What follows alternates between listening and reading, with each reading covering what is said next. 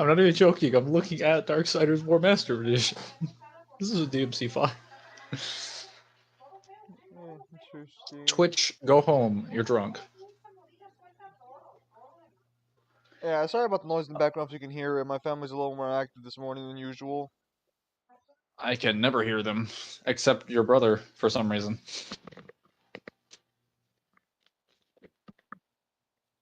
Always your brother, like no other members of your family or anything else going on. Well, actually, no, I've heard your mom before, but it's never been anything clear. Whereas with your brother, it's always like, man, I can hear the full conversation and everything. Like, why specifically having no other people or sounds? I'm sure it's his voice. Hello, Rockin' Dallas. All right, let me get my battery charge off. Switch to YouTube.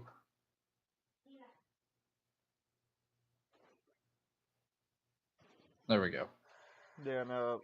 Which actually is kind of, I mean, one of the benefits of going to this Discord server is they actually have like the average rates for things, which actually kind of caught me off guard. They have like a little forum post to a professional like voice acting pricing website, and I'm like, oh, that's cool. That exists. Nice. I mean, that's appreciative. It is. Information always is.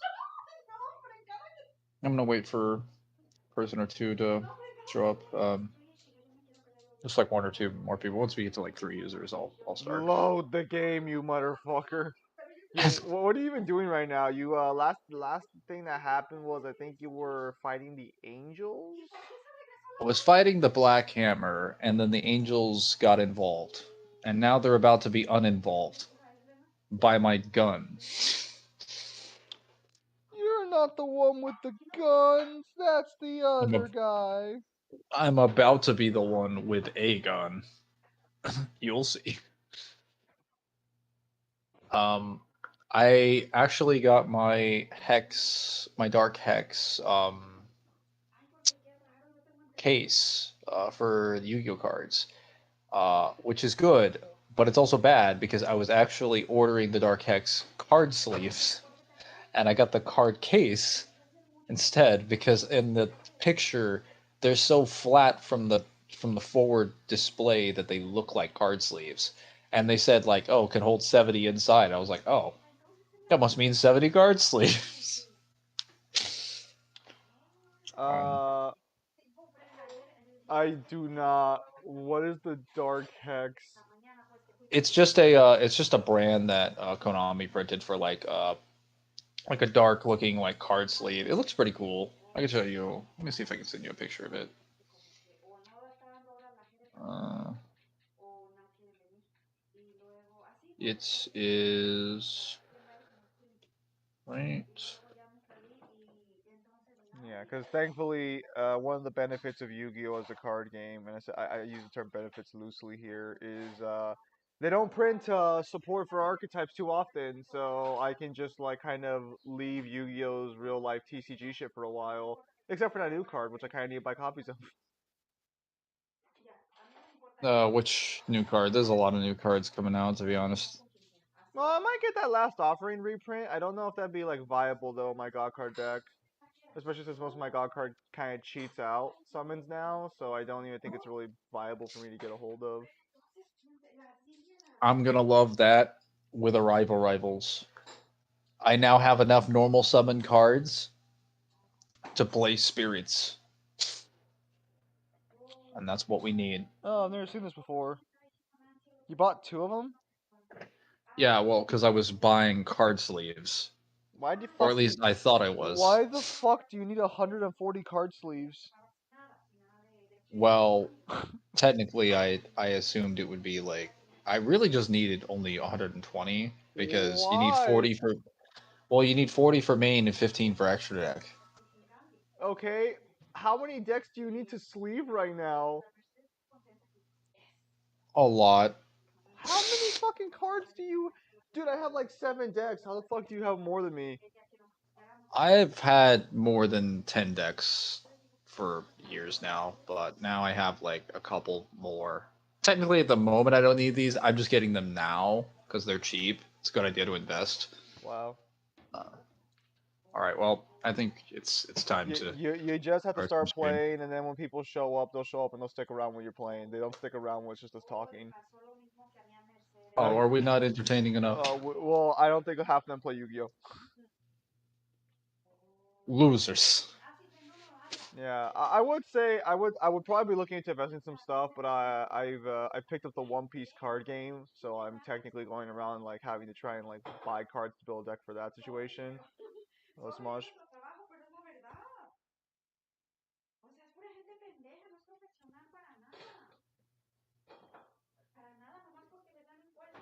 Oh yeah, let me turn on the audio real quickly. From us, I have prayed for this moment. For your crimes, I would see you tried in the White City. But until this world is free of the Destroyer, its gates are closed to us, and justice will not wait. I sentence you here. She's got that dumb bitch energy going on. So how ridiculous is Dracula There's in no. Castlevania? Because I hear a lot about him.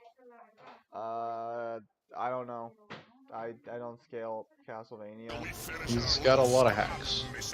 He's The kind of the. Oh, go ahead. Oh well, no, you can go and finish first. I thought you were done.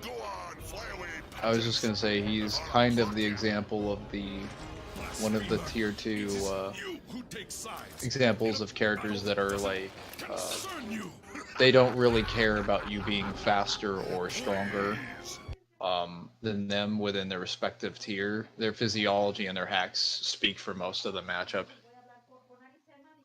My situation is that I've only heard scaling from people who could potentially be considered fanboys for the series. Similar to how like Neo is a little hesitant with DMC scaling around us because he hears it from us. I'm very hesitant on Dracula scaling because I've heard it from like Ryan and Neo mainly. I can tell you that the main main timeline Castlevania is considerably very strong, given that the rebooted version, which I would argue is like probably a little bit more, what's the term? Simplified in terms of how many games you have to deal with, how blatant a lot of the descriptions are. The reboot Castlevania has like a lot of hacks for Dracula, like a lot of pretty good hacks and abilities.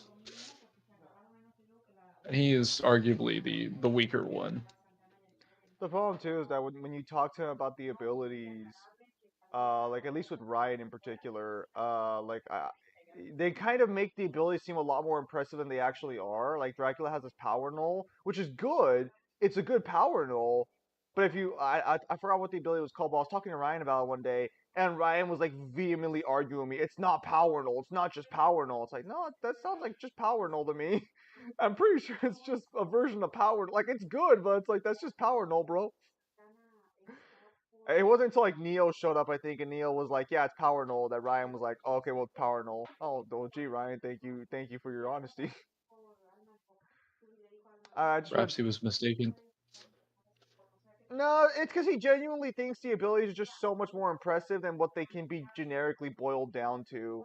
Which I mean, don't get me wrong, it's a fine ability. It's just that like, I mean, this is what it does, you know. It's not like some super fucking ancient, crazy new fucking shit. I forgot what the ability was called. It's been I stopped talking to Ryan like I want to say a year ago. And anytime we're in a Discord call, he's always like muted.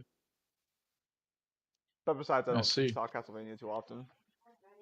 He might have been referring to the power of dominance. That's probably what it fucking was. By the way, I don't know too much about it, but Cyber yeah, claimed that it's Kratos' arsenal matches Dante and then some. um, What's in Kratos' arsenal?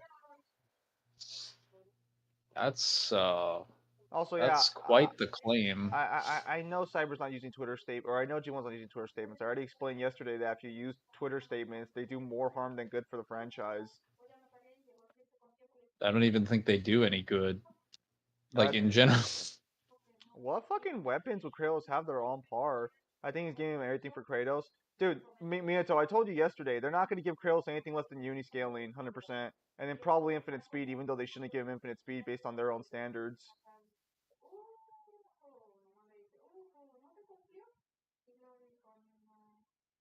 The Underworld is stated to be infinite, or is it endless?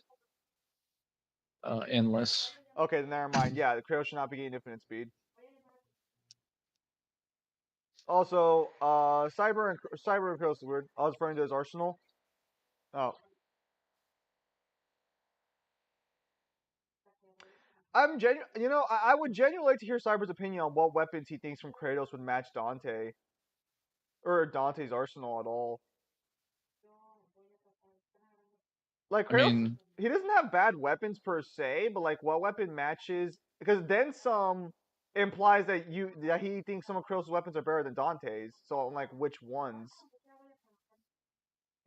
I don't want to have to make like a power creep video sooner than I should because I mean I literally have like a list of abilities from God of War that are trademarked like signature abilities of Kratos's, and I can explain why there's better versions of them in DMC.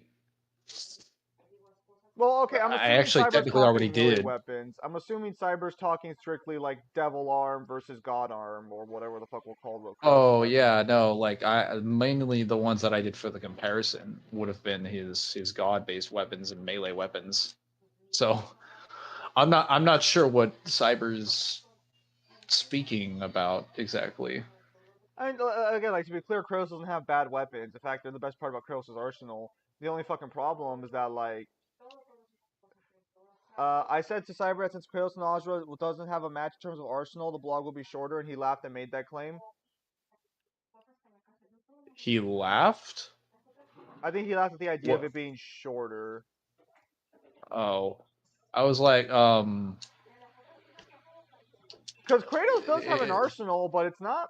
Well, it's not that big either. It's not. It's not as big as Dante's, is it? It might. Well, no, okay. it's not. He gets two new weapons.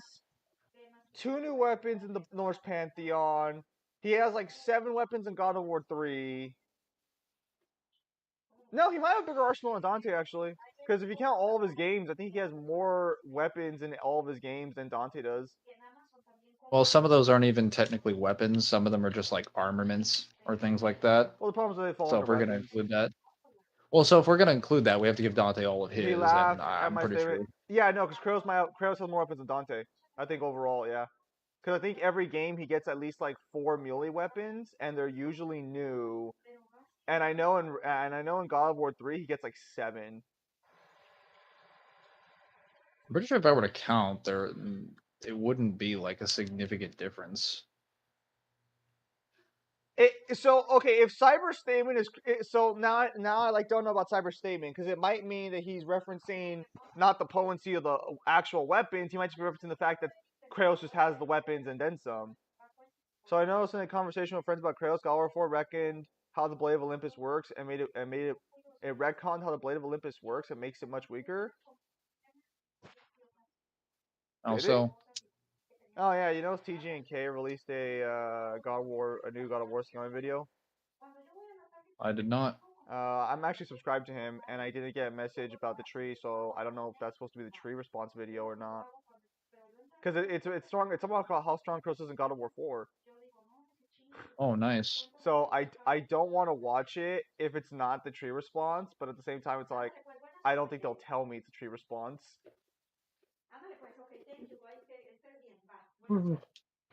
I personally don't care, but I'll get around to it God of once I'm War done with 3 my has stuff. to have more than 4 weapons.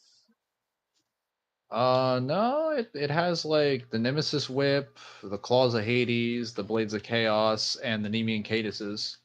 If you want to count the boots of Hermes and the Golden Fleece as weapons, I guess, Hmm. and maybe I guess the head of Helios if you're counting that as a weapon. He Um, said the Blades of Chaos alone from all his game 2018 and Ragnarok is like 4 pages. no, not even close. Ragnarok didn't really add anything that wasn't a part of like its previous examples. Like I think the only thing that you can maybe say is like limited law manipulation. What the fuck did he give the Blades of Chaos?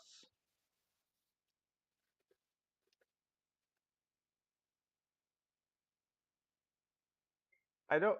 I'm actually confused there. What do you even give the Blades of Chaos overall? They're just fire manipulation. Granted, they're like intense fire manipulation, but what else do you give them? How do you even give them law manipulation? Well, it's just limited law manipulation because they can technically basically operate when they can operate and use their powers in areas where their powers should not work. So like fire in a realm where fire cannot burn. Well, no, it's because they're primordial fire. They predate everything. Oh yeah. Unless we're gonna argue now that Surtur wouldn't have worked in Helheim. Hmm. Well, I mean, he could still have the same thing, right? Well, I mean, yeah, he would have primordial fire. That's why I'm saying, like, I don't even think you give them no. Well, no, because fire and magic also works in Helheim. Fucking Odin's able to give them like a fire shield, basically. You mean the heat shield? Yeah, he literally gives them like a fire fucking cloak over their bodies. Not like, one we visibly see, but you can see it's fire from his hands. So the Blade of Olympus Oh drains an yes. opponent of either power or divinity, and Kratos literally ran himself through with it and released all the stored power from killing the Pantheon, including his own. Yeah. Yeah, that's about right. Basically took all of his powers away. He Wait. gave them cold block, lol. Uthane, are you gonna open this door for me? No. Okay, there you That's yeah, I don't know. I'll wait to see the blog in question. I'm expecting TG and K will be given credit in the blog then, by the sound of it. Okay, like I already mentioned this before, but like I don't think them removing Twitter statements has anything to do with a neutrality position. It's just because the Twitter statements would downgrade Kratos so badly, and they would not want to deal with that shit. And to be clear, Yeah, no. I mean to be They would clear, have to face so much backlash. yeah, if they want to take a death of the author approach, that's fine. I'm just gonna say that like I mean, it'll be interesting to see what they give Kratos with Death of the Author, because a lot of Kratos' abilities and hacks are kind of confirmed by authors. Confirm, quote unquote. So Kratos Twitter DM, shouldn't be a quote god unquote. anymore when God War 4 starts, because Blade of Olympus will have drained him of his godhood, so why do they call him a god when he isn't? Also, if he still is one after that. Oh, no, no. So I think the term God in the case of Kratos has less to do with him actually being a god and more of like just like a general terminalization of what he is, because he's still a demigod at the end of the day.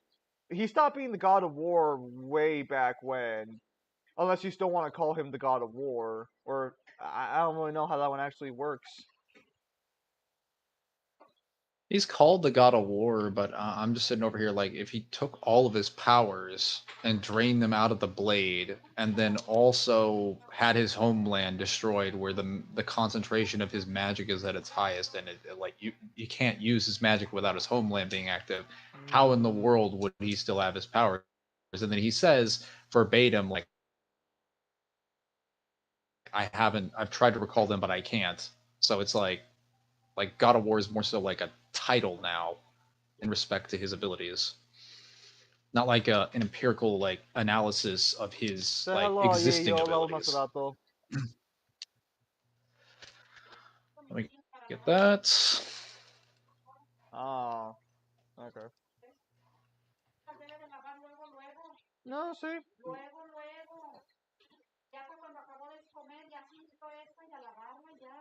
No, pues eso yo no hago, yo no decía eso. A todo...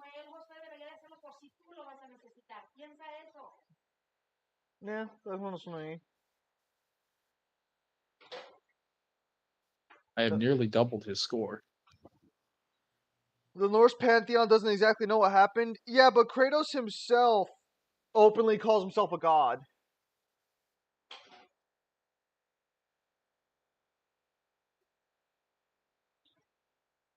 I'm a little disappointed. I was kind of hoping to go through a G1 blog where I wouldn't have to mention Cyber if his name pops up. I was kind of hoping he would have just ducked on this one.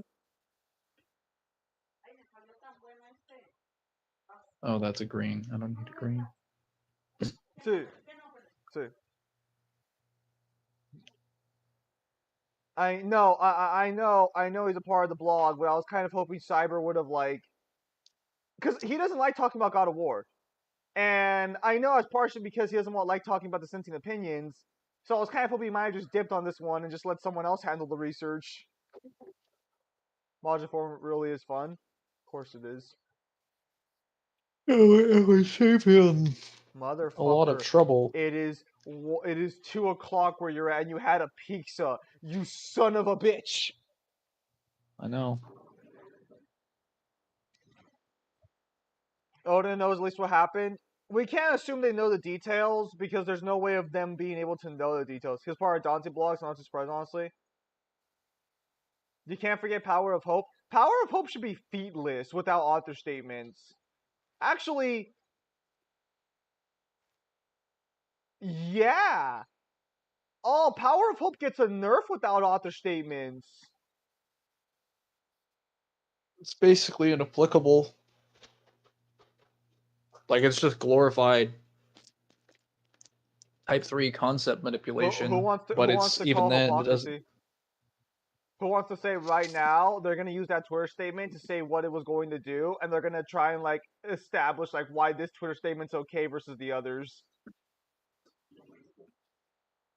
I mean, it's possible. Amulet of Ouroboros. I just think if they use a DM for any Twitter statement, their credibility is retracted immediately. Because none of those DMs that have been used on VSB have actually been verified. And many of them are flat out contradictory to other author statements. You mean the time stop amulet? Sorry? Oh, is it? He's saying Someone say Ouroboros? Yeah, the amulet of the Ouroboros is OP as fuck. It did more than revive Kratos. Time reversal? That's. I mean, yeah. Wait, the amulet of Ouroboros? Not really. It's just kind of your generic time manipulation. Well, I guess you're saying because you can reverse time, like because you use it to like restructure buildings that were destroyed through like time. Yeah, but it's like telegraphed as hell, though. I mean, it's not the best. Like, I mean, like it's got nice. It's got nice applications and enemies. We never see him age back enemies, do we? No. He never really uses it to age back enemies. In fact, how he uses it on enemies is that he just activates it and puts them into a time bubble where they're kind of floating in the air slowly. That's how you mainly use it in combat. He only really uses the aging part just to move items around. Or like various obviously broken parts of structures.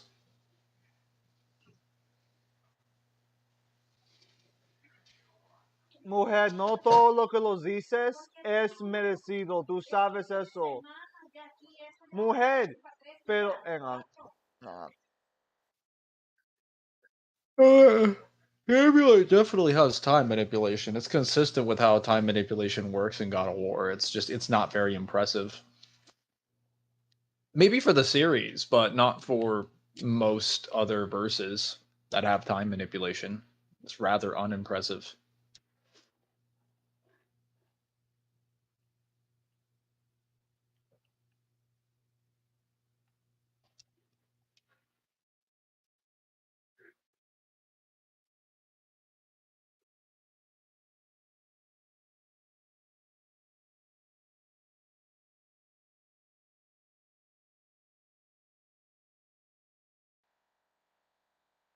And Norse, it would be that they find time manipulation is impossible. Again, that's what I'm saying. Like the God of War, the God of War series has a very inconsistent amount of information between the pantheons because some pantheons have things that other pantheons deem to be impossible, such as what the Norse interpret about the Greeks.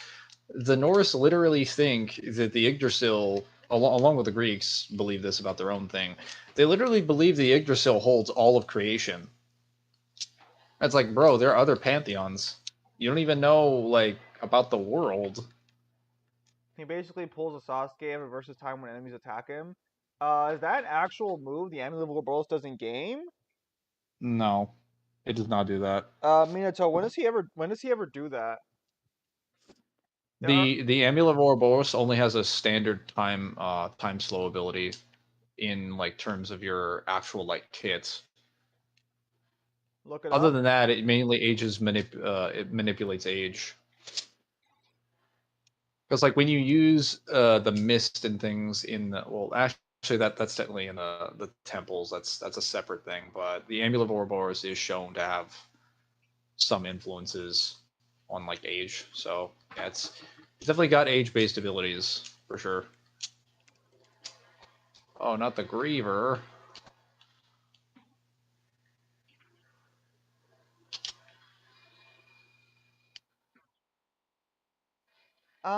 So the problem is that the issue is we never see him do that. I think the video you watched was less about it actually doing it and more that it can do that technically.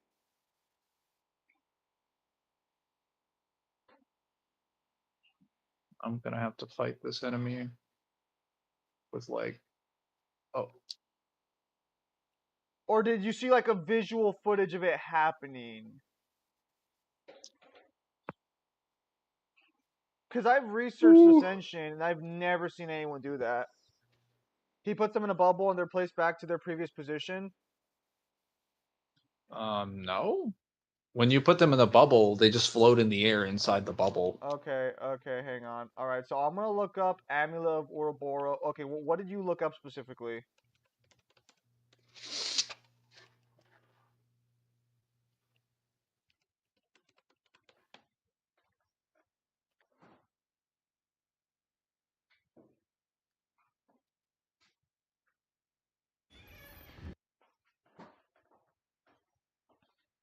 Because now I'm gonna try and find it. Even if it did though, it only works in a bubble. That's not quite as impressive as you might think. It also has a pretty huge telegraph because you have to pull the item out and literally shine it in front of you. God of War series. How Kratos got all his weapons. Oh boy. Okay, let's take a look at this. Is it timestamped? It is. Thank you. That's the worst rag type. Okay, so I'm looking at him get. I'm looking at the Amulet of Ouroboros section now. Sorry. Ragtime isn't that versatile. So in gameplay it's not, but Ragtime is just time manipulation. Girian's power is not to slow down time; it's to control time. And space as well. Also, if you were looking at what Garion's abilities actually do by his boss effects, he can not only stack time, he can jump through it, he can shoot it at you as a projectile, or spam it as an AoE effect. Right, So he literally has like different versions of the same ability used differently with like different tactical effectiveness. So the problem is that DMC Also, abilities according are. to the Oh wait, you want to finish? I was gonna say, according to POC as well, he can also send time backwards, not just forwards. He can send it backwards as well. So he can Oh, basically right. do anything he 'Cause wants with time or space. What were you saying? hang on, let me see this.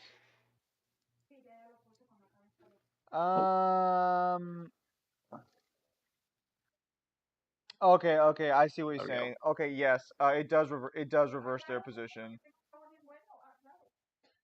Where? Okay, so a guy charges up to him with a mallet, and Kratos hits him with the bubble, and the enemy walks back to his starting position before his animation started. Let me see this. Because I just remember it's suspending them in a bubble, I think the reason they suspended in a and bubble it for just keeps them you, floating in the air. I think the reason that happened for you is I think it goes back to the last keyframe animation. So when you did that to your opponent, you probably knocked them up into the air before you even did it, did you? I I don't think remember. Because so the way the time reversal works is it's not exact time reversal in game. It just changes them back to their starting keyframe. So I think the way this works is it will reset the enemy to the last keyframe animation they were stuck into. So if you knock an enemy up into the air, the last keyframe they're stuck into is being up in the air. Wait, But if it's just the last sequence, it's no, not no, no, no, very. no, no, no. So this is an animation thing. So in animation, it would be one keyframe back to because that's the last set position the game recorded. In a power scaling sense, it would just be reversing your movements back by like 5 seconds. But Yeah, but I'm saying like he, that's not like that's not what I thought it would be. I thought it'd be a little bit more versatile. I mean, he has to blast you with it, but it's an almost instant projectile once he throws the amulet out. The question I'm is, referring to the fact that it only goes back like 5 seconds. It's kind of trash. well, it might be less Like, or more depending on how you resist time manipulation. Because if you can resist delays to some extent, wait, where am I going? it's basically just it's just delayed time manipulation. Maybe that's a gameplay thing. What do you mean gameplay thing? The keyframe thing is gameplay, but in actual power scaling, it would be pushing them back by like 5 seconds. If you mean the time limit of 5 seconds, yes and no. The problem is that Kratos can reset things back further in buildings, but we've never seen him do that to an enemy. I'd say bigger issue is that only the game has an interpretation about it. Like we don't have any like official like guidebook statements or anything that confirms further how it actually works. So we'd just basically be assuming based off the gameplay, which would be fine if the gameplay gave like clear enough descriptions or something, but it technically doesn't. So it's more so a little bit of some assumption heavy. The problem is that in order to keep it going, he has to have the amulet out. He has to be holding the amulet. So the only argument, well, it works on Ashura. Yes, it should. But actually, no, it doesn't, because Ashura can break out time manipulation bubbles. He does it against Chakravartin. So it would work on Ashura in the sense that it'd probably buy like a second or two of time before he breaks out of the bubble. Yeah, Chakravartin has time manipulation. Hang on. Let me make sure. Chakravartin technically created time within the universe, so it'd be kind of silly if he Here, let me take a look. couldn't do it. It's been a while since I've seen this boss battle. I could be wrong. Let me just double check here. He only demonstrates it in the creator form, if I remember correctly.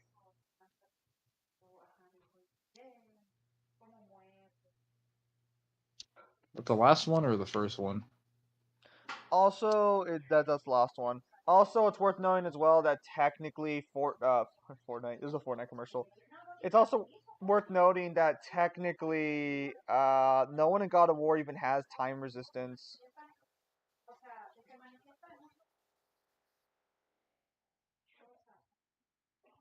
Oh wait, I should have done this. Hang on. Let me flip the switch.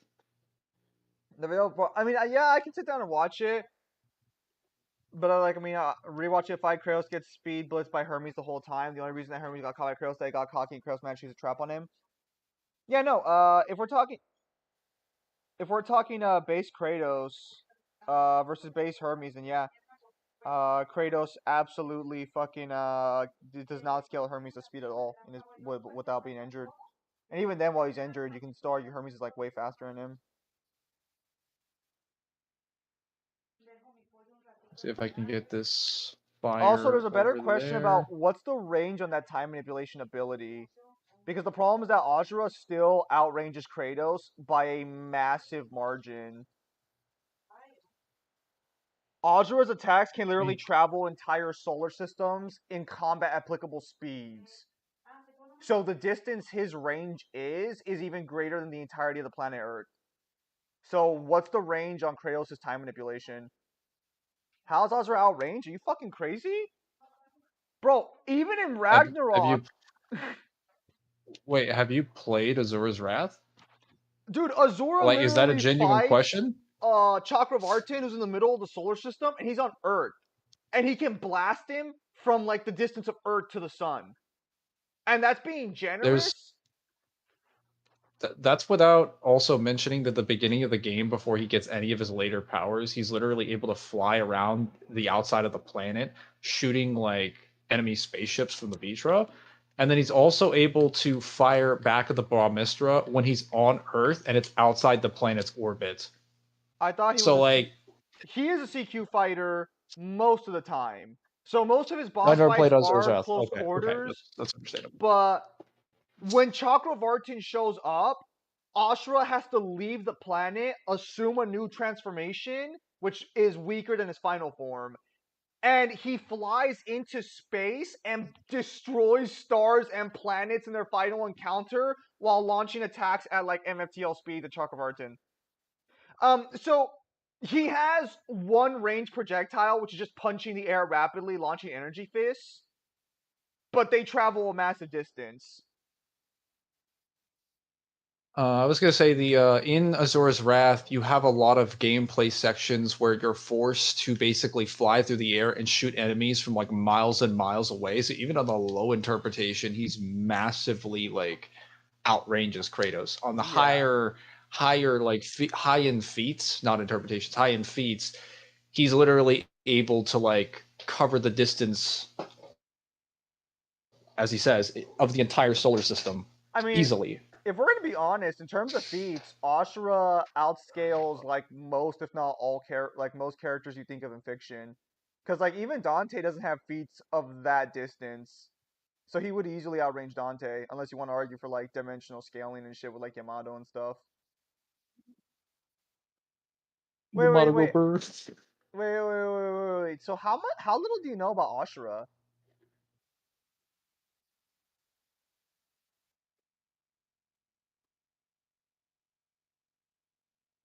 Yeah, all the Ashura's rat characters have like Man, I need absurd more souls CC. with this weapon.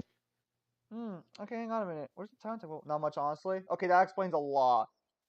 Because I've mentioned before that Azra would outrange Kratos in an in an equalized fight, Azra would still win because he just has better advantages of range and like flying and shit over Kratos. I suppose you played the games. It's one game for Azura's Wrath, and no, I just watched the full playthrough of it when I did research for it. I'm not a purist where I think you have to play the game in order to do proper research for it, but you do have to at least watch a full game playthrough. I couldn't I buy it. played It the was like game nowhere. and I could probably I played the game and stream went through it. all the DLCs. Is it on? I could probably play it on stream one of these days. It's usually on sale whenever Capcom does a sale, but I think their sale just ended Yeah, but it's like fucking $10. for like their Capcom games, not for Resident Evil though, because they do those all the time.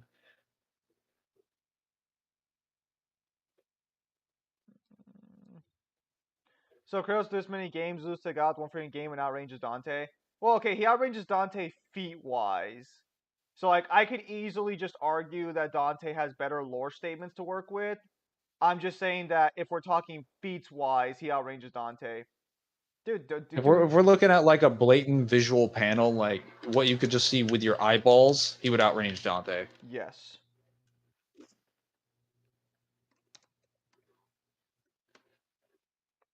Technically, he outranges Bayo too.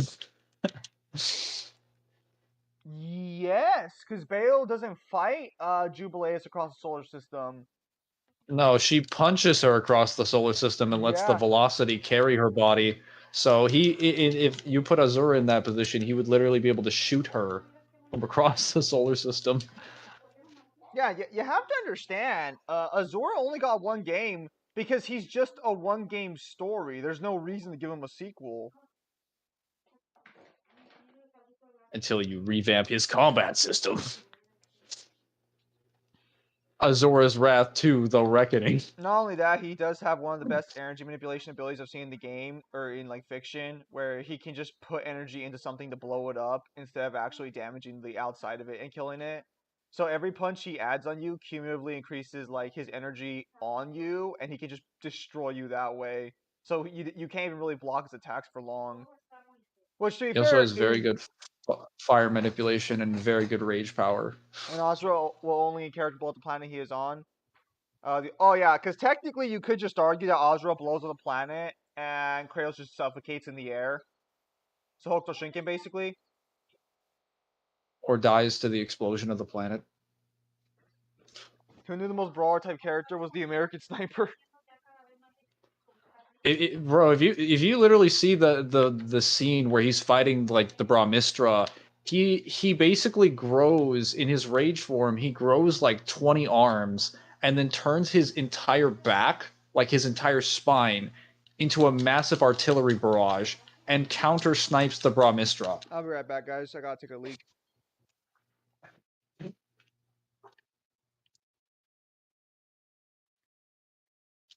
Like, talk about the definition of being zoned to death.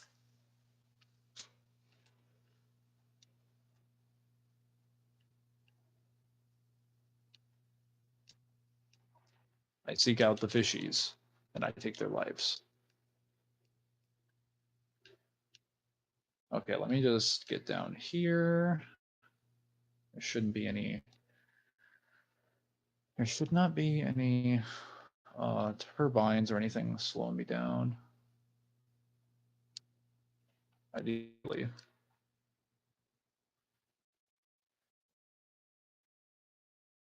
Reaper.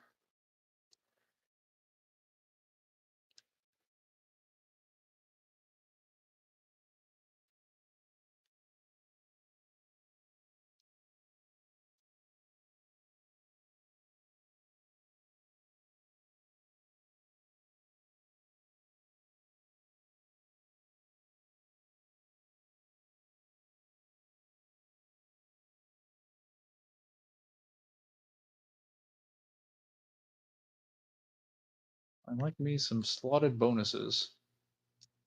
Passives are decent. Our Capcom characters are so OP.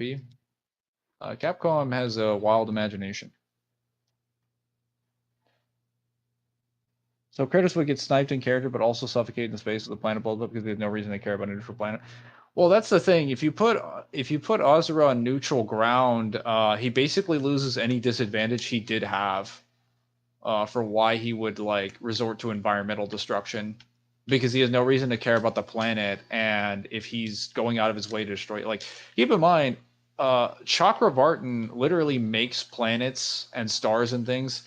Or actually, in some cases, I don't even think he makes some of them. He's just like chucking them at you from across the solar system. And Azura just blows them up nonchalantly without like a second thought. He's like, oh, planets? Those might have life on them. Oh, interesting. They're going now. Like, not even remotely a second thought. Listen, I'm gonna put it like this. The only way Kratos beats Azura in a fight is if he AP and speed stomps, and if Azura uses no tactics whatsoever. Wait, this door is not open. Because again, like as I'm sure Mangler was talking about, you can literally just blow up the planet and Kratos just dies in space. Because you have to prove he can survive in space, and he's never proven to survive in space of any kind. Or resist anything that would allow him to survive in space, because he can drown. Canonically, Kratos can drown. Which means that he probably needs oxygen. Well, actually, no, we don't even need to assume he needs oxygen, because when he had Poseidon's trident in God of War 1's novel, it establishes that when he was underwater, he had trouble breathing, and then he remembered he had the trident, and then he pulled it out, and he immediately had like an infinite oxygen supply. So he actually identifies that he needs oxygen. Does it directly say he gets oxygen from it? Well, yeah, or at least air, because he's struggling to breathe underwater. Then yeah. No, that'd be fair game. Yeah. Unless you're gonna argue like, oh, we just can't like, breathe water. Just water on its own. Maybe. Kratos can't fly to space. How would he catch him? Well, so that's also the problem, is that Kratos has no flying-based abilities, so he would not really be able to catch or battle Azura. Plus, that's why I'll be honest. Like, Kratos has I don't even think Kratos has any feats battling like flying opponents while he's flying in the air too, like as like a counter air unit. He never did fight falling down. Technically, he killed what's his face in the Greek saga. Oh, Icarus? You mean the guy that he was punching to death on his back. Yeah, I mean, I guess he fought him. I guess he punched a delirious man that was while he was directly holding his body. I'm talking like he's actively flying around using his own momentum and battling like a giant air battle. Like no, like he's never done anything like that. Hmm. I know he has a time bubble, but this boss fight doesn't show that.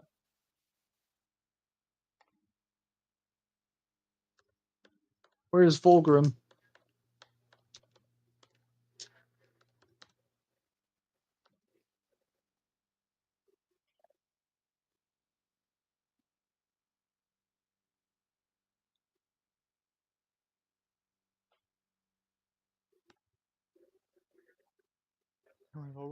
The only time he flew was when he looked upwards at the current chain of Olympus. That wasn't even flying. He was gliding using the air currents from the air vents to carry the wings of Icarus, an item that he no longer possesses in the Norse pantheon.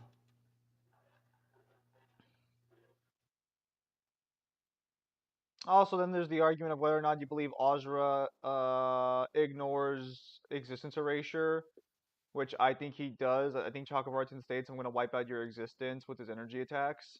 So I He would, directly states, "I'm going to wipe you from existence." yeah. So I would argue that all of Ozra's or all of Chakravartin's energy attacks technically have existence erasure.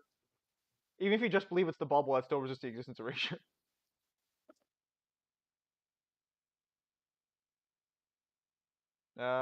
Quotations, Mangler. Yeah, no, Mangler can't see your quotations though.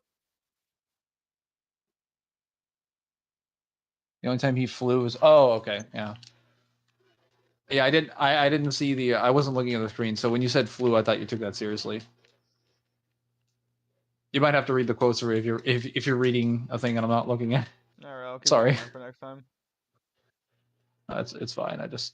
I made a mistake by not looking at the screen. I could have just easily paused the game or something. I'm trying to finish this enemy off with a scythe, but it is not going well. Like I would just flat out argue that like, and that's one of the reasons why I argue Goku would beat Kratos in a fight. Like if especially if you like equalize their AP, that's why I think Kratos would lose to Goku partially because Goku can just literally just fly and like outrange Kratos.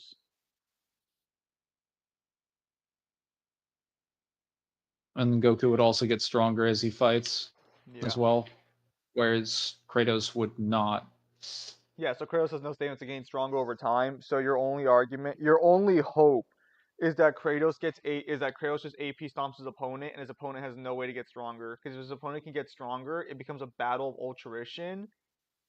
And in that condition, okay, that's weird. I could have sworn Ozra broke out time bubbles during his fight with Chakravartin. But I'm not seeing that in the oh, hang on, that might be it. That's weird.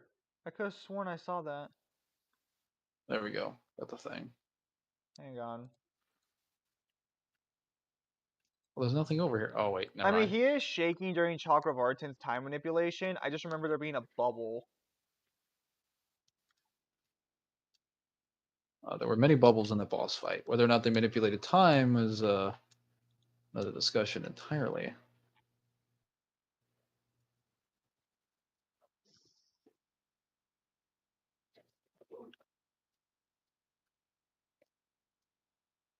Yeah, the only thing Kratos has is that Greek gods get more powerful with age. That's not even true though, because we don't really have any statements that they get more powerful with age. That's just assumed because of the statements that Zeus makes, where he says, as All our right, mountain never grew mind. out of I the might have been underworld, so I too might have grew been the might of misremembering then. Olympus. Okay, so I might have been misremembering then. I guess he does not have a bubble that Ozra breaks out of. I could have sworn he did though. Hmm. I might have to get the game myself and take a look and see. Let's Is go that Neo. yellow? That's yellow. Okay. Let's go Neo's wiki. Maybe Neo has it.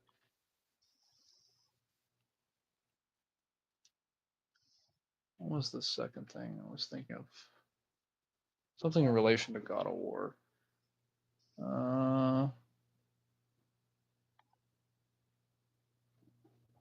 Doesn't work in character, and even worse if they're bloodless. Plus, the story gets stronger as the fight goes on. Oh yeah, so I think versus Battle Wiki it claimed that Kratos gets stronger because he gets ragdolled by Baldur at the beginning of the game, and he's able to basically beat the crap out of him by the end of the game. So they argued that he had like accelerated development. Um, I'm not sure you feel about that, but I don't know if I would say that that qualifies Wait, without could some you repeat like. the example? Yeah, okay, so my bad. I guess I was wrong about for resisting time manipulation. I guess he doesn't. Although, granted, it does look like he's shaking in the time stop to break out of it, but I'd have to play the game myself to test that interaction out. So there is a bubble. No, but no. So there's no bubble that you break out of, but there is a time stop that immediately happens. But the problem is that Chakravartin follows it up with a QTE almost every time. So I don't know if it's possible to break out of it or if you just like get put into the QTE. I mean, you could argue that there's no lore Uh, reason for if Chakravartin. it's if there's a mash, you Well, can probably break out of it well, the because problem is there's that so many QTEs in the game. the character's shaking like during the time stop, like so it looks like you're gonna break out of it. It's just that you don't. I don't see them breaking out of it. How do we get up there?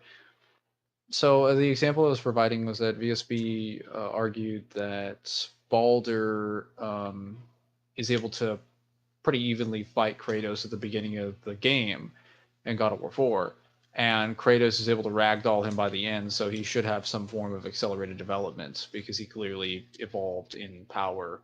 But that's And I wrong was like, though. I was like, I don't know if I would take that though, because Baldur, like, it's literally confirmed that like Baldur would have fucking died if not for his immortality. Um, like he literally kills Baldur with like a single neck snap. Okay, no. It looks like Ajra does not resist the time stop. All right, so time manipulation is fair game to use on him. Wait, why is it working?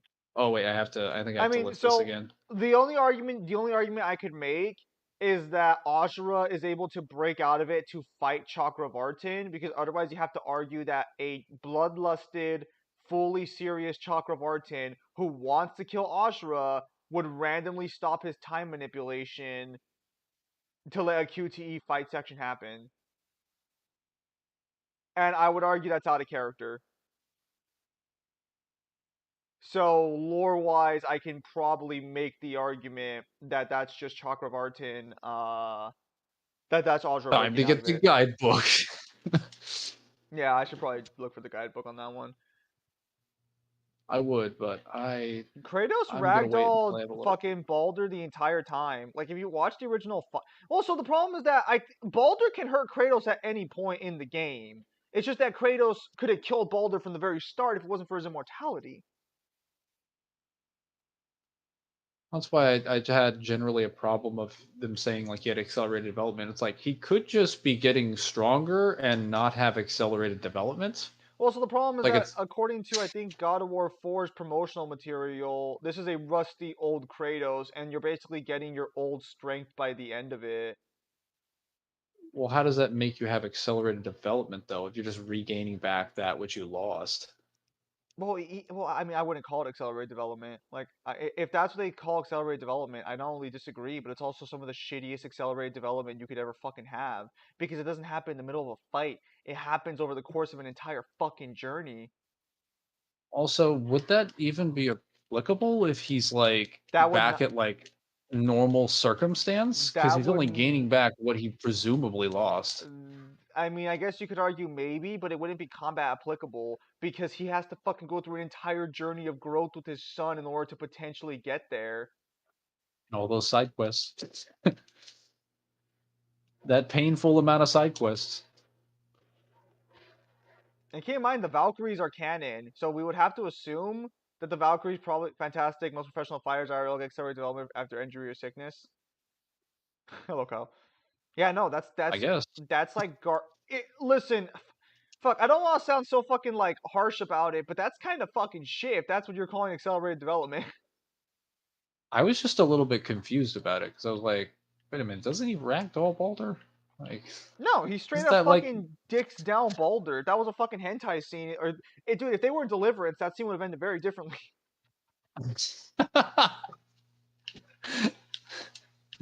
Let Um, me go over here, break this. What in the world? Oh, okay. I wouldn't mind talking to this.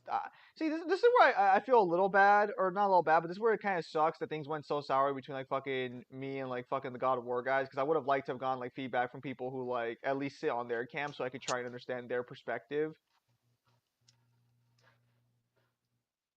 I would But I, like to if they didn't spend so much time lying to me. Unfortunately, I can't really waste time on a person who's not going to be truthful to me. It's such a I don't. shame. Well, no, because I'd love to see what their fucking perspective is because like they must believe. I mean, well, you know they'll fucking believe it because they want like the literally best interpretation of everything for Kratos. So it's I like wish they wouldn't. I'd love to hear how this counts to accelerate development. People still use the fake Thanatos scan. Which one about the what was it called? The what's the realm of death? But it's like Wait, you the mean the realm of death that's beyond all concepts and shit? or are they? Are you referring to the? Is it either that one or is it the one with the artwork timeline? The one that was like faked. The color keys. That's what it was. The color keys. Are you referring to the color keys? Because Base that one Super was Goku that being one was 6D. How the fuck do you argue for 6D base Goku? Or still like Kratos versus Azra? More or less, yeah. I don't know if Azra has. I think he might have fate resistance. I don't think he has plot resistance. I don't know if you want to say Chakravarti manipulates the plot of the game specifically. it's not really any evidence for him manipulating the plot of the game, to be honest. You could argue he made the game because he does have his own QTE section at the end, and it Oh doesn't. God. Well, no, I mean, like if we're gonna like argue for highest interpretation here, Chakravartin out of nowhere gets QTE events.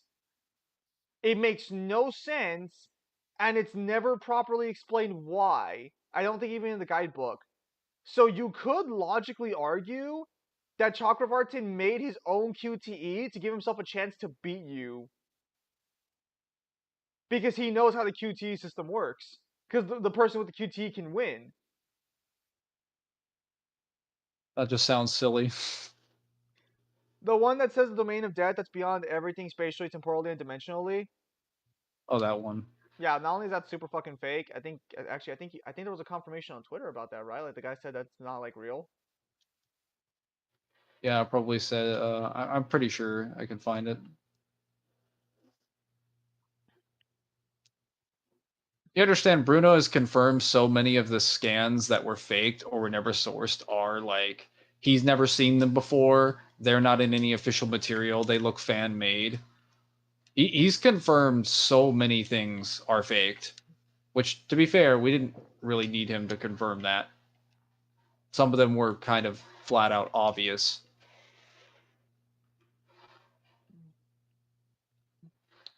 And Azra got so wrathful he told the QTE system, "No, I win." What is your Where's guys' the? Oh opinion yeah, on Bruno stating that canon Kratos is the strongest version of Kratos? maybe canon version Kratos, Did strongest he version of actually Kratos. state that? Can I have a source?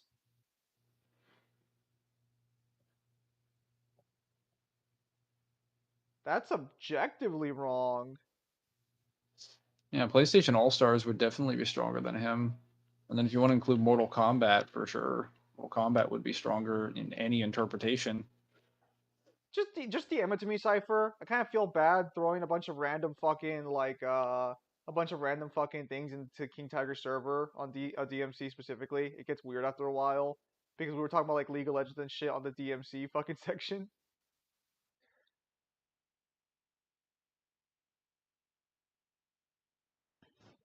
Well, there we go. I've got that one in there.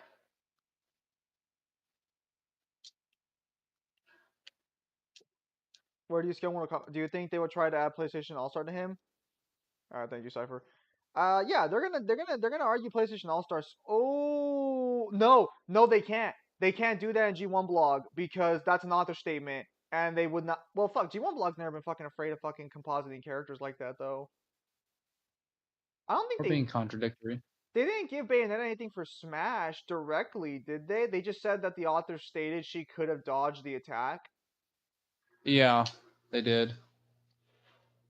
Well, they stated that she could dodge the attack. Yeah, I don't think they gave her anything from the game, but technically, if you're giving her an author statement and asserting that she could dodge the blast, you're directly attributing something that she could have done That she didn't in do. a game that she didn't do. Yeah. Or whether she did or did not do it wouldn't matter. Smash Ultimate or Smash 4, none of the Smash games are canon to their respective characters. So Go it ahead. wouldn't matter anyway. Isn't there a Raiden versus Quan Chi, I believe, where they fought for a month in the Netherrealm? Okay, so the problem is that scaling Mortal Kombat to Uni Plus is really is like super fucking debatable. Um, they gave Dante and Virgil some of their Marvel vs. Capcoms to one of them. Okay, in fairness to that one, Marvel vs. Capcom attacks in Dante and Virgil's case are not special in any way, shape, or form.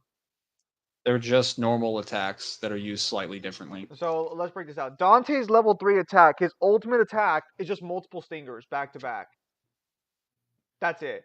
Virgil's ultimate attack, Fallen Angel, is literally just slicing you apart with Yamato, and for every slice he does, he creates a summon sword. That's So not what this would look insane. like in the game is literally million stab while you're spawning multiple blistering swords behind you. We could literally recreate that move using 2 other individual moves in his kit. Yeah, that's not an insane, especially in DMC5, because DMC5 literally has like a infinite slice attack. I don't know if DMC4 had it. 4 did, 4 yeah. did? The Yeah, only one that's probably different is like Trish being able to make like invisible magic traps, but the novel confirms she can directly control and use her powers as magic. So that's not really like out there. the DMC movesets in Marvel's Capcom 3 are incredibly well. Actually, a lot of the movesets are faithful, but in the case of DMC, there is nothing objectively there I could not relatively easily perform with these. Anyways, back to Mortal Kombat. I don't know how you scale the Uni. I don't know if you can scale Mortal Kombat to Uni Plus because Chronica doesn't even. It's kind of implied Chronica doesn't scale to her own hourglass.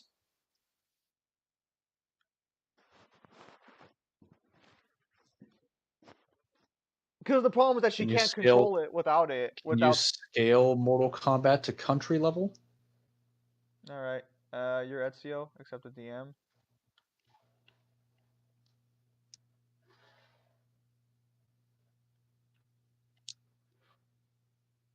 All right, let me go here. Hey, it's Cars No, again. It's that one guy Cars. I think that's fucking Fuck, we it's the know guy that. from JoJo. No. It's on Twitter. The guy named Cars. Oh yeah, that's Ken. Yeah, it's Ken Lom. Wait, what was he asking? Okay. I want to hear Okay. this. Okay, thanks. I know Kratos has appeared in a lot of games. It's probably the character that's appeared in most game series, as far as I know. It's probably the character that's appeared in most game series, as far as I know. Oh my god. It's fucking troglodyte. Holy shit. However, those appearances are non-canon aside from Shovel Knight. Wait, Shovel Knight is canon? Why is Shovel Knight canon? Like, why Shovel Knight specifically? I guess I was looking the Shovel Knight for Kratos scaling. Is the canonical version of Kratos the strongest of them all? Of course, the canon version is the strongest. Thank you, Bruno. This was in 2020, back in December. Is the canonical Kratos the strongest of all? The strongest of them all. He does realize That's that. kind of a leading question. Well, yeah, it's very leading because you're prefacing the strength part. But he does realize Bruno has also confirmed how the actual like cosmology has worked both around that statement and other statements after the fact. Like he's confirmed that the God of War pantheon is not like fucking even uni. Yeah, that doesn't even have separate universes in it. So like if you were to say and sit here and say that that's true, it's like, well, then I guess I'm they're all pretty sure getting Polygon. downgraded. I was gonna say, does that make the people on PlayStation All Stars weaker than God of War then? Like, Did they ever mention what Virgil was doing during SMT? He was probably still dead at that point. Is Kratos All Stars multi plus? He should be at least because he scales to Polygon Man. It's kind of like a Smash situation where the main boss technically can destroy the universes and fucks with the universes they're a part of. So and you Polygon destroy Man an infinite should, number of them. yeah. So Polygon Man should scale to multi plus and create. Everyone in PlayStation All Stars should have multi plus scaling because they all have to be able to fight Polygon Man. Does Or Polygon Man have a 2A feat? he literally presides over the entirety of the PlayStation multiverse, and as far as I know, he can warp it and destroy it at any time. Is the PlayStation multiverse infinite? I don't necessarily think so, but it doesn't have to be multi plus. Yeah, it does. Multi plus is an infinite number of timelines. So I think you're what? thinking of low or multiversal, which is like a finite amount. Is it multi? Yes, Ratchet. Okay, so according to Kyle, Ratchet does have infinite timeline, infinite universes. Uh, yeah, I think Ratchet does. No one else does No, the though. problem is that Polygon Man will preside over Ratchet's universe. I mean, I guess. Wait, hang on. Are you telling me that everyone is just 2A just because Ratchet is? Ratchet is the Sony verse. What? Yeah, well, if that's true, then that's actually kind of hilarious. I mean, I always knew Ratchet was the strongest PlayStation character, but if you're gonna argue the scaling is that high because of Ratchet, oof, So the issue is that that it has that's Jack, not Sly, good for the Uncharted, other Knack, characters. etc. Kyle, is it confirmed that Ratchet has infinite timelines or an infinite multiverse then? Also, regarding that, It is confirmed okay, in the I think the into the Rift. okay, so then yeah, so Polygon Man would be multi-plus. So they have Reboot Dante, and people have used that to argue that DMC would fall under Polygon Man's control. However, since only Reboot Dante appears, I'm just gonna say no to that because they don't own the rights to DMC to make that claim. But even if they did, That's just one timeline in the DMC multiverse that doesn't scale to the main timeline. yeah, so I So wouldn't. it wouldn't matter anyway. Also, if you do think that he is part of DMC universe, he's also the weakest DMC version of Dante. So then, okay, so Dante just scales above multi plus. The problem with Polygon Man is that all of the characters in the game fucking scale to Polygon Man. So it's like, oof, I've already debated them. Well, one of them. Yeah, no. So Polygon Man is multi plus then that would scale to all of them. Yeah, there's nothing wrong with that scaling chain. So I guess their logic would be that they're going to use Ratchet to upgrade the PlayStation cosmology, and then argue that if Kratos scales to Polygon Man, if he's therefore the strongest version of Kratos, if canon version Kratos is the strongest version of Kratos, they want to argue that he's 2A. But like, I don't even think that really works because you're basically using a crossover scale to argue that. Regarding To G1 mention blog, it's I don't think G1 blog. contradictory. Well, G1 blog would do. Actually, I don't know. They don't do. They've No, never no, used. I'm not referring to G1 blog. I'm just saying like in general. I'm sure G1 blog would use anything they could. Reminds you of Cydia a bit. Yeah, because I think Smash did it first, then Dissidia came along like later on in because I think Smash came out in the 64. Yes, it did. Santa Monica has confirmation tweet God of War exists in Ratchet Sony verse. Yes, I remember.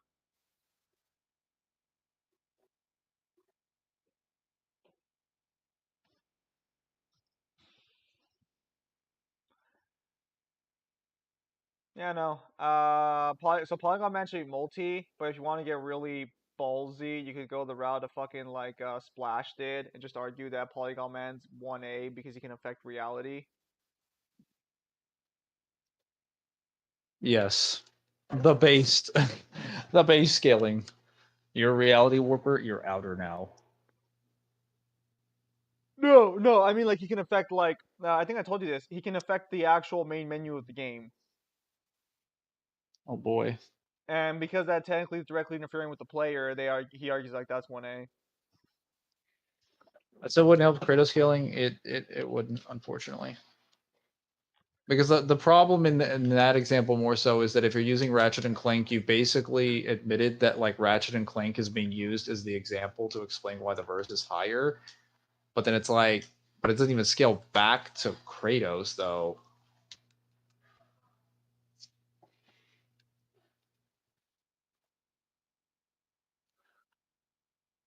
Also, that'd be kind of hilarious to be honest.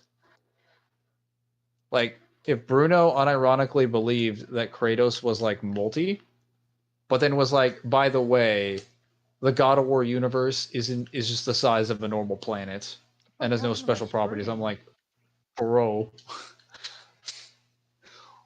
what does this mean? Okay, this is so fucking weird. My screen got super fucking pixelated out of fucking nowhere. But I know it's just my screen, but it's not even my screen. It's the programs. That's weird. Yeah. I guess I'll worry about it later. Can we talk about Malphite's dimension being metaphysical? Whatever the fuck that Yeah, means. it's metaphysical. Yeah, yeah, that's true. Oh, That's that's about true. it. Isaac Clarke being You multi-plus real, is nice. Gross. I was gonna say you realize that like Malphus has like the least amount of lore out of like any character in DMC5. Oh look, a random dude Can about we to use SMT die. Dante then? This is what I don't like about G1 Blog a little bit, is that they'll use crossovers for other characters, but they don't ever bring up SMT Dante.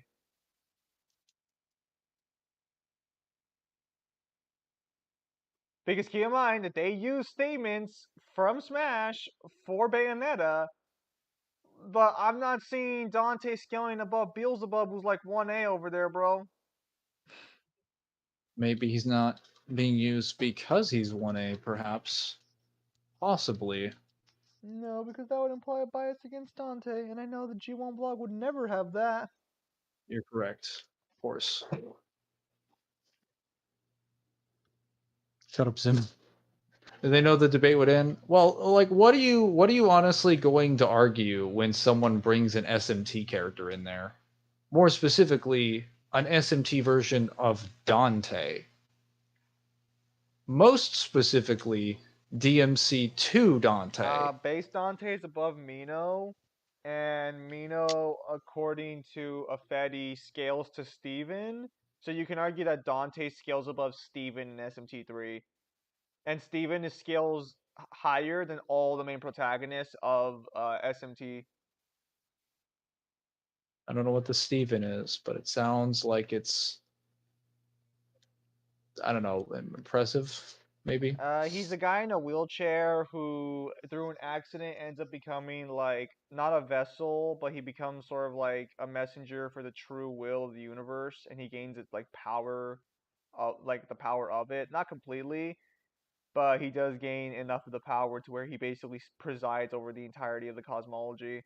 And the problem is that a character who matches him in power outright says that Dante's too much for him to handle. That's that's a pretty good statement. So Dante doesn't have DT and SMT. Well, so in SMT3, if I remember correctly, he's supposed to be weakened. I think I remember Afedi saying that he fought Beelzebub inside an area that ended up draining his magical power. So Dante in SMT isn't even technically peak condition Dante. It's just literally he's just weakened. He's been drained of his magical powers for the time being, or most of He's them. just too novel, Dante. After he's been hit with a gel. Which, if I mean, that's really kind of fucked if you think about it, that. Like the Dante at his weakest is still scaling above the entire SMT cosmology, basically. Because like the reason I bring that up is because two's novel Dante has like a direct explanation where he explains that if he were to lose his magical energy, he wouldn't lose his powers, but it would be extremely difficult for him to display the supernatural abilities that he's been known for. So if he's flat out confirming I can't really use my abilities if I lose my magical power, and we have a direct demonstration of what non-magical power Dante looks like, bro, that's Dante and that's not good for Virgil any. never mention Marvel vs. Capcom now.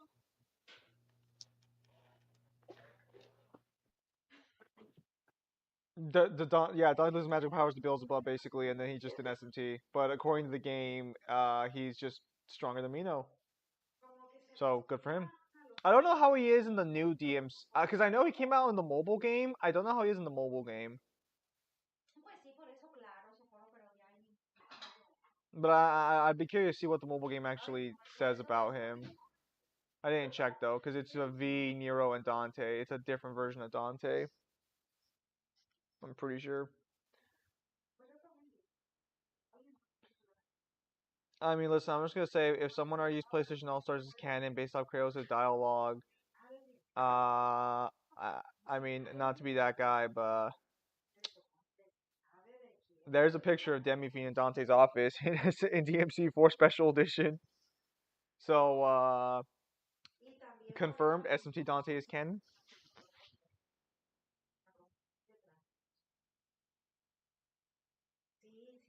Be a shame if we had an author statement or something that explained that PlayStation All Stars wasn't applicable to the main game. It'd be crazy. Be a real shame. Good thing we don't have that, right, Mangler? Actually, Is there, I can send you a statement for Dante going DT loads and Beelzebub in SMT3. I mean, yeah, I mean, I'll take a look at it, but I don't even need it, because Dante in base scales above Mino in the game. that's also a weakened base Dante, so it's the weakest possible version of Dante you could put in SMT. Well, okay, not the weakest possible version of DMC2 Dante that you could put in SMT. Well, so the problem is that the actual base game, which is the highest form of canon, scales Dante way higher than Beelzebub or Lucifer. So I mean, it's fine. I mean, I'll take a look at it, but it's fine. Dante literally would scale higher than someone who scales above fucking Steven, or scales to Steven, who scales way above Lucifer. Unless you want to argue that they're comparable at their full power, but I don't think they are. But Mimir confirms NK events to be canon. No, Mimir does not confirm NK events. Mimir confirms PlayStation All Stars. He does not confirm MK. So let's be clear here. The tournament he's talking about is not MK. It is PlayStation All Stars. It doesn't make sense for it to be MK. Unfortunately, we may or may not have an author statement that confirms that dialogue was supposed to be taken out of the game. And Unfortunately. And he has a timeline, the amulet as well, which would confirm DT. He does. Yeah, so that becomes a little more interesting regarding the canon there, because if you take death of the author statements in the game, but if it was meant to be cut content, I wonder how you take that for scaling purposes, for like, because I mean, we usually take the core game as the example. But we usually don't have an author statement that confirms something is not supposed to be in the game. Yeah, but how do you take intention during development? Because like I got like statements in other side of intended gameplay mechanics that were never put into the game because it would be too hard. Like would that be fair game to use for scaling then? Did they intend to take it out? They removed it because it was too difficult, not because it wasn't like not for any other reason. Like they were worried it would make the game too difficult, so they took it out. Yeah, see that's what for gameplay purposes though, right? Yeah, because it would be too hard. Okay, so that would have no applicability on lore then. Where does Dante with no magical power show up in DMC Kid Dante? Nowhere. It was most likely a simple Easter egg. Joker Souls. Well, I think they confirm it's an Easter egg as well. So it's like, yeah. No with low audio, Mike. If I composite DMC5 Dante with everything in lore plus SMT, how high is Dante in tiering? He just scales to 1A. Dante would just scale to 1A. He's just SMT Dante, except he has like the entire roster of weapons and powers and abilities from the entire series of DMC. That's really it. Well, I guess if you're using all of his crossover appearances, I guess he gets the Soul Stone Also low poster. and like, well, assuming he gets anything in Blaze Blue Cross Tag Battle, but I don't know if he actually gets anything in that one. Mangler, Dante's not in Blaze Blue Cross Tag Battle. Or not Blaze Blue. Fucking what is it? There's some other. Hold up. See if I can. You have to understand, well, the second you composite SMT Dante to regular Dante, the Dante that's carrying the power scaling is not going to be regular Dante. It's going to be SMT.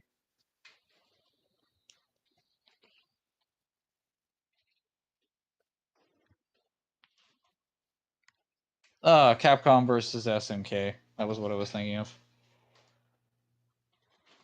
Dante's not And in Capcom versus SNK. he literally has artwork taken from it that's put in the official 3142 graphic arts, But along with Lucia, Virgil, and Trish. But he's not in that game. He's in SNK versus Capcom Card Fighters DS. Yes, he is. Oh, Card Fighters. Oh, I thought you meant... Yeah, because Capcom versus SNK is an actual game. He's also in Beautiful Joe 1 and 2. Yeah. Red Hot Plasma Rumble, Battle Carnival, Omashu Soul, Capcom Fighting Evolution, and Project X Zone. SMT fans just wink their verse, man. SMT fans just wink the verse. Don't believe them. SMT fans just be winking. So yeah, Dante has about like 6 or 7 crossover appearances. He's basically in like every single Capcom crossover game. But Kratos has more games. He's appeared in more franchises. Well, actually, technically, no, that's wrong. Look, SMT fans be coping hard at a weekend. Jorno's Dachi's victim. Dude, I still need to play Persona 5 after I beat Persona 3. I need to get on that. Send. Give me the kills I deserve. Cypher sent me Dante fighting Beelzebub. I'll have to read this later. My screen's a little fucked up. I can't just open it because it gets all pixelated. There we go. I'll take a look at it later, Cypher. But I'm pretty sure, again, like, he stayed to be above Stephen, or he stayed to be above Mino, so, I mean, like, the base game will just scale Dante higher than whatever that would give him. Megaton is just that verse and you are Jellyzim? Nah, man. Some of these standards be loose. I've got 1 in there, 2 over there. I've seen prostitutes with more strict standards than SMT fans at times. Alright, now I just have to find a way up there. Have you considered flying? No. Possible.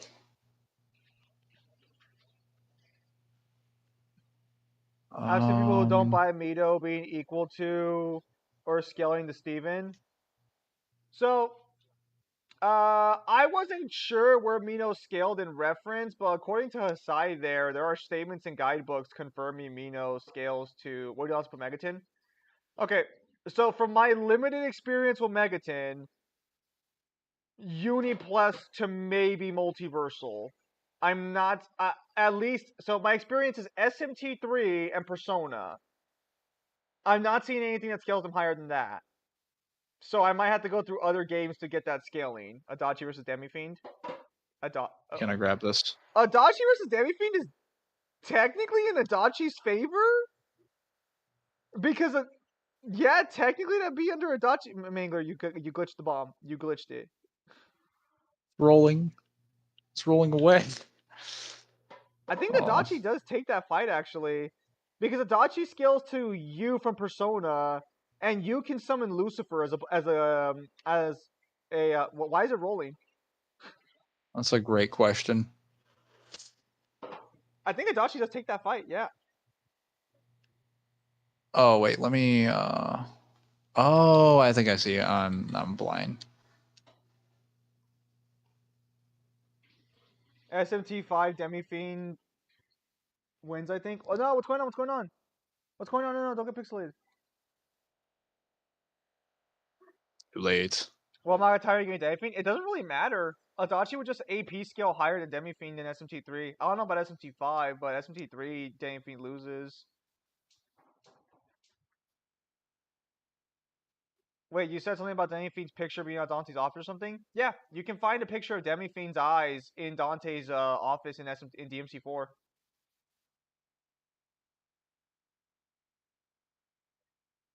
Adachi's just based, and when you are based like Adachi, there's nothing that can stop you. Can you send it? I'd have to find it again. Hang on. Actually, no, I can't. I can right now because it'll be too pixelated. I'll send it to you later though, since we're in DMs. I'll go through the cutscene and find it again. Yeah, it'd be too pixelated right now for me to send you a clear image. Yes, I'm flooding it all. 5 is anything that helps Lucifer kill God and then fights Nahabino. Well, so the problem is that the problem is where would you scale Adachi in reference to that? Because the highest you can scale Adachi is he technically scales to full power you and other characters who would technically scale above the Lucifer that can be summoned in SMT, which is comparable to well Lucifer.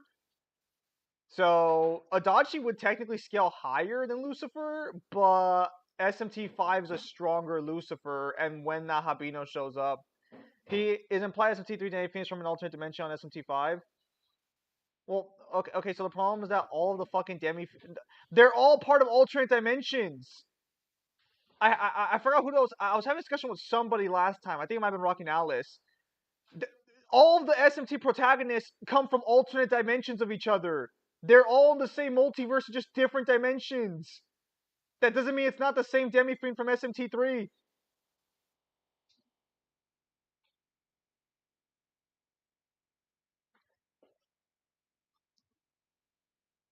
Where am I going? Oh, wait, Oh, okay, I here. misread your comment. Sorry, though. Got a little PTSD there. Lovecraft is greater than Hindu and greater than YHVH on Persona Timeline. Okay, so the problem is that if that's true, I think we talked about this last time, but you can summon the Hindu gods in Persona. So the question becomes at that point then, well, what Lovecraftian gods are in SMT and are any in Persona, or at least Persona 4? No, it'd be Persona 3 and 4 because technically Adachi would still scale higher than the Persona 3 cast because of his appearance in Arena.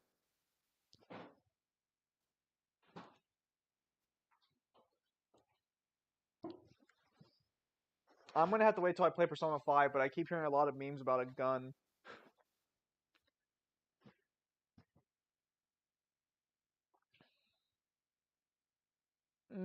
Yes and no.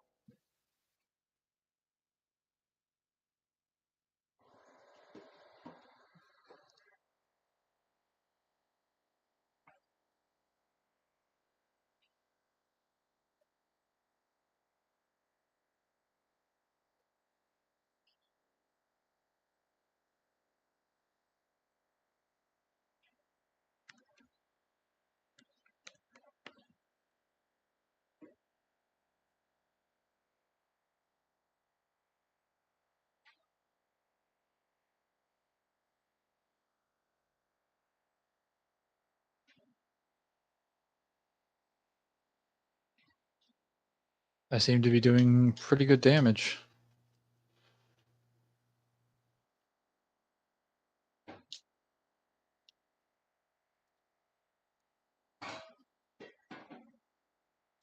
Okay, so is Narlipti in Persona or what?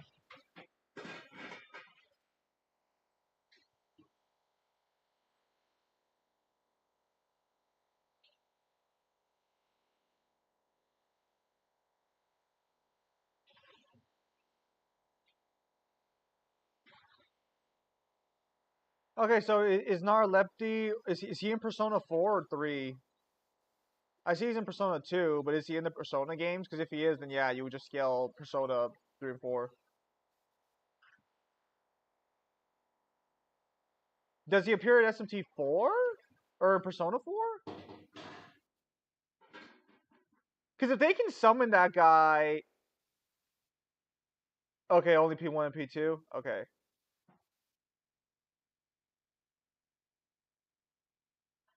So he can't be summoned by the Persona users then, right? He's never summoned by anyone in P3, 4, or 5.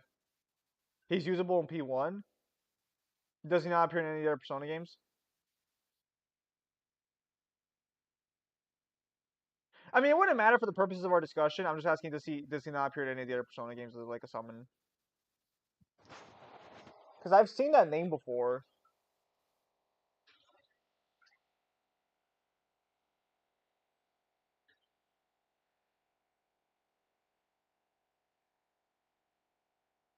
Day 500 of still not being knowledgeable in Persona.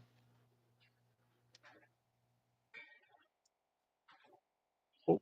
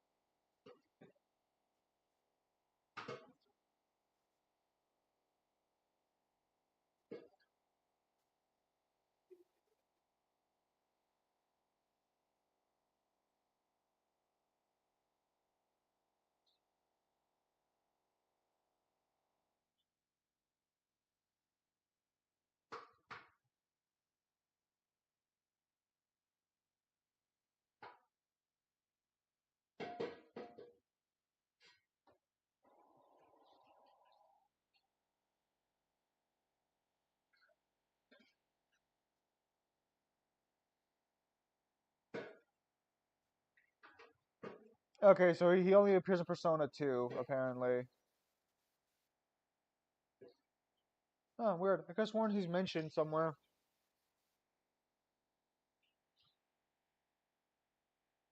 Well, I only care for Persona purposes.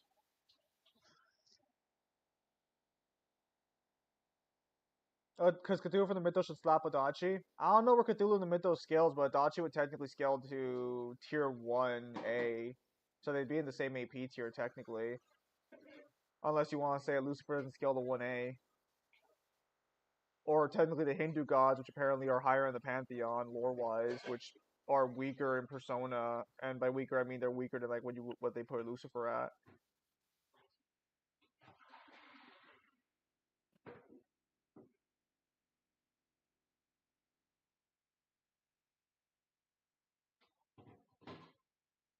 Man, it feels like it's taking forever to find this Griever.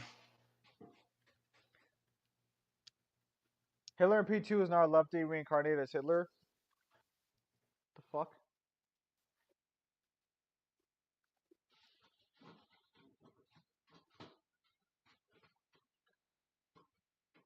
If Cthulhu scales to the Ultimate Void, he will be high 1A. He shouldn't scale to the... What is the Infinite Void and why would he scale to it? Cthulhu's not even like the strongest god in the verse. It's funny, it's called the Cthulhu Mythos, and yet it's not... He's not even the strongest, not even by a long shot.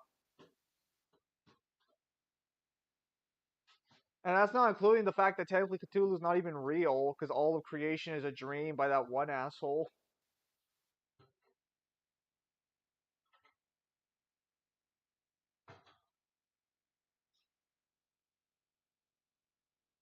The Yogg Sothoth. Okay, see, that makes more sense. Yeah, because Cthulhu's not, like... I keep hearing the Cthulhu Mythos. Yogg is greater than Azathoth. So you're claiming that this character is greater than the guy who created everything? Source? Mangler. Is it true that Death from Darksiders can beat Naruto? Yes.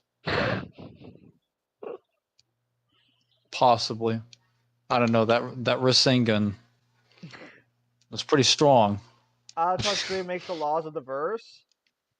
That's not what I was told. Azathoth's dreams make everything. If Azathoth wakes up, all of reality ceases to be.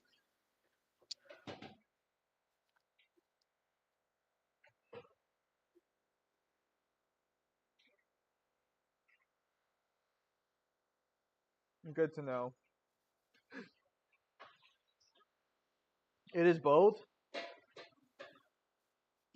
Okay, so they make everything or not?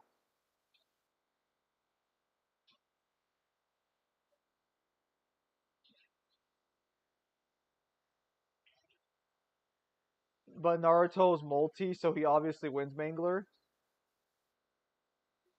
No. First of all, no. Second of all, even if he was, do you know how high into multi the darksiders characters are? Not as high as the Rasengan. Not as high as not as high as me. Sage Naruto, is that what you said?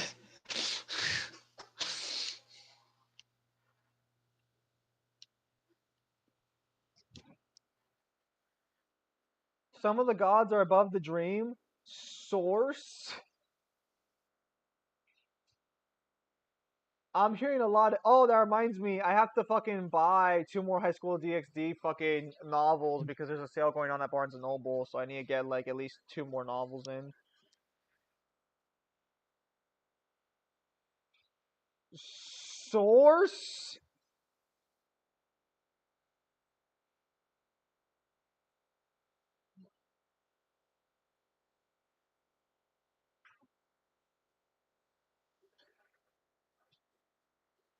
I have to wait for that rock to cool down. Narlapti literally bonked Azura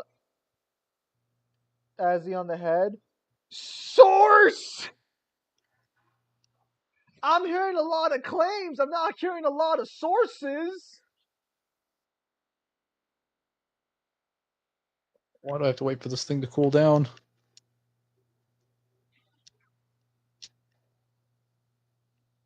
No, you hit the rock again. Maybe you shouldn't be standing next to it.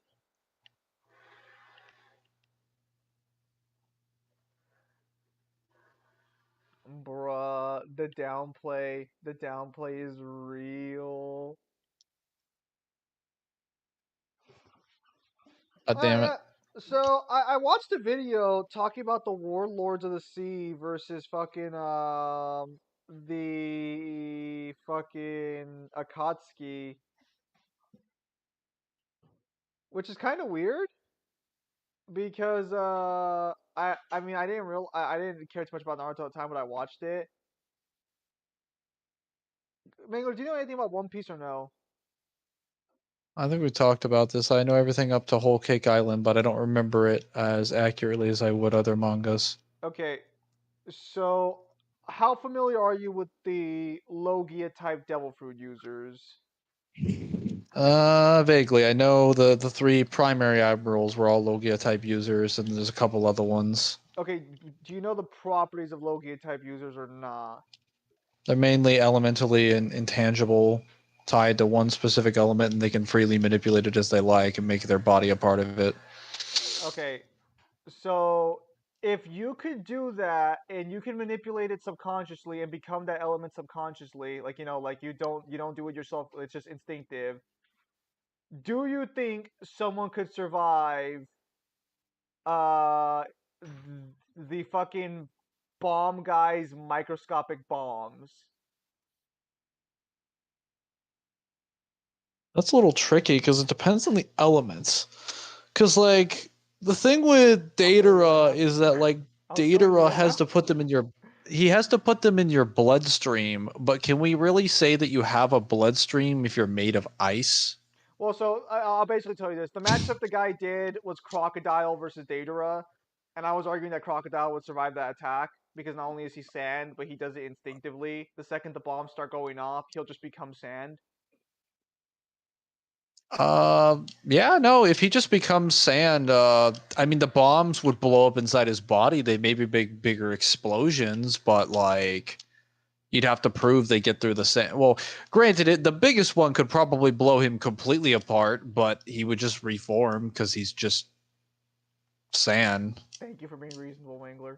Unlike So other people I know. I mean, it depends on if you think he can, like, it depends on if you think Datara can, like, itemize him with the bombs. I don't know if Crocodile can come back from that, but I don't think Data has ever demonstrated that his bombs have that high a yield.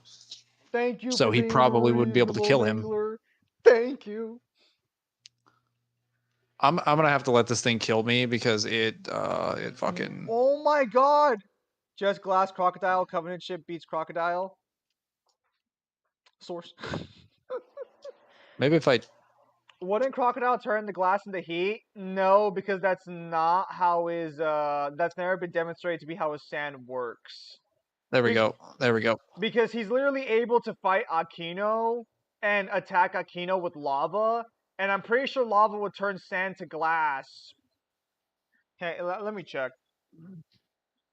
My penis, what the fuck? That's your source?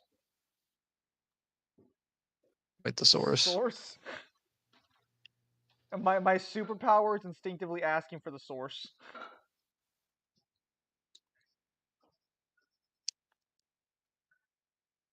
Whoa there, buckaroo. Hang on. Can magma turn sand to glass?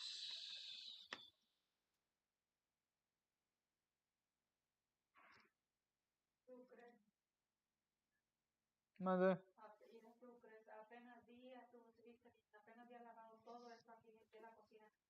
The boss wants to hit you, but you keep turning its children into iframes. Oh no.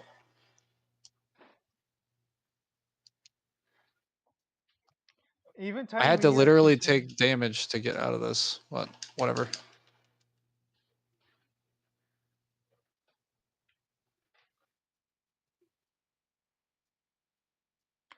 When sand is put through extreme conditions of heat or pressure, it turns into glass. Yes, this is typically why electricity is able to turn sand to glass almost immediately, because it's extremely hot. But if he can touch magma, then yeah, there's nothing that Data's bombs would be able to do. Data's bombs would not be able to turn him to glass. Magma heat in Fahrenheit. Hotter than Data's bombs. It's literally 2,000. Magma's anywhere from 1,292 to 2,372. You now have to prove that Datara's bombs are. Hang on. Heat needed to turn sand to glass.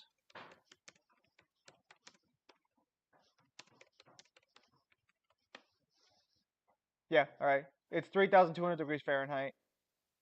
It's 3,090. I got 3,200 here, Pimp Demon.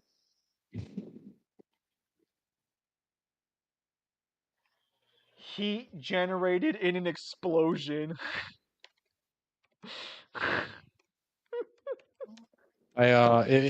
Just a thought. It might be lower than 2,000 degrees Fahrenheit.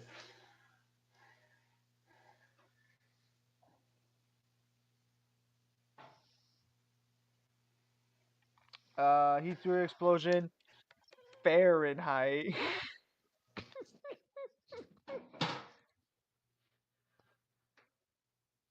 Well, this isn't even something that you necessarily have to explain. Like, Datara doesn't have any statements to confirm his bombs are that hot, and there are literally ninja in the Naruto world that have magma style,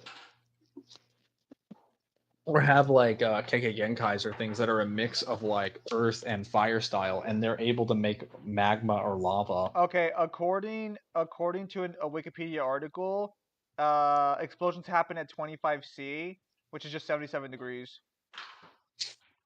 That's a little lower than magma, but I could be wrong. Let's look up nuclear bomb heat, which should be hotter than Datara's, to be clear. I mean, nuclear bomb heat is literally able to incinerate a person, so it's probably several hundred degrees higher. Because you have to reach fission in order to produce high enough heat. Several million degrees. That's a little hotter than magma. Also, as war kills the chosen, he does get stronger. But Much in the same way that Kratos does. that's specifically because of the nature of a nuclear bomb and how it's done. How are Datara's bombs made? With clay. He makes them with clay that he makes inside of like various ninjutsu clay inside of his hands. So no nuclear fission. There's no nuclear fission or magma or any superheated capacity of any kind. I'm gonna say that's a little less than millions of degrees. Possibly.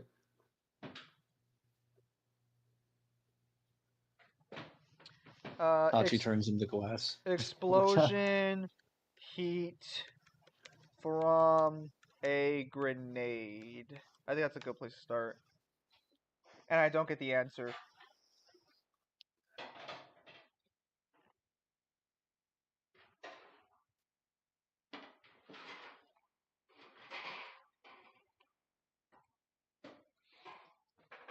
Refuse a when it kills someone when nothing happens. It will source. I've already.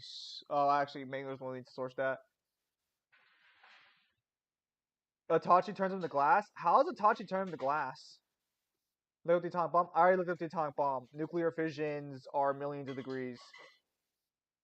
The only character that could even come close would be like the fourth Jinchuriki that has magma style, or Mai with her like lava. But as we've already explained, he's literally able to fight Akaninu, who's just lava.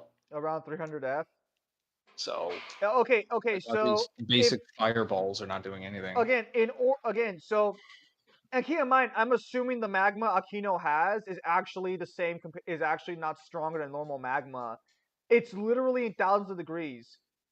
Amatura, or if like magma in real life is anywhere from 2,000 to 3,000 degrees Fahrenheit. I also want to be clear at Marine Ford, when Akainu kills Ace, Ace has the fire fruit. He literally kills a fire-based user that can cover his body in heat with more heat. So he not only demonstrates his magma is superior to actual like normal fire, he kills a fire-based user that's resistant to some of the hottest temperatures in like a single hit with his magma. So Itachi's flames would not do anything to Crocodile if he can touch that kind of magma. Oh no! I just looked up what the maximum like heat temperature for Fahrenheit is for fire. It can go to 9,000 degrees. It's actually can get hotter than normal magma. And the magma Matarasu might be different. I'm referring to Itachi's standard flame style. Like, he wouldn't open with a Matarasu.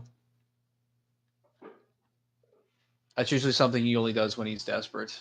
I do not know how powerful V1 from Ultra Kill is. I'm sorry, Red Dust never played it. Okay, so guys, we're not talking if Crocodile can beat the One Piece verse. We're specifically talking about whether or not Crocodile could survive Datara's bombs. Just Datara's bombs. Yes, nothing else.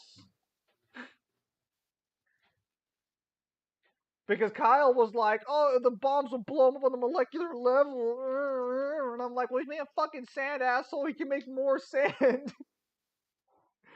Datara's bombs aren't endless, you know?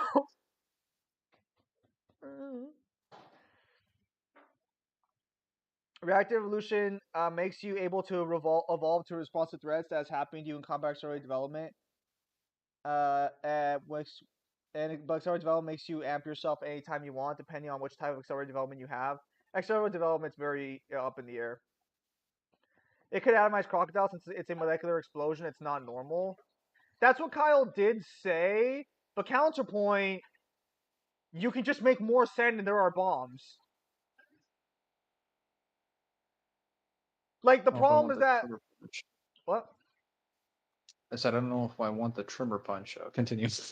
The problem is that Logia users can Crocodile regen from nothing.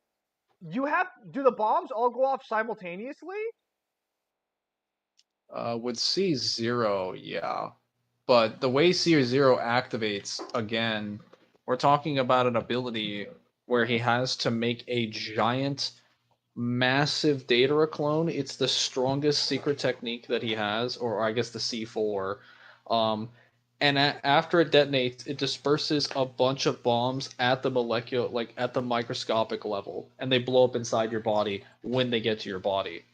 They still have to get to your body though. Like, are they They, launched in they a have to pack get to or? your body, and it's also one of his strongest techniques. So it's not something he starts with. It's something he literally did at the end of the battle when he was fighting Sasuke after he like tried to I'll murder take him the first. multiple times by zoning him to death with the C2 dragon and like C1 bombs and How clays. do they So he get? spent most of the fight. How Go do they ahead. get into your body? They have to enter your bloodstream. But how do they do that? I'm assuming through portions of like openings in your body.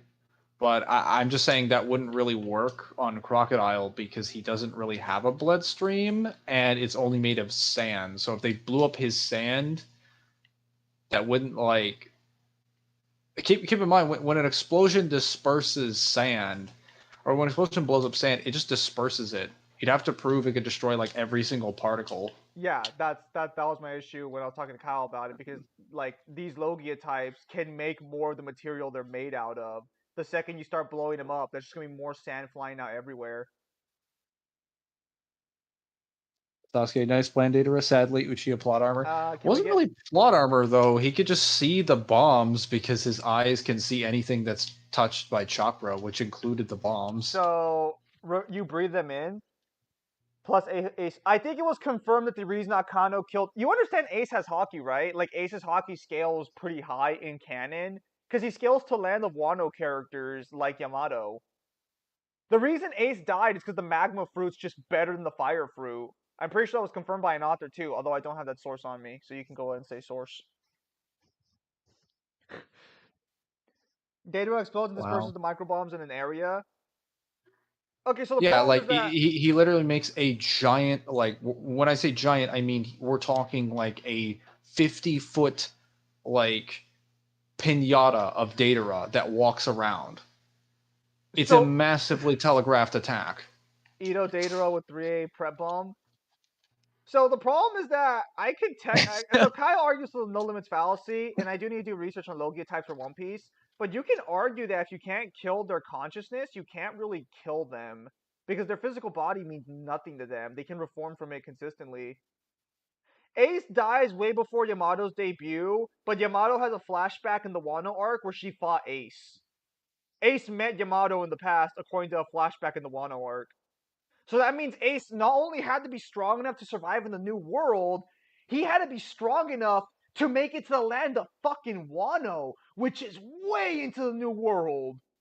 And you're not getting there without having a massive amount of hockey. Even if you are Whitebeard's crew member, I don't think that gives you. I don't. You still have to survive the events of the new world, and like everyone in the new world has fucking hockey.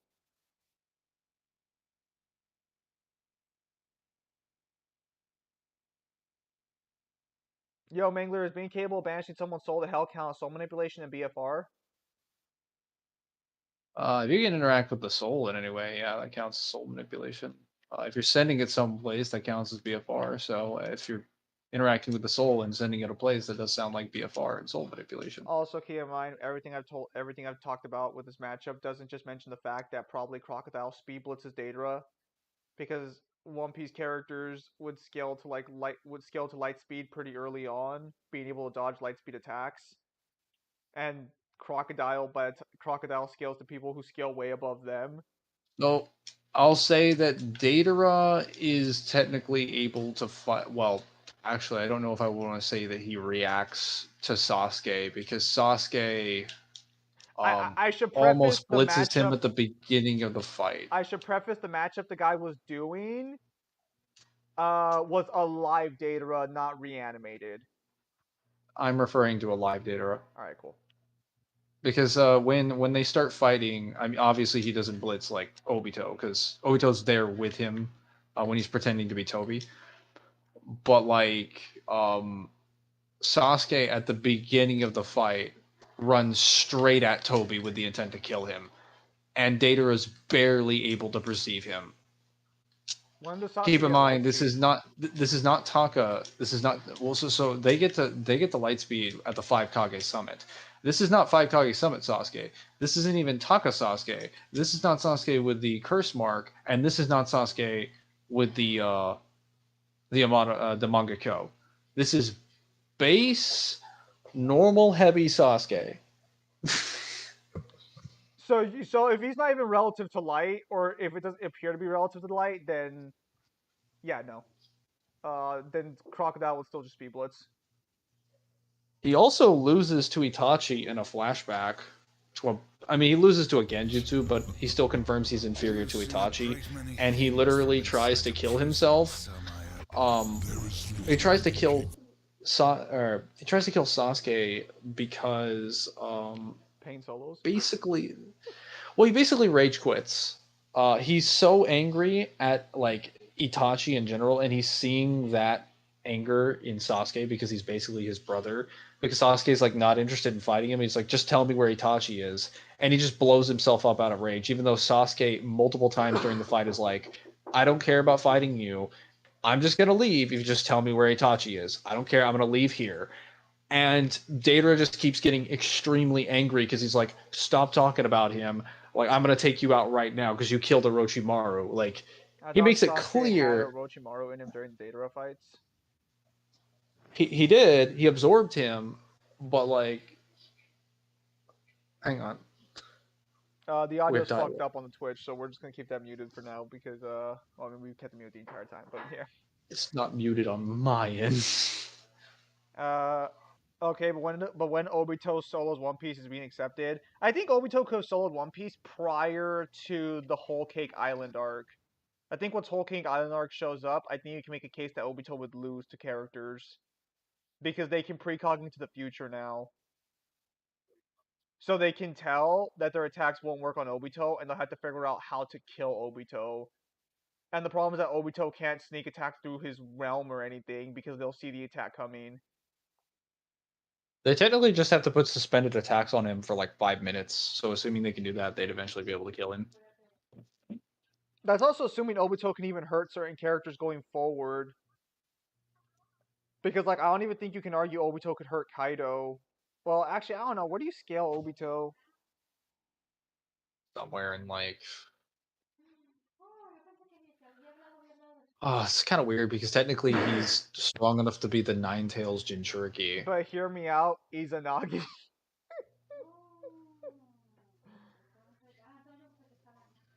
Izanagi? Okay, so to be clear, which one is Izanagi again?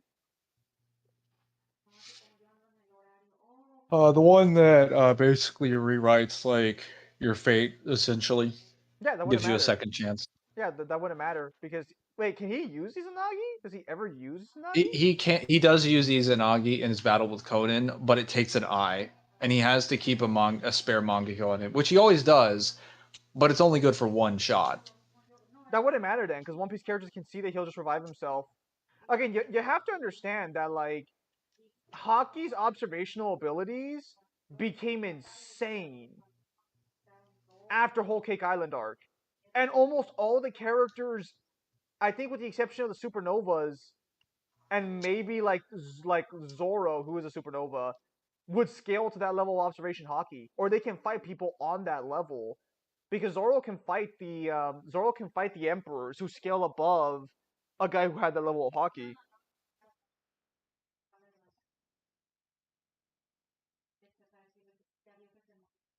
Pimp Demon apparently educate people on Naruto.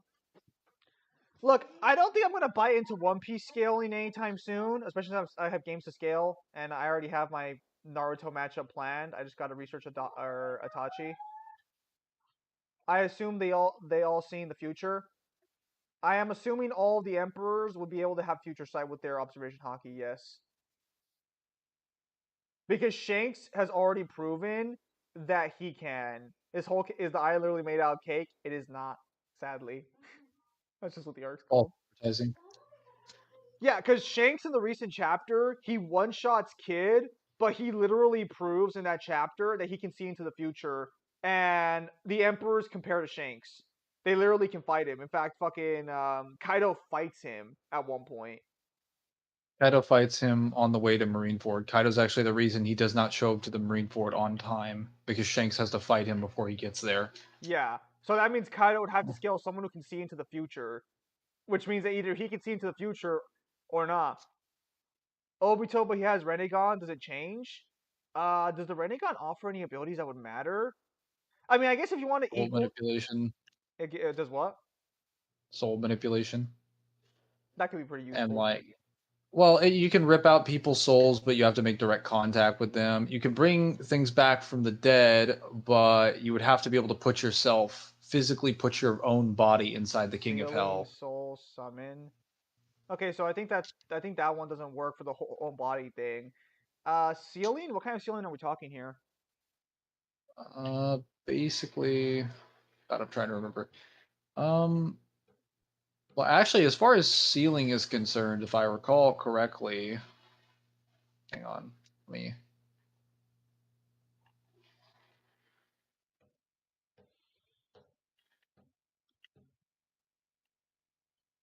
I gotta get through this door.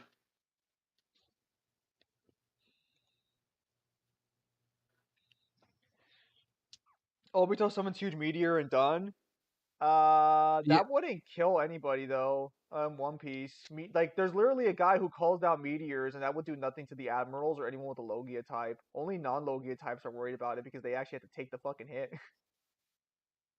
they do have the Rene Rebirth, but Rene Rebirth would give him take up like all of his chakra, and would only bring him back to life. It wouldn't be applicable if he was the one that died. Pretty sure Renegon manipulates time and space. No, I mean, what would that matter though, based on its applications? I don't think it does. Not the base Renegon. It's also not used that way. Well, like that's why I'm asking. Like, was it manipulate time and space just teleporting? Energy absorption? Um, Okay, so this is where it does this is does where I'm have gonna be energy a bit of a absorption. dick. And I'm gonna bring up that I don't know how you want to take the Renegon's energy absorption into a matchup because the Renegon absorbs chakra. It doesn't absorb energy. It just absorbs chakra. Well, so this is technically not true, Does it absorb normal but energy? it can absorb nature energy, but it's mainly meant to absorb chakra because when it absorbs, well, nature energy technically has like the downside that you have to control it. When the Pratapath actually absorbed nature energy, he got turned into a frog and it petrified him. So we can at least see that whoever has the Pratapath does not, presumably the Renegon user, does not remove the disadvantages of absorbing a raw energy source and all of its side effects. So, assuming Nami there are any sort of doesn't. hazards of hockey, he would intake all of those if he absorbed them directly. I don't think there's any hazardness of absorbing hockey. It just that I mean, like, cause hockey's just self buffing, observational abilities, and if you have Conqueror's hockey, willpower and power boost, but I can't really quantify the power boost of like Conqueror's hockey. How are they gonna Kamui? They can see into the future. Kamui is useless. They might not understand what he's doing with Kamui, but they'll understand that when they attack him, their attacks are going straight through his body. They'll be like, I'll have to figure this out. So not only can you not sneak attack, but if they're comparable in speed, and I'd argue One Piece characters are faster from what heard about Naruto scaling. Yeah, sure, they have precog, but how's that Naruto assigned them with Kamui? They would see the attack coming. Okay, so you have to understand, their future sight shows them what's going to happen. If fucking Obito teleports right behind them and stabs them in like a second, they would see that attack coming. So they would just dodge the attack. And I'm assuming he's not fighting a Logia type who would take the hit and be like, oh, that's cool. Nice stab. It does literally nothing. Can they use it continuously? Yes. The entire. You can't dodge Kamui though? That's objectively wrong. There are characters that can literally like move out of Kamui. Granted, Minato did it with teleporting, but like you can get out of it. Well, actually, no. Conan did it with explosives. She didn't even dodge it. She just blew up in front of his face, and Obito had to stop himself from sucking it in. So like, all you have to do is introduce a character that spams an AOE attack when they know they're about to be sucked in. No, they can run out of And hockey as we see with Luffy. I never said they couldn't run out of hockey, and also that's a little debatable. They can get tired. Right now, hockey is not entirely accurate. So they have stamina, but like their stamina is still absurd. Especially if you consider the fact that the admirals fought for 10 days straight. And they all with I was gonna say, how skills long not did they level of fight? hockey. How long did Akainu and what was it Kuzan? How long Akino, did the Ice and Fire General actually fight on Punk Hazard? they fought for 10 days straight. I was under the impression they fought for 5 days. Yeah, that's actually I believe that's actually more stamina than the third Raikage has demonstrated, and he has like the most stamina out of like any character in the entire series. Oh, there's a So video. like his best feat is literally fighting like an army of 10,000 ninja for 3 days and 3 nights. Okay, guys. Hagoromo is out of Ursel. Get out of here. Get out of here. I thought this was a 1v1 situation. This One Piece personality debate is getting crazy. It's more so that we're just So they have more discussing what stamina would than Luffy. happen. Yeah, so to be fair, I don't think Luffy would scale that, but we're technically. Well, okay, so we were talking Crocodile versus Datara, and I was just asking about the bombs. Now we're talking about Obito versus unknown user. So yeah, have Obito fight an admiral. Good luck. Isn't Pain Obito faster than Minato? I would argue One Piece is faster than Minato in general. What's the fastest speed Naruto gets before like Boruto? Uh, Or what's the fastest? Pain Obito being faster than Minato? What do you So mean Pain Obito? Are you referring to White Mask Obito? what's the fastest Because Naruto gets in like Shippuden? we identify Obito by his color masks, if any. Orange mask. He's I asking for orange mask. Orange Mask. So I want to say they get around like 10 to 15 times, I don't know how a powerful little into Minato is. FDL plus. Okay, yeah, One Piece straight up speed blitzes, especially because Strong World is technically canon, and that's fucked. Because Zoro could already react to light speed attacks prior to the events of Strong or to the events of 2 years, 3 days. And there's a character in 2 years, 3 days who can multiply his speed by 100. His ability is to times all of his stats by 100. And before that, he could keep up with Luffy, who was at light speed by that point. So Luffy, like at bare minimum, Luffy in one of his weakest keys is 100 times faster than light. Can One Piece kill Kenshiro? Of course not, because they can't fuck with Muso Tensei. But the future side would fuck over Kenshiro for quite a while. So let me be clear here. It is possible to beat the future sight if you're faster. You can be faster than the guy, and they will just see themselves be hit. The problem is that I can argue One Piece characters are comparable in speed or faster than Naruto characters during Shippuden, because One Piece gets light speed really early on into the series. So as far as like Pain and Obito, it is everyone does say like yeah, obviously like Obito gets stronger when he gets older, but like when he was a child, or more accurately when he was like 14 years old, he was speed blitzed to hell and back by Minato. Like he had no chance in that battle with I Minato. could live. We've What? never seen him actually like fight Minato, like an alive Minato or reanimated Minato in his state. Like maybe like White Mask versions, but even like the White Mask Obito gets blitzed by like just a Minato with a cloak. And Minato didn't attack him from the back. Minato attacked him from the front, where he could see him. Give Naruto crazy MTL scaling. I could probably argue One Piece. Manga or anime Minato? It wouldn't matter. He attacked him from the front in both the manga and the anime. Pretty sure Kid did keep up with Minato, or pretty sure Kid Obito did. Okay, what about Jubito? Who the fuck is Jubito? No, he did not. So he tried to grab him in close quarters, and then Minato would just teleport out. Minato was convinced that it'd be a problem if he got grabbed because he could get sucked in, but that was mainly because, as he pointed out, Obito had a teleportation ninjutsu. That was the main issue. If Obito didn't have the ability to teleport, he never would have even got on Minato's behind Minato at all. I'm gonna give a hot take here. I think Kyle said that Naruto has better hacks, like Data has better hacks. I think combat-wise, even Crocodile's Devil Fruit gives him better hacks abilities for combat than fucking most of Naruto's fucking chakra shenanigans.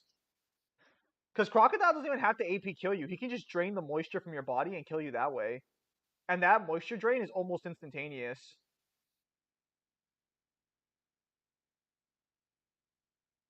Obito versus Crocodile. So Crocodile, I can't scale him yet because New World hasn't come out. But the problem is that Crocodile was able to fight Mihawk, who technically does scale to Shanks. And on top of that, Crocodile is so powerful in the New World that when he and Shanks joined forces, it gave Buggy enough power to become the Emperor of the Sea. Jubito, though. Who the hell is Jubito? That's Obito after he's absorbed most of the 10 tails. Also, I don't know who Yuno is or Julius. Is that a black bullet? Is that a black clover thing? But did Mihawk try? Mihawk has no reason not to try in the War of the Best. His literal job is to stop the Whitebeard pirates, and Crocodile literally stops him, and he's like, "Hey, I'm pretty pissed off right now, so be careful." Like all the Shibukai and admirals have been called there specifically to stop Whitebeard from saving Ace's life. So they have no reason to hold back. Yeah, not only that, but earlier in the war, he fights a swordsman, and he literally tells I think he tells the swordsman, "Let's put this fight on hold for now because we have other shit to do, and it's gonna take too long fighting each other." That wouldn't make sense unless Mihawk was trying. Even able to block Mihawk's attack is a feat. Dude, yeah, Crocodile scaling is fucking weird. Vista, thank you. Sorry, I play a One Piece card game right now. Fuck Vista. Vista has such a bullshit ability. I don't know how powerful Pylon from Darkstalkers is, sadly. And Minato doesn't worry about his wife and his son as the village of Kurama attacking it. Obito literally had ever abandoned the village and still got blitzed. Oh, Obito had every advantage and still got blitzed. Hear me out. Courier beats Crocodile because main nukes. I mean, technically, if you want to argue... I mean, you could argue he turns Crocodile to glass with the mini nuke. Okay, so Crocodile does have a weakness. Like, if he gets wet, even with blood, it fucks with his powers and prevents it from, fully solidifying. But the problem is that he'd win the fight before anyone would figure that out, at least against Datara, especially speed-wise, because I could just argue for a speed blitz. It'd probably be better to argue Kisame, because Kisame would be using water style as default. Kisame could probably fuck with Crocodile pretty hard, yeah. Like it would just literally be like, "Oh, I've been ordered to kill you." Oh, that's kind of weird. All my powers are shutting down your powers. That's really lucky. Well, you understand that seawater in general cancels out their powers, right? Oh yeah, no, it does. It literally slows them down. It can make them weaker. Yeah, so it would just be a luck of the draw situation. Any water user who just is near a body of water that connects to the ocean can beat most Devil Fruit users in One Piece. Yeah, it's kind of the silliest thing. Like when you learn about what the Shibukai can do, it's like, man, that seems really strong. Like, yeah, but keep them away from water. It's like, why? I'm like, because it's over. Any water does them? No, it's specifically seawater. Crocodile is weak to all water, but for the regular Devil Fruit users, it is specifically seawater. And it's actually... I was gonna say all water is specifically because of how his Devil Fruit works. That's not the case for the other users. Luffy can't take bats? That's because they use salt water for their bats. They're in the fucking ocean. Oh, I thought I could grab that. Skypia's on the sea! It's seawater! Source! Okay, I so would like to scale One Piece, but you know. I mean, I could scale One Piece, but I don't want to get involved with the anime community. It's not Fisto and North Star. I already have enough issues with Fisto and North Star scalers. Ral versus One Piece. Will Kano conquer a land or meet the heavens? It's in the sky, you fucking idiot. Fuck you! The sky was all. No, fuck you! You're actually fucking wrong! Because Skypia used to be on the fucking ground! It used to This be is part of the true. fucking ocean! Fuck your couch! I don't have to prove that! Read the Skypia arc! Fight me, fuckers! It is. It's confirmed when they go to Skypia that basically they have to ride like a specific air current from a portion of the ocean up to where Skypia was located. Their location originates from a portion somewhere in the I believe they're in what is it, the Grand Line? Yes. The fuck you. Anyways, okay. Regarding Rao versus Prove the One theory of Piece. relativity. Rao versus One Piece is weird because I can technically argue that Fisto and North Star users can interact with souls. And at that point, I could argue they could kill them. But honestly, hockey can be learned. So Rao could just learn hockey and kill all the Delphi users with that. Because it's possible to learn hockey through natural training. I think everyone has access to hockey in One Piece. It's just that some people train their ability. Hockey is, I think, well, what is hockey specifically? But everyone has it. You can just learn hockey. Where is the? Oh, And Rao would have no issues learning hockey. He literally fucking already has mastered a martial art energy-based fighting style. Armaru is underrated. It was called Skypio before Gaia got blasted into the Sky Islands. Bro, I'll fight you right now. Kisame negs One Piece if he's fast enough. Oh, Enel? Yeah, Enel is a bit. Enel is underrated. he's technically still a little bit slower than FTL, but he's like relativistic. He probably would pick up hockey in a few minutes. All his willpower is something that he has infinite amounts of. Yeah, like literally, fucking Rao just shows up in the One Piece universe and is like, "Damn, I can't hurt this guy," but he's using this weird energy system to hurt me. If it was like a bloodlusty Kisame, he'd probably beat Crocodile because then he just goes straight for the water bubble. Probably. Like he can spam this giant water bubble that's the size of like 2 skyscrapers. Jackson versus Inuyasha. I have not skilled either of those two characters. I'm sorry, Red Dusk. I cannot do either of those, even though I've read both those series. Regarding could hockey precog Muso Tensei, I'm gonna say yes, but it wouldn't matter because Muso Tensei is just as good defensively as offensively. I still haven't eaten breakfast yet. It's already 2 o'clock. I should probably do that. Scum. I'll stick around for a little bit longer. I literally do nothing today. I woke up at like fucking. I literally like woke up at like 10:59 right before my alarm went off. Nice. That means your body clock is working great. Isn't Muso Tensei infinite in speed? You can argue infinite speed for Fisto North Star characters. I don't know if you want to argue that for Muso Tensei. Muso Tensei just turns you into nothingness. Muso Tensei just literally just makes you nothingness itself and lets you fight. Hear me out though. Infinite speed nothingness. Well, I mean, so how do you want to take timeless voids into scaling? Because I know you have your own standards. I don't. Because if I did, then that would be fair game. In Fist of the Blue Sky, Kasumi BFRs his opponent into a void where nothing exists, and they're able to move and fight in that void. Kasumi literally says like heaven and earth are completely gone, and it's just them in that void. Although then the god shows up and says the time of fate is drawing near, but that time is clearly in reference to like a more abstract time, not like actual time.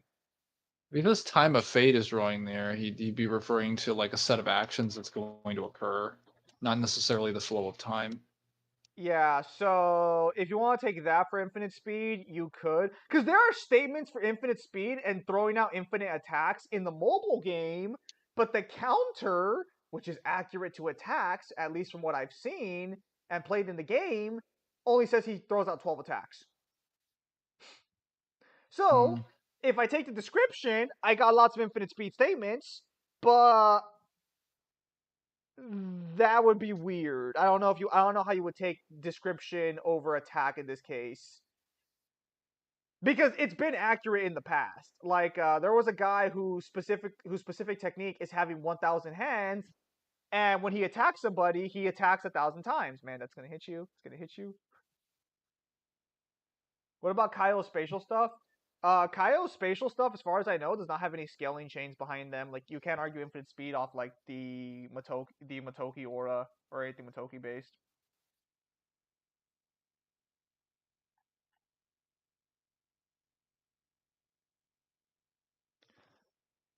I mean, Kaio warps space with that ability, and I think that counts as warping time. But I don't think you can give him infinite speed based off that. The only argument you can make is that Kaio scales to the goddess of the North Star, who is faster than Kasumi in that timeless void, and would technically scale above that timeless void.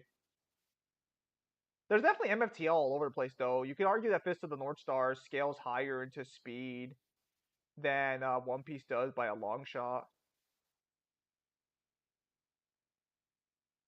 Once I'm done doing Pimp Demon's requests, which is technically 2, I could maybe fuck around and like do like what if Rao was in One Piece. All Stars. I'd rather not rely on my body clock. Oh no. All Stars Kratos versus Bayonetta. Depends on where you scale All Star Kratos, but Bayonetta would win that. Without VSB Wink. Yeah, so that would still just be multiversal versus multiversal. So Bayonetta would probably take that. Bayonetta still has better advantage. Well, one of the things that I wish had been added to the actual G1 blog is that none of the Bayonetta fans actually brought up facts or things that are relevant to how she wins her matchups. Not a single one of them talks about how she controls her disadvantage by just evading and dodging the entire fight. Now, granted, it wouldn't have mattered for Dante, but that's literally one of the main ways she beats people. That would be... And not a single one of them brought up how those abilities actually work. They were just like, we're just going to try and counter your points. I'm like, no, you won't. But, like, go ahead. I think that would be probably the longest, like, pro tag swap series I would ever do for Rao in One Piece. And ultimately, well, I don't think Kratos would be able to hit Bayonetta. I'm sorry, but I have 2 I know about the New Vegas one. What's the second one? You technically asked for Elden Ring, an Elden Ring one. You asked for fucking Melania, or yeah, Melania and Radagon versus Aatrox. Although if you don't want that one, that's fine. I can stop looking doing Elden Ring research. I will be more than happy to stop doing Elden Ring research right now. I'll be more than happy to stop. I need a bomb. Please. I don't like Elden Ring. It's not that good. And the incest isn't even all that good either. Oh shit, I messed up. No, you asked for Aatrox in God of War. He asked for Aatrox versus 2 characters in Elden Ring. Aatrox in God of War is easy as shit. Once Mangler's done with his God of War video, we'll do Aatrox in God of War. That one I could do like the back of my hand. You'll be doing that because I don't scale League of Legends characters. I understand that. But it wouldn't matter because Aatrox at bare minimum would, like, at worst would still scale to like multi-con. So he still scales. As long as you know both of the verses, we can do the discussion. That's the only thing that matters. I asked first though. Yeah, but you don't pay me.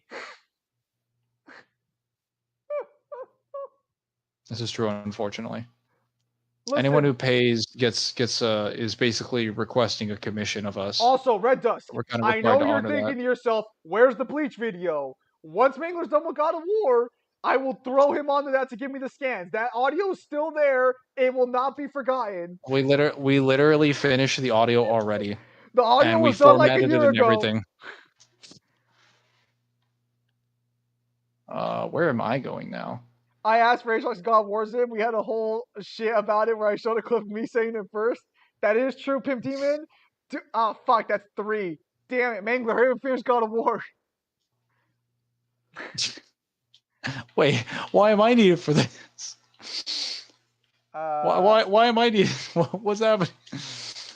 Don't you still have to edit that one video we did for G1? like way back when. That is in my last list of priorities. I'm sorry because they did a new one we went over, so it's better. But that's on my last list of priorities.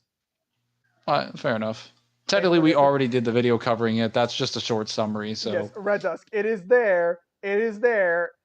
So we were going to do it in December, roughly before that point. But then Ragnarok happened, and Ragnarok did so much shit. And we were just scrambling to keep up with Ragnarok scaling at that point. every time we tried to find something good, we found 5 additional statements that like completely removed any hope for scaling. And I was like, "Wow, crap!" People having adult And friends. then I waited, and I got 50 more author statements that were. Well, I say Oh. 50. It was more like a dozen. Okay, never mind. Okay. Uh. Where am I? Fuck, I can't. Oh wait, I don't think I go this way.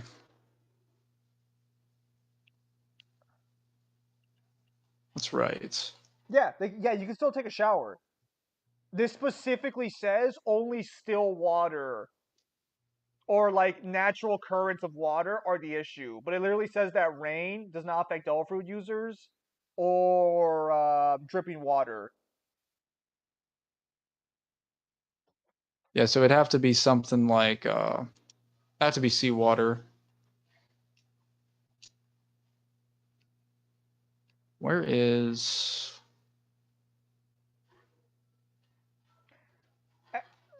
It's still amongst your ocean bullshit. Fuck your couch. Fair enough. where am I going? Anyways, yeah, no, Aatrox into God of War though. The real question is, can Aatrox's body survive long enough? So would you guys Kind care of if I give fee him? situation. Okay, so Aatrox's body, when Aatrox gets a body, because of how he was trapped in the sword, he's constantly absorbing the life energy of his body and making it decay like rapidly. So depending on how weak the body is, he could just die in the middle of nowhere. That sounds like a problem. I guess like if you were gonna use the 3 life system, you would just say like he gets a new body, Well, and then like he has to okay, restart. so this depends, because like, do I just give Kratos the sword and Aatrox just takes over Kratos? Because I'm pretty sure Kratos could probably last the entire trip. Maybe. I don't know. How good is through Kratos at like? through 8 God of War games. No. Oh well, fuck. That's true. Fuck. I mean, I was gonna say maybe one short game, maybe like 3 or something like that, Uh, but like well, 8? Aatrox can actually fly, so he can actually go fast distances with the right body. So he could potentially clear most of God of War 1, I think, before the body starts failing him. Wait, but he can revitalize himself with blood. So as long as he's constantly fighting, he should be okay with Kratos' body. Well, the undead necromancers do bleed. That's all I need. Well, no, he absorbs life energy, not just blood, technically, because just Ragnarok Zim, Pimp Demon, which one do I go through? He said just Ragnarok. No, that was Cypher, but Pimp Demon technically asked first. I remember that discussion. Oh. Also, if Ragnarok's the worst game to put him through, because he's gonna be walking for half of it. This is true. He gets trapped in the walking sections. No one can escape them. Ragnarok would literally be the worst game to put Kratos in. There's so little fighting going on. You suckers. Who would have thought that the bad game design of that game would end up killing characters that outscale the verse? Cypher's now saying fuck you all on ratio. Cypher, by all means, if you want to have priority here, just shoot me $100. Or technically like 70, because YouTube takes a lot. It's very simple, Cypher. It's a very simple system. I am poor and broke. I work for money because I spent way too much money on YouTube. Ragnarok has that less fighting. So Ragnarok has a lot of sections where there aren't fighting at all. So I would have to either completely force a scenario where Aatrox is constantly just fighting Asgard, which makes him get stronger over time. Well, not even over time. The more blood he gets, the stronger he gets, to the point where he was able to wipe out a concept from existence. And that concept is technically at least 5D. It's complicated. Where am I? Although I think at this point, I think League of Legends just all scale to 5D. I think as a magic system, all their magic is 5D inherently. Because we're getting a new game with Silas, and he fights Morgana in there. And while Morgana doesn't have an aspect, Kale scales to aspects to some extent. So it's gonna be really weird scaling. But also, while it wasn't confirmed directly because this got made non-canon, even Jinx does not have magic. Can't you argue the Beyond Realm is 6D? Okay, so you can argue the top tiers are at bare minimum 5D. The problem is that based on information from League of Legends sources, you can argue most magic in the games, or most magic in general, can scale to aspects. Because in the Ruined King light novel that's no longer canon, it was confirmed that the magic of Ionia is comparable to the Silver and Gold City. Whatever the hell that is. That's the place where the 5D aspects live. So Hooray. the magic of a regular place on Runeterra scales to a 5D realm bare minimum. Where the fuck am I going? Natsu from Fairy Tail with Solo, God of War, Naruto, and One Piece. Source. Source. I bet Natsu isn't even light speed.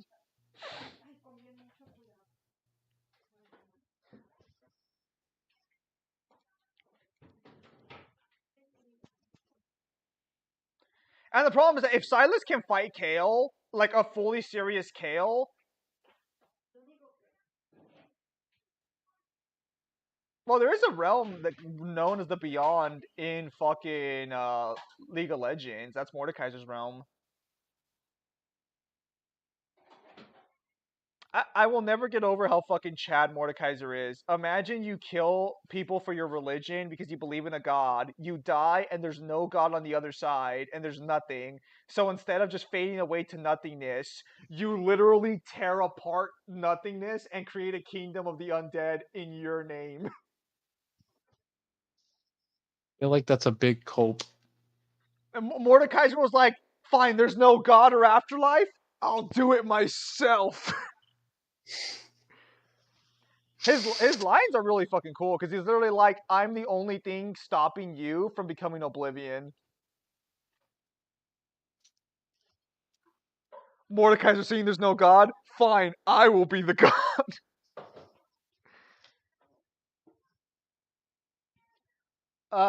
Natsu can fight his brother who controls all space-time. Original Brawly finally been upgraded to multi-galaxy level. That's good. Natsu is the ethereal Natsu Dragon Eel, because Natsu is actually Ethereum reborn by Zerif after dying 400 years ago. Whatever the fuck that means. Dude, where the fuck do I have to go? Mordekaiser is some of the best listens in the game for sure. Has Fairy Tail gone to the point where Fairy Tail guild members don't run out of magic in a fight? I don't read Fairy Tail. The most I've seen of Fairy Tail is hentai, and that's it. Hear me out. Mordekaiser appears on Bleach. Bro, Mordekaiser in Bleach? Mordekaiser's gonna shit stomp Bleach.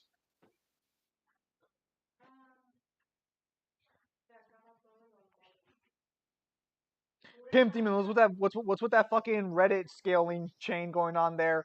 Dante beats him because he's Dante the Devil Hunter and Natsu's a devil. What's with that fucking Reddit reasoning? Mangler, holy shit, you've been here for like 30 minutes. I know. I'm looking around for where I have to go. Just look at a fucking walkthrough, you fucking. Wait. Hang on. I think I know what I have to do here. The only person in Bleach who might give Mordekaiser trouble is Aizen, because Aizen's immortal. But Mordekaiser's just like, BFR to a separate realm, have fun, stay there forever, you trash. Trash. Actually, Aizen's illusions would probably work on Mordekaiser, but it wouldn't really fucking matter. Hear me out, Courier goes through RE0. Courier would just stomp. Mordekaiser on Bayonetta? I could argue Mordekaiser scales to 5D or higher. Even if you give Bayonetta 5D. Hmm. She might. Well. Whoa! Hmm. I made it. I made it. Oh, skills. All right. I'm gonna go. Hang on.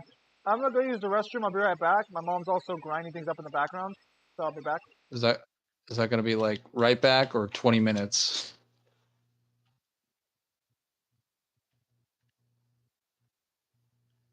All right, guys, we've managed to make it past the section. This man trying to attack me while I'm operating a switch.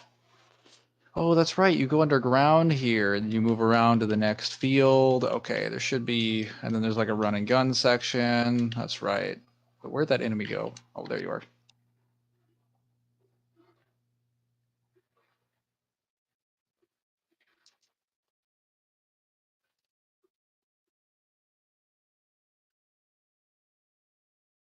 Okay, where is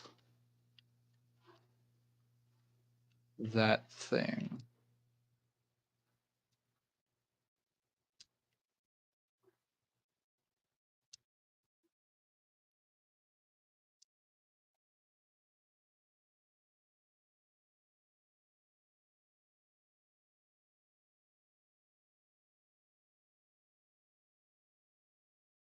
The artifacts.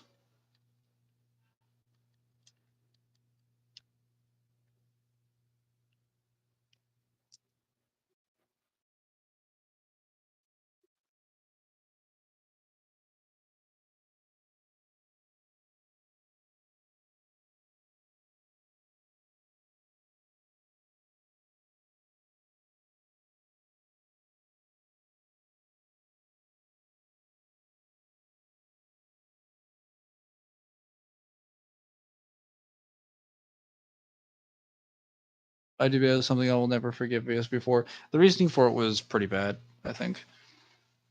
Let's talk about why Mangler is a better host. Do talk. Now Mangler conquers Zim's channel. I already did that. It's mine now, as you can see. Mangler, you don't understand. A few minutes can range from actual minutes or hours. This is true. Mangler overthrows him. This is correct. Bro, I literally typed what you needed to do minutes ago. I was not watching, unfortunately. But I got out. That's what matters. For some reason, Darksiders 3 for me isn't as fun as the other two. I can understand why. Mangler, your take on 5D Bayo. I think that the evidence given for 5D Bayo was not good and not sufficient. Because the reasoning was given from the artist, a statement from the Bayo 3 art book on the artist's perspective on how the hang on. Oh wait, yeah, I can't get out of there. I need to get something to throw in their mouths. It was a statement given by the author or the artist on like why or the way that Guinea Gap looks visually in comparison to like the multiverse. And he said that it was kind of like the Earth wrapped around the universe wrapped around the Earth. And he was giving different examples of things visually, like particles of it flying up into the sky, like grains of sand. And VSB took that to mean, well, if it means around the universe, that means it's like the Earth around the space-time continuum. That makes Skinny Gap 5D. And I'm like, but no statement of higher dimension, no statement of like a relationship of superiority, no statement of like any sort of like, well, I guess you have some precession, but like you don't have any relationship of superiority, no like actual confirmation of higher dimensionality. You have like nothing. You just have what you assume is a visual example. Oh wait, that might work up there. I need some fire. I can just use the trimmer gauntlet, I suppose. Oh, here we go. And that was really bad. I think there were definitely if the authors wanted to make Bayonetta higher dimensional, they would have already done so because they did so with the multiverse as well. Normally, I wouldn't be comfortable with using that explanation for a lot of higher dimensional things because I don't think authors typically understand how higher dimensions work. But the problem is that in the case of Bayonetta, they explicitly went out of their way to show how she like scales to the multiverse directly. And I don't think that they would skimp on something regarding any sort of relationship of superiority, especially if they were doing it because they wanted to show like how impressive Bayonetta was. Because like Kamiya will go out of his way to show like how much value you can basically get out of like Bayonetta doing this thing or that thing. It's not something that they would gloss over.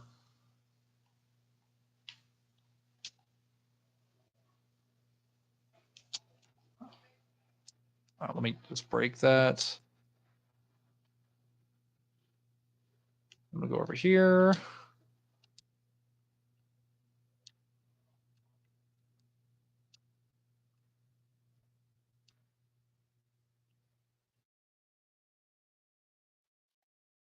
Excellent.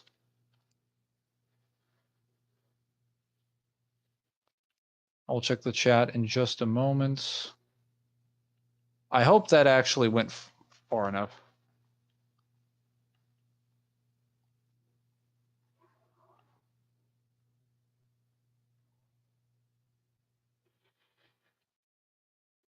All right, there we go.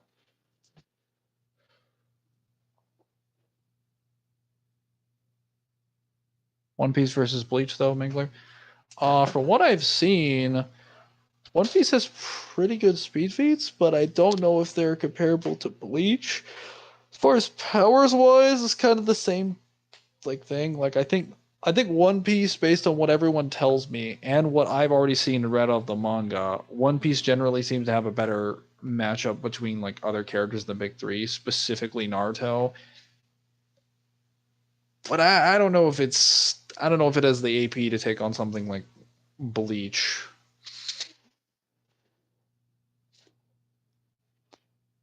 War has better water breathing than Kratos. Yes.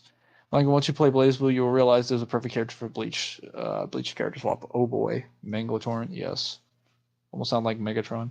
So how ridiculous do you view Hikone Ibungi from Can't Figure Your Own World, seeing as he only existed for a few days and quickly outpowered everyone but Ichigo, Kenpachi, Aizen, Yuha in this first? Well, he didn't outpower Aizen or Yuha. Kenpachi was directly going to fight Hikone, and I think Ginjao confirmed that if he went Bangai, he'd be able to fight Hikone for a little bit. Um, Also, mainly the main reason Hikone was that powerful was because Hikone basically was supposed to be was made to be a replacement for the Soul King, and had pieces of the Soul King's existence along with like parts of like every single being, and like a very unique Zanpakuto with a hollow sealed inside of it that was like as strong as Baragon. Anglo, did you find anything interesting in the English art book? Which one? I mean, he did have Moon to create the universe. Most times they do.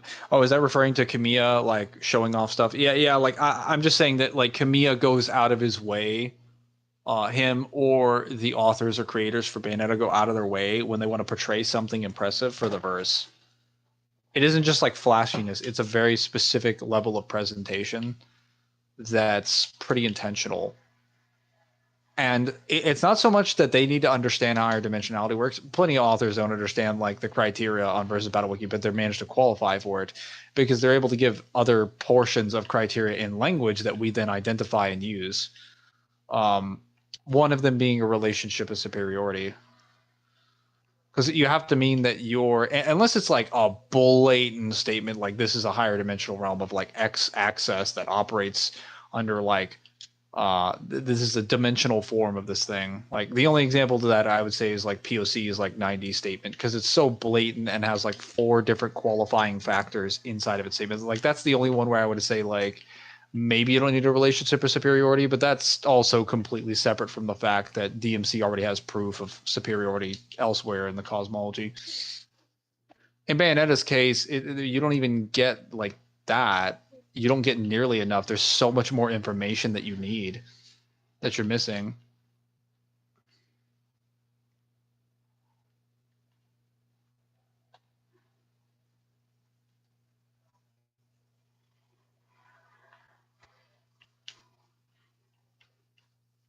Are you gonna blow up yet? Okay, there we go.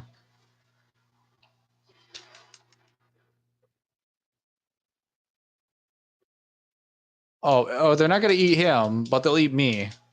Priorities.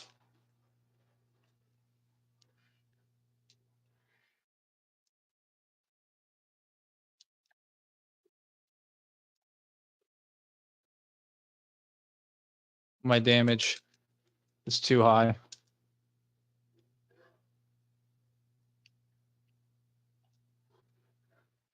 I do think this has more accessible combat than Darksiders 3, Melon. That might be why you like it a little bit more. Also, way less side questing. Because that game is more so inspired from Dark Souls with the base of a Darksiders hack and slash. It's basic. Darksiders 3 is basically what God of War 2018 is attempting to be from a gameplay standpoint, but it didn't fail and then mooch off of every other game. It picked one game and stuck to it and committed to that idea. Instead of being like, well, we're going to be Dark Souls, but we're also going to be Uncharted, but we're also going to be Last of Us, but we're also going to be like God of War. Darksiders was like, no, we'll just have the base of Darksiders game and then make like the currency system, evasion system, and things related to Souls. But we'll probably do it better than Souls anyway, and then have our own spin on it. But we'll commit to the system by having our own unique versions of it and probably make them better than the ones in the Souls series, which they did. So, oh, that's where I have to go. It's over there.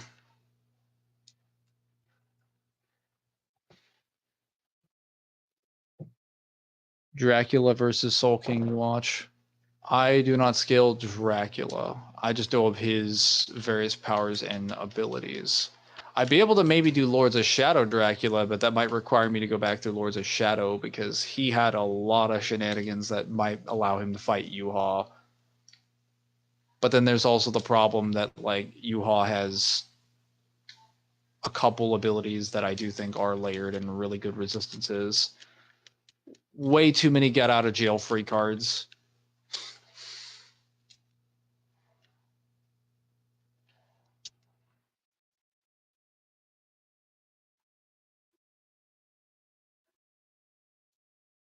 All right.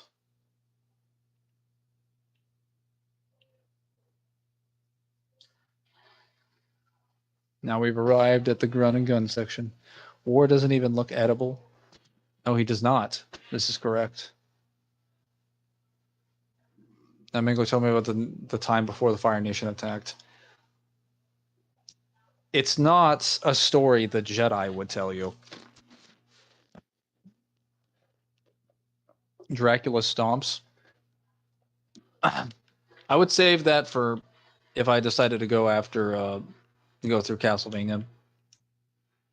Because like in my position is that generally I can't really say for certain that a character has been scaled accurately until I've gone through it.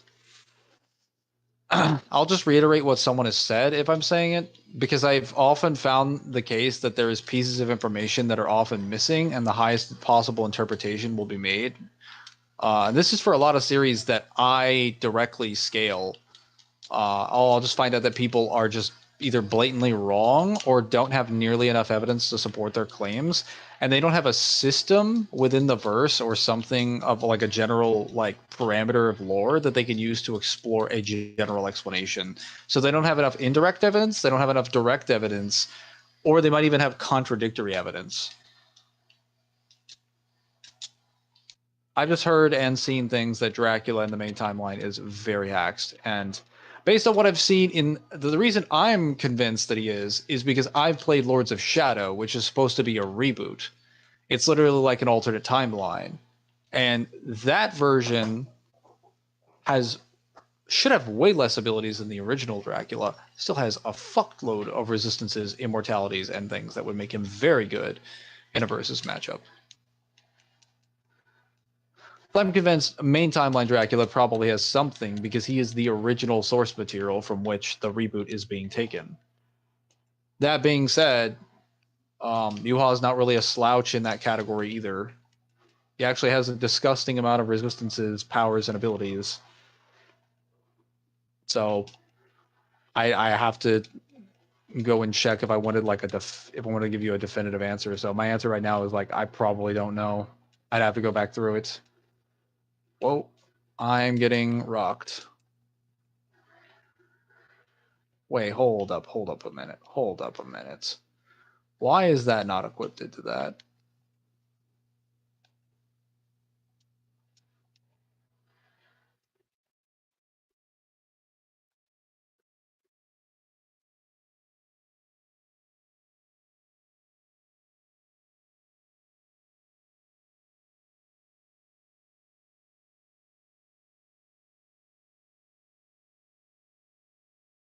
My damage is a little too high.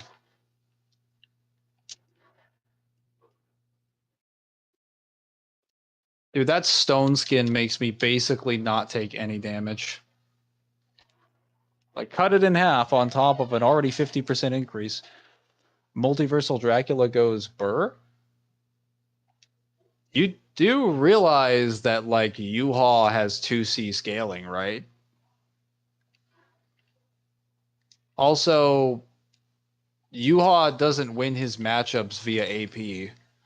Neither does Dracula.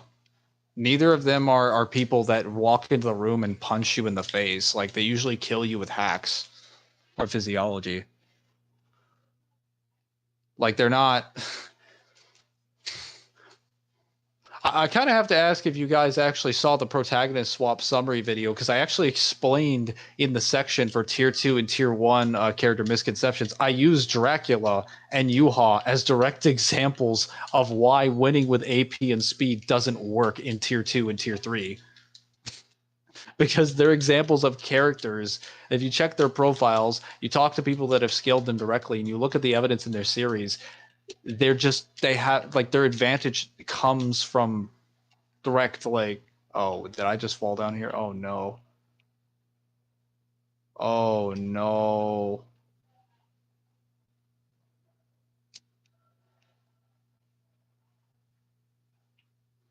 Oh.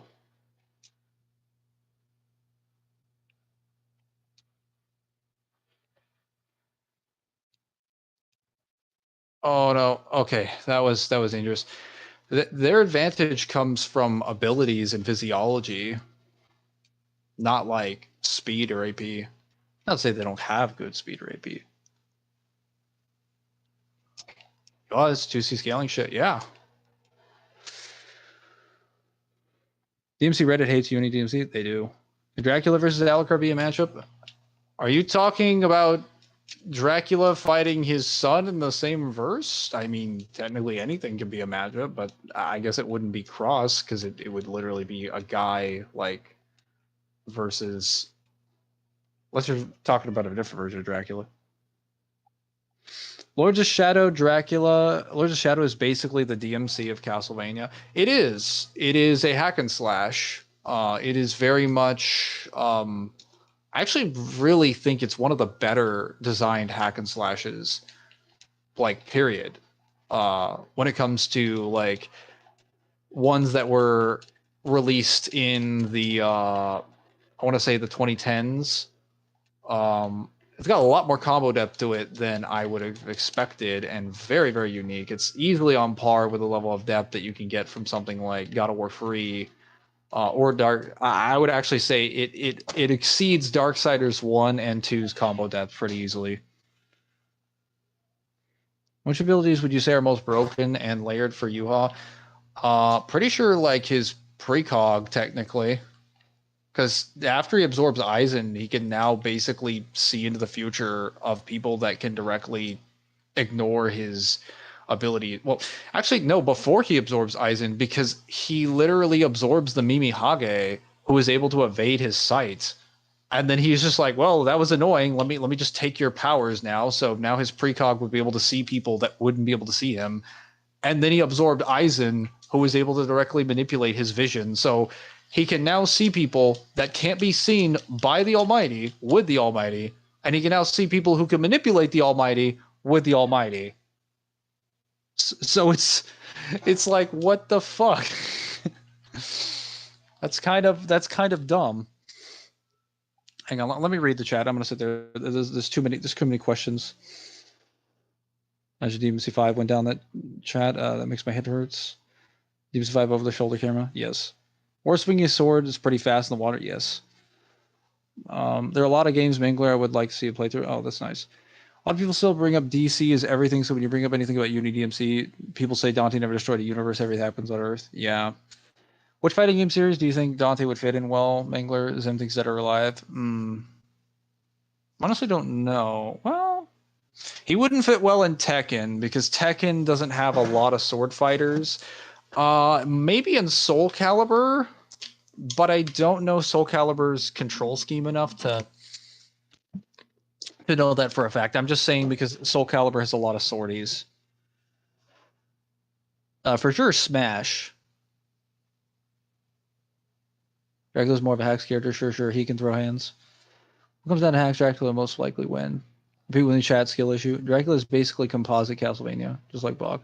People who Dracula, Alucard's verse, DMC4 exists. What does DMC4 existing have to do with anything, Samaj? What does that mean? Marvel versus Capcom?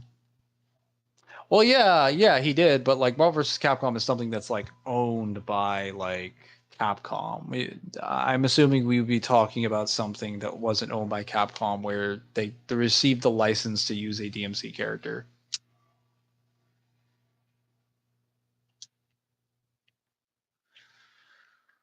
Oh, this section.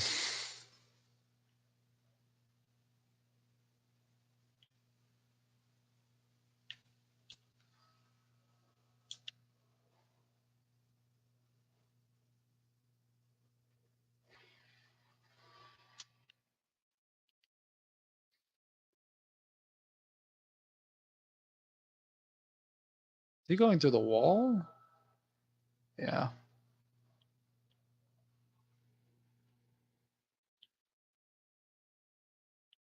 I gotta wait for him to go all the way around. I really should have just skipped one and went straight to that one. Soul Calibur doesn't have jump cancels, more like Tekken, Persona 4 Arena, that kind of fighting game. Reddit doesn't have a grudge against DMC alone. It's dead ass against even Goku being Uni or Plant. They probably have a grudge against DMC as well, but yeah, they hate power scaling in general. I know that was the joke. Oh, okay. We're talking about 2010 games to Lords of Shadow Castlevania because Persona 4 Arena does have jump cancels. Guilty Gear 2. Who wins between Metal Sonic and Zero? I don't know about Metal Sonic or Zero. I don't do Sonic. Right.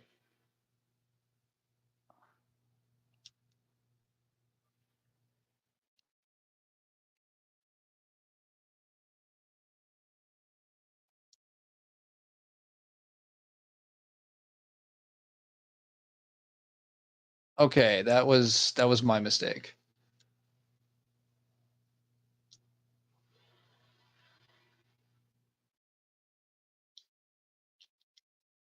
There we go. All right, I got him to curl. If he can go around the side of that, like the side of that other thing over there, I can probably get to. Is he going all the way to the back? Oh, he's going all the way to the back. Let's go, go.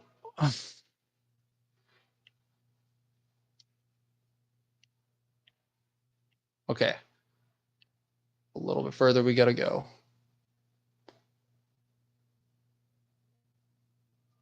This worm is not that intelligent.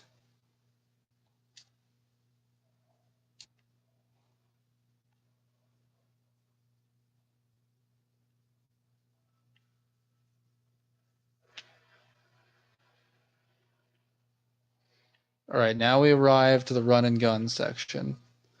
This is the last section before the Stygian. This is actually a much shorter level than the rest of them. Because it's not that not really that lengthy. You basically spend the entire game in this very linear, or not the entire game, this entire section up to this chosen in a very linear path forward. There's not a lot of deviations. There's not like too many collectibles or items or things like that. So you're basically going to be spending most of your time going straight for the target. Very little change of pace.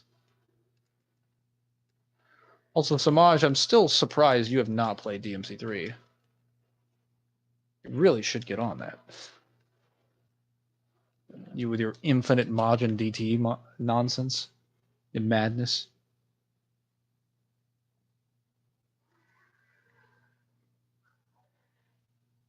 Hang on, let me read the chat. No Mega Man scalers nowadays. Rip. Read all the Sonic Comics Challenge. Never. Sonic comics might be more bearable than Marvel or DC comics entirely. Maybe. Reddit DMC thinks Medusa's head from God of War can't affect Dante.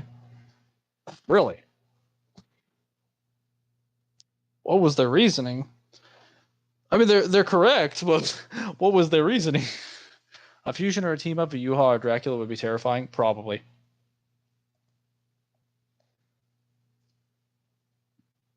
I can. I mean, I can. Have you played a Mega Man game? I have played a little bit of a Mega Man game. Actually, no, several Mega Man games. I actually bought the original Mega Man like Legacy Collection, and I think the second one as well. All right, I'm going to have a birthday dinner. See you guys later, Red Dusk. Thanks for stopping by. I'm on mission 8 of DMC2. Infinite Majin Form is the true way to play DMC2. I would love to play around with Infinite Majin Form. That would be fun as fuck.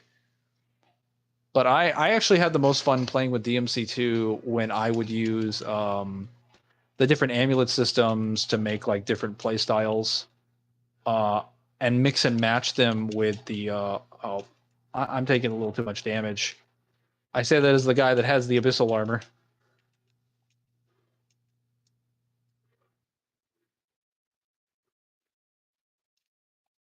And now I have armor. The real poise.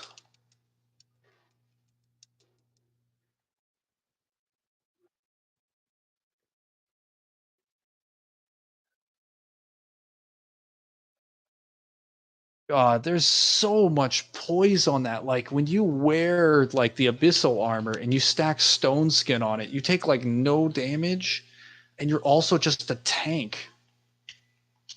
It's beautiful.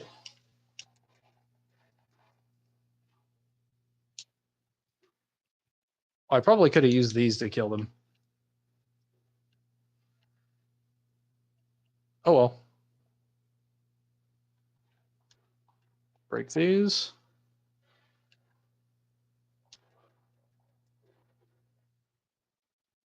I think there's two sections to this. There's the first section where I go and get ruin, and then I believe the second section is the last stretch. I'm not going to come back for this. Probably.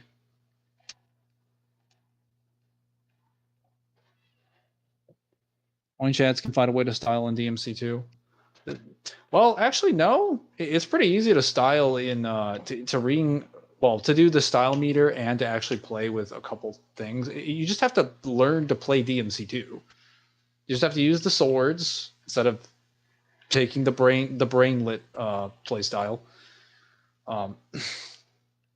I kind of find this with a lot of games that people don't like in mainstream the game industry, is that they'll just kind of assume that a game is meant to be played a certain way because that's how that person played it, without actually testing if it was optimal. So for example, in DMC2, people just assumed guns were very strong. They just made that assumption without any sort of evidence. And then when people actually went into the game and tested it, they realized, oh, the guns do the same amount of damage as they did in DMC1. It's just that guns have the ability to carry people off the ground, and enemies overall just have less health. You also have health bars. Probably the best and most visually available health bars in the entire series, because you basically have a boss health bar with a name attached to it for every enemy, so you can automatically, you have more information being given to you in the game to test damage values, along with a gun that basically gives you access to vertical aerial options. So of course it's going to seem like guns are a bit strong, but then when you actually test the game, because it was claimed that, you know, guns just do so much damage, you can kill everything in your guns. When you actually test how the game works, you realize there are so many enemies that invalidate gunplay. The swords in the game do way more damage than the guns. The swords, even the weakest swords on average, have more utility than the guns in some circumstances.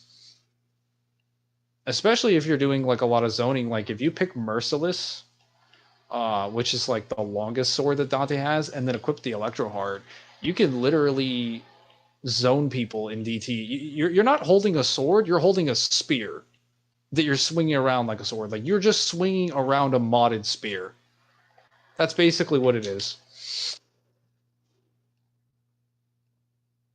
Which is very fun. Quite fun. We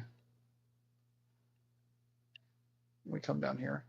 And then Vendetta is like basically a giant butcher's knife, but does like disgusting amounts of damage with the flame heart, the power heart, and then the what is it?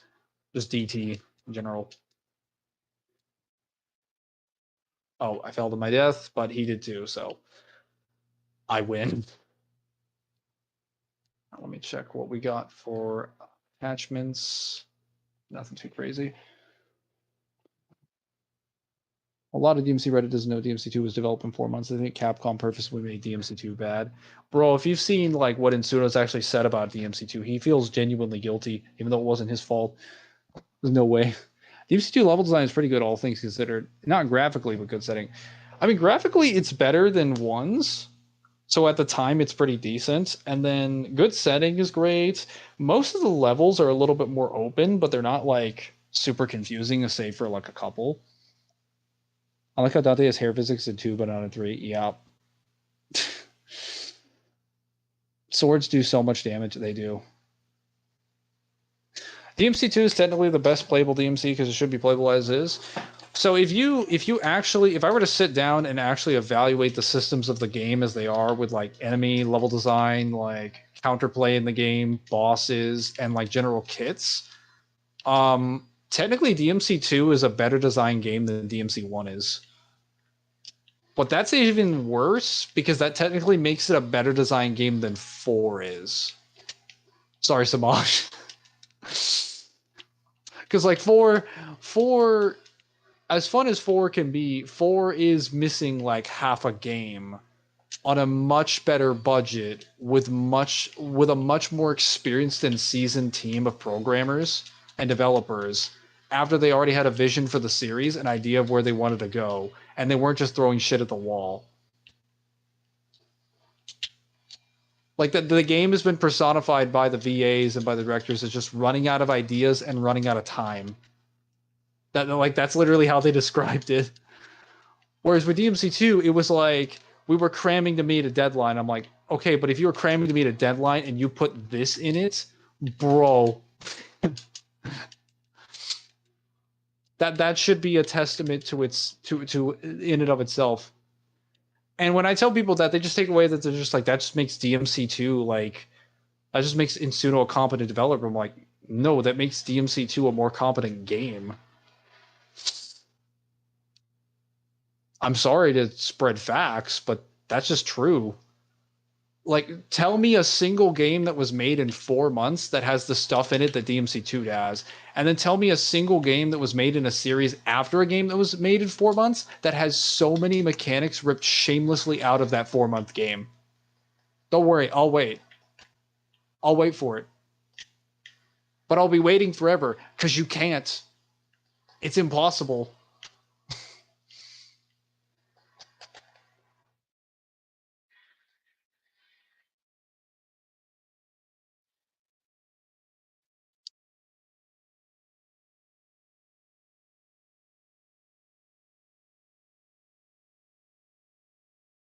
And once I get to the top of this stairway, I'm going to read section comments in the comment section. Or chat, I suppose.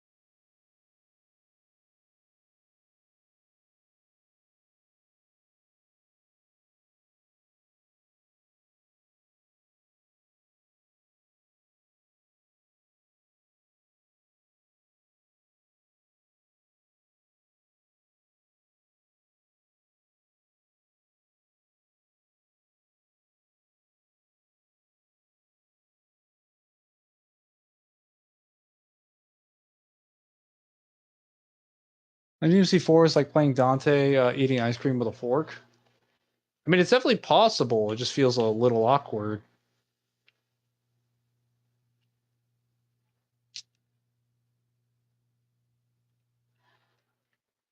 Now, I have yet to see. What I would really like to see is actually DMC4 modded with a full custom loadout for Dante. Lies.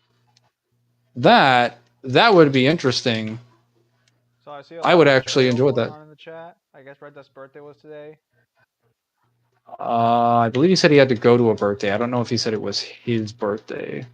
It looks like Red Dust Kier said, "All right, going to have a birthday dinner. See you guys." Did you wish him a potential happy birthday? I just assumed he was going to a birthday dinner. I didn't know if it was his. You sick fuck. I told him thanks for stopping by.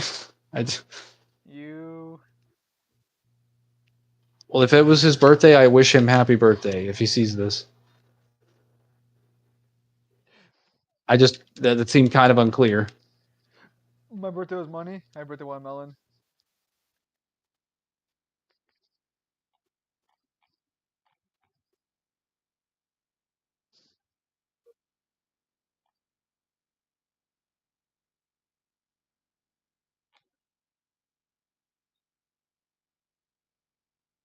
All right, let's get up here. Man, I got a ton of souls.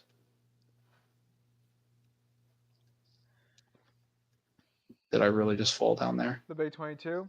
I see. Good for you. It's all downhill from here.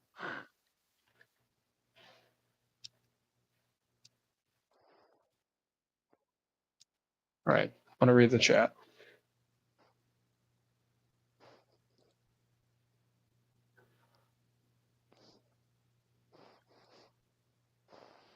Before Dante exists, let me explain all this inertia. Bro, you can't use physics to explain why a character is well designed. Why do you hate inertia so much, Mangler?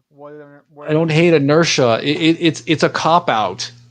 Why do you hate inertia so much? It's like saying DMC3 has a good aerial game because Navon has air raid. What the fuck? I'm hearing a lot. I mean, it's a fact. Navon does have air raid. DMC4 does have inertia. This is true. I'm hearing a lot. But that's hardly the point. This area right here. It's wondering in Supernatural, would anyone that can move in the empty have infinite or measurable swing and sees it's outside of Chuck's creation in the space time that he made? I don't think it would be infinite, but you'd definitely be able to qualify for some causality. The problem is that technically everybody who is there can move there, so it's like you have to argue like basically anyone who goes to the infinite has a causality. Now, granted, it's mainly just the angels and demons, Chuck, and then like Jack, none of whom but like have a causality. I mean, by Zim's standards, that would actually be infinite speed. Fight me. Because it's outside the multiverse. To be fair, it could still have its own flow of time. You'd have like it kind of. It's the empty. It literally predates the multiverse. But it's not empty though. It is. No, it's not. That's where all angels go to sleep. So it's not empty. Yeah, it's where it predates light and darkness and existence itself. I hear you, but I also hear it's not empty. So therefore, how can I trust anything about it? It's called the empty because it's filled with nothingness. But it's not. It's filled with angels and demons. Dead angels and demons. They already died. Their souls were destroyed. Sleeping angels and demons. Wait. So if we put a sleeping body in a realm of nothingness, does that make the realm of nothingness not nothing anymore? I mean, you're saying it's empty. It's not empty. It's called the empty. They call it the empty because it's filled with nothing. They should call it something better then, because it's wrong. So you're saying it's false advertising? I'm saying it's false advertising, and that is suable. Okay, there we go. There we go. Doesn't make it not true, just makes it bad, as far as And what statements marketing. What statements do you even have for the empty? Predates like the multiverse. Not good enough. Predates like light and darkness, which Not makes up good all of enough. existence. Not good enough. I need more. Not good enough. Not good enough. Give me more. If I got a statement that it was the void, would that matter? That would matter, yes. Dude, if I showed you a picture of what the empty would look like, you would understand. It's literally just a dark fucking abyss of nothing. And it's not confirmed to be darkness. Amara is darkness. This is something different than Amara. And yet it still scales below Chuck. Chuck can just be stronger. Very convenient. Anyways, have you guys seen Narnia? Yeah, I watched it. Arceus is gonna lose because he got hit by a meteor once and got knocked the fuck out. What happened? Oh. That battle is doing Arceus versus Aslan from Narnia. Or not that battle, fucking G1. What is Arceus? Arceus is the god of Pokemon world. Oh, Arceus. Is it Okay. pronounced Arceus or Arceus? It's pronounced Arceus. So Arceus. And it's a little difficult. You're not even trying to pronounce it. I know you can.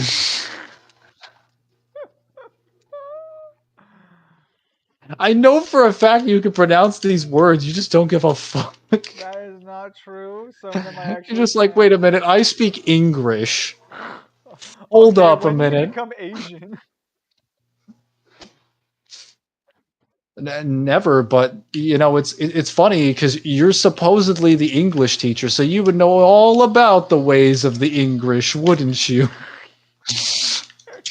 You know all their secrets. Hang on. So is Lady 1-2 with the measurable speed? Yes. But he was technically 1C before because she can kill demons. God of Pokemon. The real question is what came first, the Mew or the Arceus? Pretty sure Arceus came first. Well, the problem is that Mew is the predecessor of all Pokemon. Oh yeah, and that wasn't retconned or anything. Nope. So, source? It's not necessarily Chuck that's stronger. Isn't it more that being he and the twin used to be that was, since the empty tanked the bomb that would have killed Chuck and all it did was piss him off? What are you saying? I have no fucking clue. I read that almost verbatim. I'll read it myself. Go ahead. I'll read it later. What's up? Done. How the fuck is Lady so Okay. powerful? Is this just some unexplained thing in DMC? Yeah. Yeah. I mean, you could argue it's because of like her blood, like is special technically. I think we got a direct statement that no demon can something like no demon can witness her speed or perceive her speed. No demon, the largest demon, fastest demon cannot perceive her speed. The largest demon cannot like impact her. That might be the bullets. stupidest statement POC has ever given us, actually. So I'll say that given what we have in the anime and the later games, we can confirm she's not Demon King level because she and Trish, well, Trish specifically, flat out admits they have to wait for Dante to fight Abigail. Is this guy really having like a perception problem?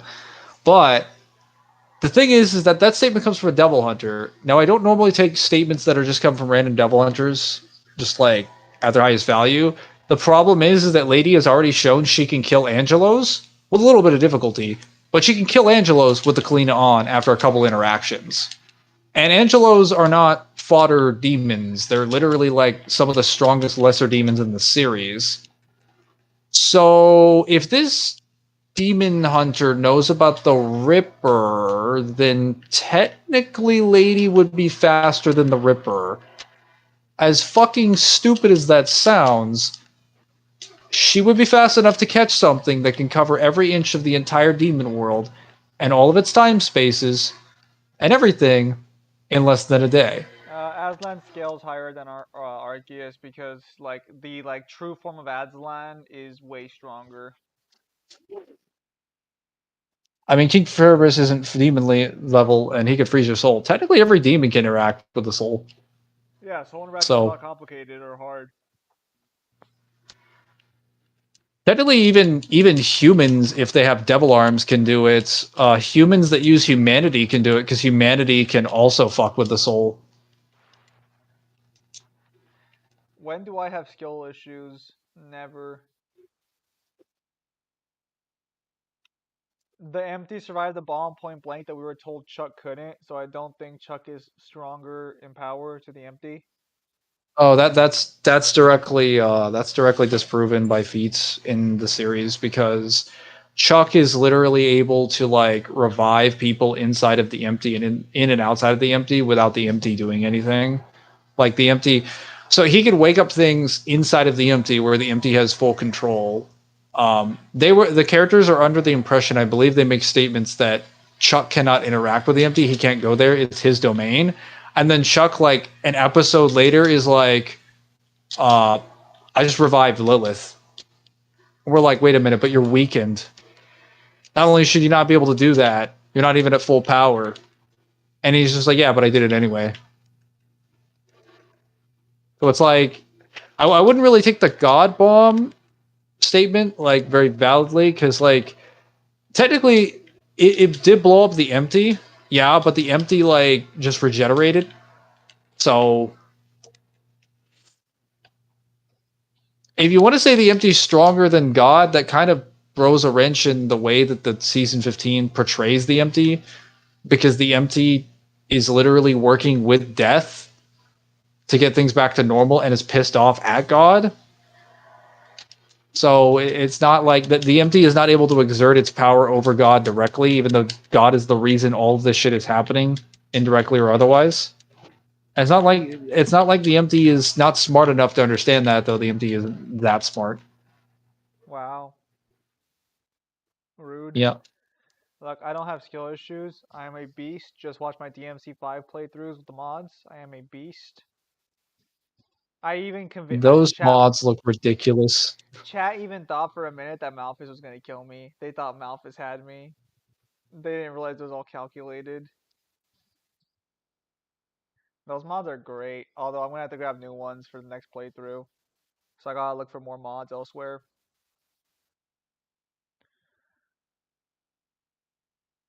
How can I be coping if I won?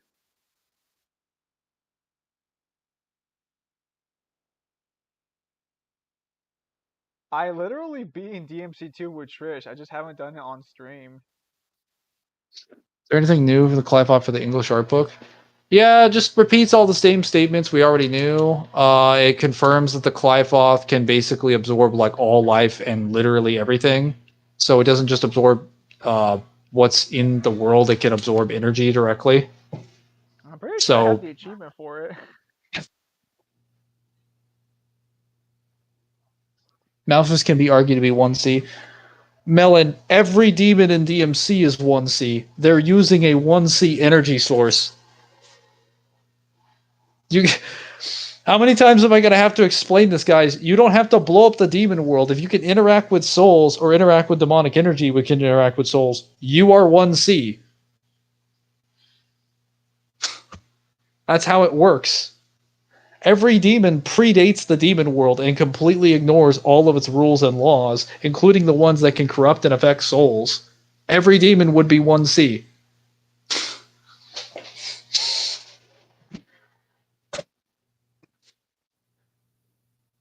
Just have to point that out. Sorry, I get a little frustrated. It's not like downplay or anything, but it's just like a misunderstanding. Like everyone in the cosmology scales to the ability to affect souls. Every single person. Well, every demon at least. Some humans, but every demon. Guardfly. Oh, look at you. You got done abusing your horse and now it's coming back to you like an abuse victim. Yes. Now beat DMC2 with infinite Majin forms in. That sounds fun. Ah, DMC2 was intended to be played. Don't you actually have mods for 2, or have you had to download them? I still have to download them, but it's I haven't wanted to do a modded DMC2 playthrough because apparently the mod changes up like a lot of things. It's supposed to make the game better. which I find Well, a little curious on because I don't think you can get the source code for the game or anything.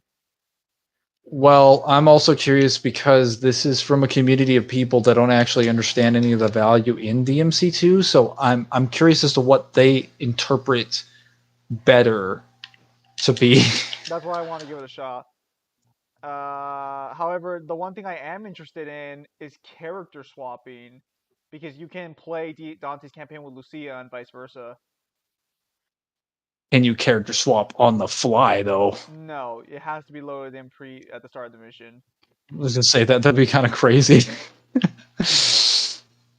Imagine just comboing with Trish into Lucia into Dante. I played 2 missions vanilla. I had enough. Lol. Samaj, was the game so unique? Was the mod so much better? Villain swap when, guys? When we figure out how a villain swap works Yeah, villain and swap. other things are done. Yeah, villain swap would be really weird. Mangler, can you continue to talk about the Clive phone with the English art book confirmed? Cipher, he did finish. He just said that it just confirmed everything we basically heard from. The Clive phone doesn't have anything really to do with the art book.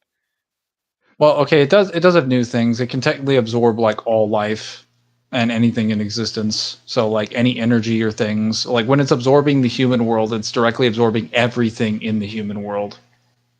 So you can argue the Qliphoth and subsequently anyone who ate the Qliphoth or has its powers would have the ability to absorb life or various energy systems in DMC. And whatever those energy systems would necessarily entail. You wanna know what? You wanna know what? I want the Oh, real I DMC. want to know what. I want the real DMC1 mod. I want someone to mod in level select. That's something that I've never understood. Like, we see so many mods for DMC3 giving it, like, physics changes, and 5 giving it physics changes. Where the fuck is my level select in DMC1? Where the fuck is my full customization in DMC4 for Dante's weapons, fixing what is arguably the worst problem in his kit? Where's the stagger value buff on his weapons? Sorry, Zim, I was pretty curious, lol. I respect that, but I thought, but he did technically answer it already.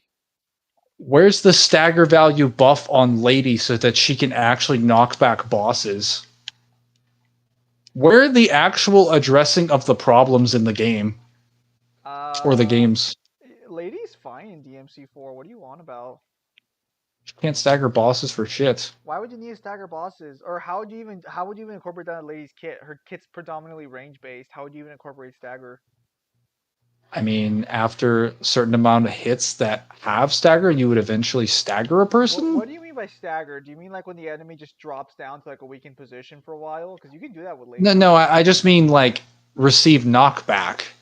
Okay, but like how many bosses actually receive knockback in DMC4? Because I know Burial From does from it. Lady? Yeah. Like I mean in none general. of them. No, I mean like in general. Like which ones actually have knockback that like would be relevant?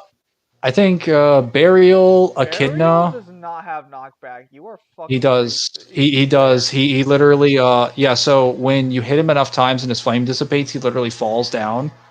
Or like he whiffs back. So you're asking? Wait. Are you saying he jumps back? Because you can't push him back. No. Like he like falls backwards. Like he like throws his back.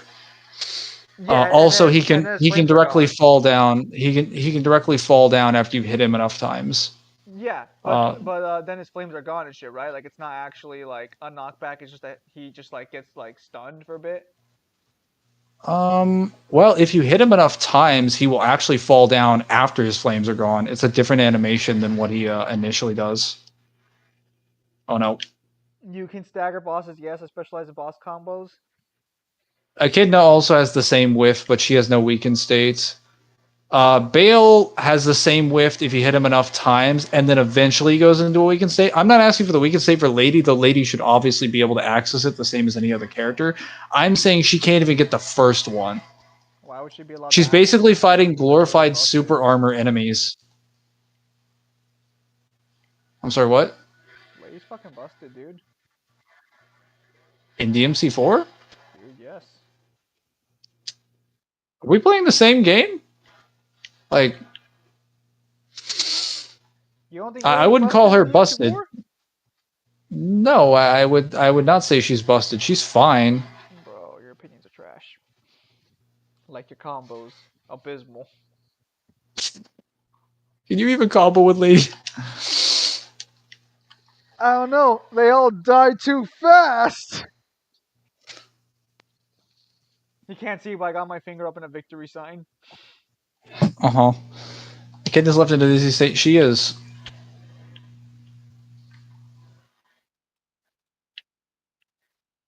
Wait, did we go the wrong way? EXE beats Kratos, whatever the hell that is. Look, listen, guys. I'll play DMC2 modded for you guys. So you guys can experience a real DMC game again. You know, even though I already did all the secret missions for you guys.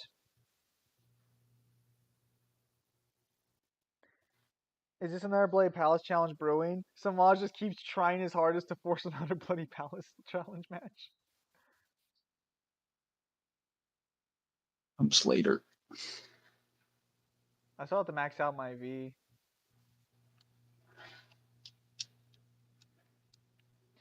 They get very upset when I'm streaming V because I don't use Nightmare. Any fully charged shotgun with jump canceling is just illegal. I mean, if the boss lets you do that, sure. Where do you scale Marvel's Capcom Galactus?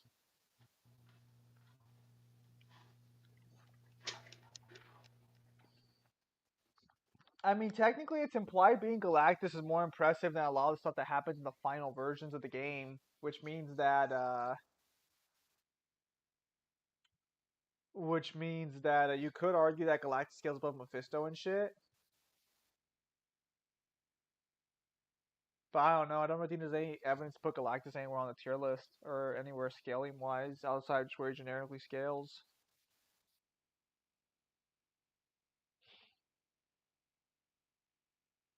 Maybe we'll do a Dante campaign playing as Lucia instead to see what what those fights look like with Lucia instead of Dante.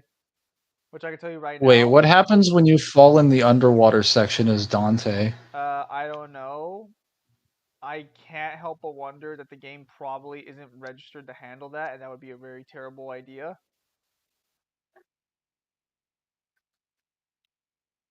I mean, if that's the case, they should just skip the mission then. I'm sure that'd be within the power of the mods.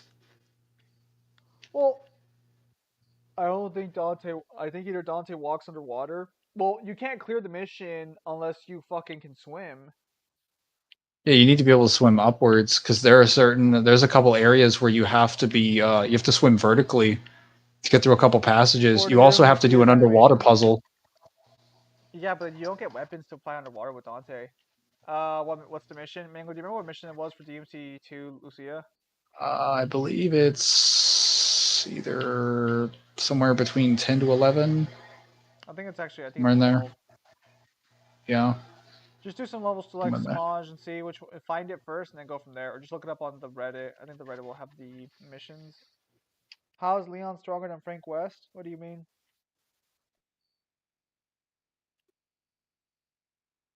Pretty sure he just has like stuff in Resident Evil that's just stronger. Albert Wesker versus Homelander? I think Homelander might take that one, depending on how you want to scale Homelander.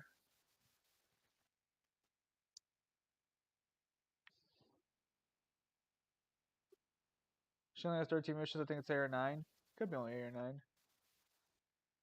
9. Is Leon stronger than Frank West? Don't know. Oh, that was a question. Well, no, he worded it as a statement. Probably. What? Probably not in like base. Maybe with the EXO, but not like base. However, we're also talking about Frank West, who can just read a book and then instantly learn something and apply it in like a really stupid way.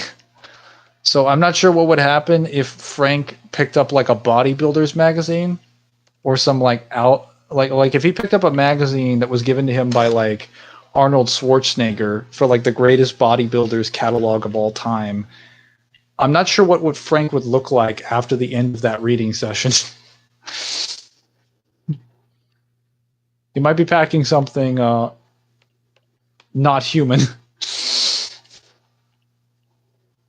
No, you're wrong. Yeah, you're wrong. Homelander's 8B, Wesker is 9C to 8. That's wrong. Homelander should be faster than Wesker.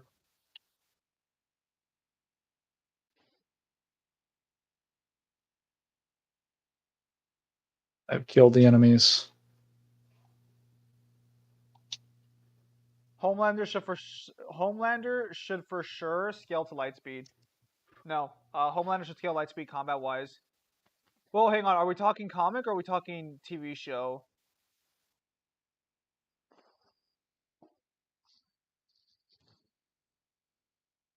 How? If I recall correctly, Soldier Boy scales to the light attack of the blonde chick, and Homelander scales to Soldier Boy.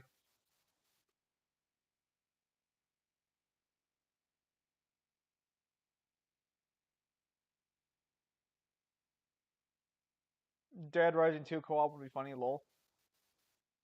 That would be very amusing.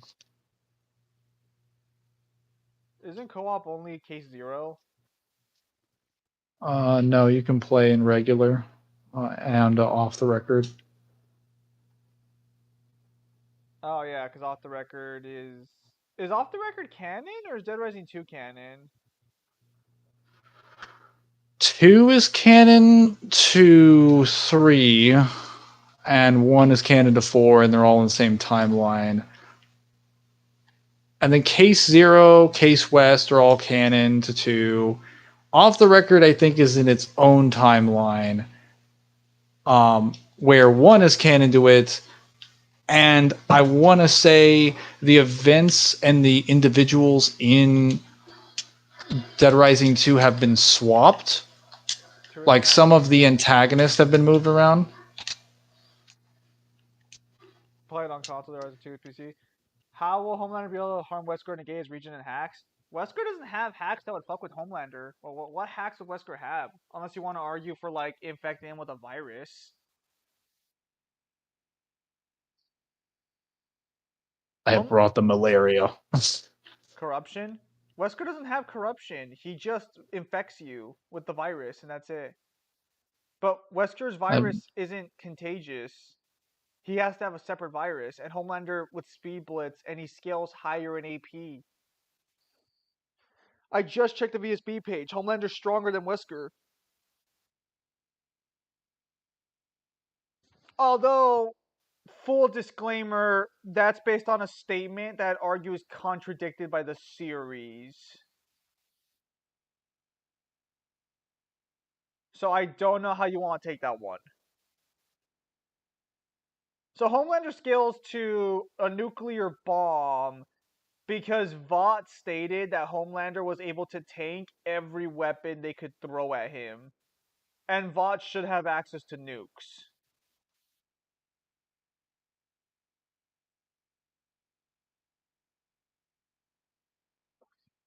But Homelander never demonstrates a level of strength in the series, to my knowledge. And he gets hurt by shit that probably, well, at least in the actual comics, the guy who killed Homelander died to regular assault rifles, and he was stronger than Homelander.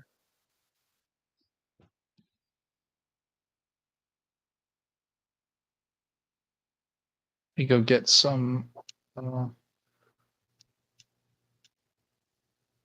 Wait, am I on Apocalypse? Yes, I'm on Apocalypse.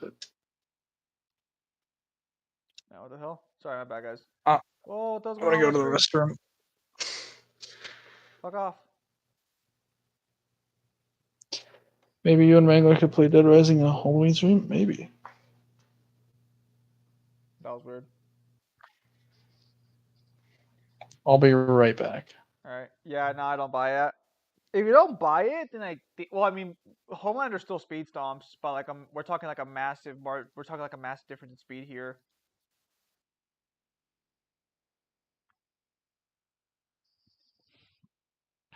So even if you believe that Homelander's durability doesn't scale to the nuke, Wesker never touches Homelander.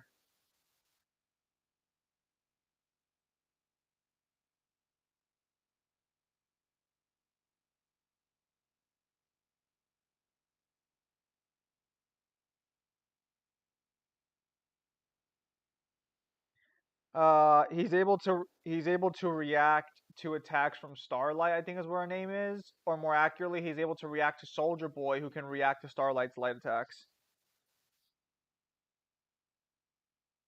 Also, I think Homelander's faster than what the fuck is his name? I think Homelander is faster than their Flash parody character. What the A-Train? I think he is faster than A-Train. And A-Train for sure reacted to it. Granted, he was high when he was, but like he for sure reacts to those speeds.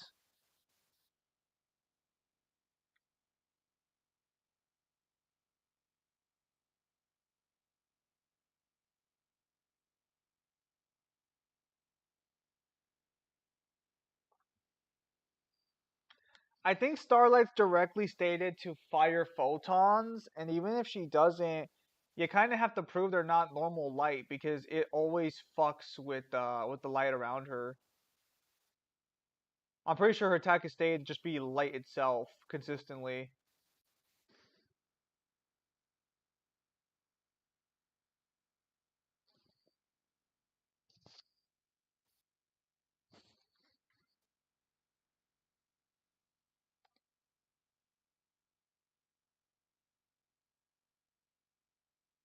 Stop fucking up. Holy shit, dude. Fuck off. Alright, let me take a look.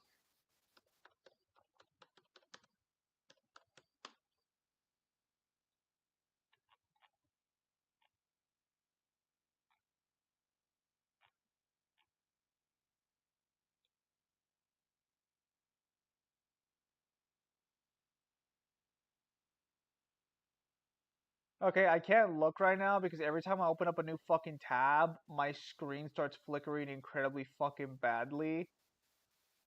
This laptop cost me $700 and the fucking screen keeps fritzing out like that. Holy shit, that's actually fucking trash.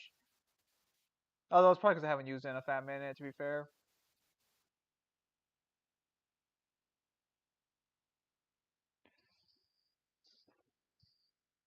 Yeah, pretty sure Star's attacks are almost always consistently stated to be light though, so yeah. It's fair game. Ah! I'm back. Why is speed up is hypersonic? Do they have I now have Starlight? sandwich. Do they have Starlight's attacks at light speed or no? You have sandwich? 2, in fact. Fat ass. Hey. No, I'm asking what they have. I'm asking what they have Starlight speed at. God, I gotta sit down and start deck building my new One Piece deck. Fuck me. Oh, did I tell you I tried out the Dark Magician Ritual version? No. That deck is so stupidly consistent. Holy shit. Advanced Ritual Art is so dumb in that deck because you always want your Dark Magicians in the graveyard. And unlike Blue Eyes, you actually get good trade-offs for having them in the graveyard. You mean because you can just play Eternal Soul and then just revive them? Yep, and it makes rituals dumb because you can just ritual them off the field and then bring them back next turn. Doesn't Blue Eyes have an Eternal Soul like clone? Yeah, it's not quite as good, but it does make your Blue Eyes monsters untargetable by card effects. They have her at Superhuman. Never mind. Not your Blue Eyes monsters, just Blue Eyes White Dragon. Is Red Eyes deck good? Never once. Let me introduce you to No Banishing. Red Eyes is not good. Unfortunately. They tried so... It has good monsters, but as a whole, it's not worth running unless you like Red Eyes. Dude, It Blue can Eyes be Stun fun. is so dumb. It can be fun. Red Eyes can be really fun, but it's like it's just not very competitive in any capacity. Especially since their best boss monster is banned in Master Duel. Red Eyes died for Dark Magician's Sins. More accurately, Red Eyes died because some fucking worthless combo player couldn't keep it in their pants. I was like, look what I can do. And it's not even in Dark Magicians. Red Eyes is paying for the sins of Dragoon, and unfortunately, Dragoon is its best card, so it technically deserves to pay for those sins. I actually played my friend IRL the other day, and I think he was going to summon Dragoon, but he made a mistake when he summoned for Rod before he did Fusion, and I was like, oh, thank God I don't have to deal with that bitch. It's so annoying. Yeah, Dragoon is pretty hard to get over, especially because it can just negate anything once, basically. I don't even think it's just spell and traps. I think it's negate and a build, like an activation. Well, I was playing Metaphys, and keep in mind, like, Metaphys can do well against Dark Magician if it goes What do they say first. about I her went life? second. What? No, well, it's because we're talking about the boys. But what do they say about her light stand? Because her attack should be light speed. Is that another one of the chosen right there, Mangler? That is. That's the Stygian, the king of the worms. Why are they holding a hostage like that? They hold these worms out here for sport. I can't remember the exact reason they had the Stygian here, but if I had to assume, they were probably planning on transporting or moving it somehow. Well, now they won't be doing anything because I'm making quick work of them. Because I'm pretty sure the series calls them fucking photons. I remember Kyle watched it. He told me they were photons.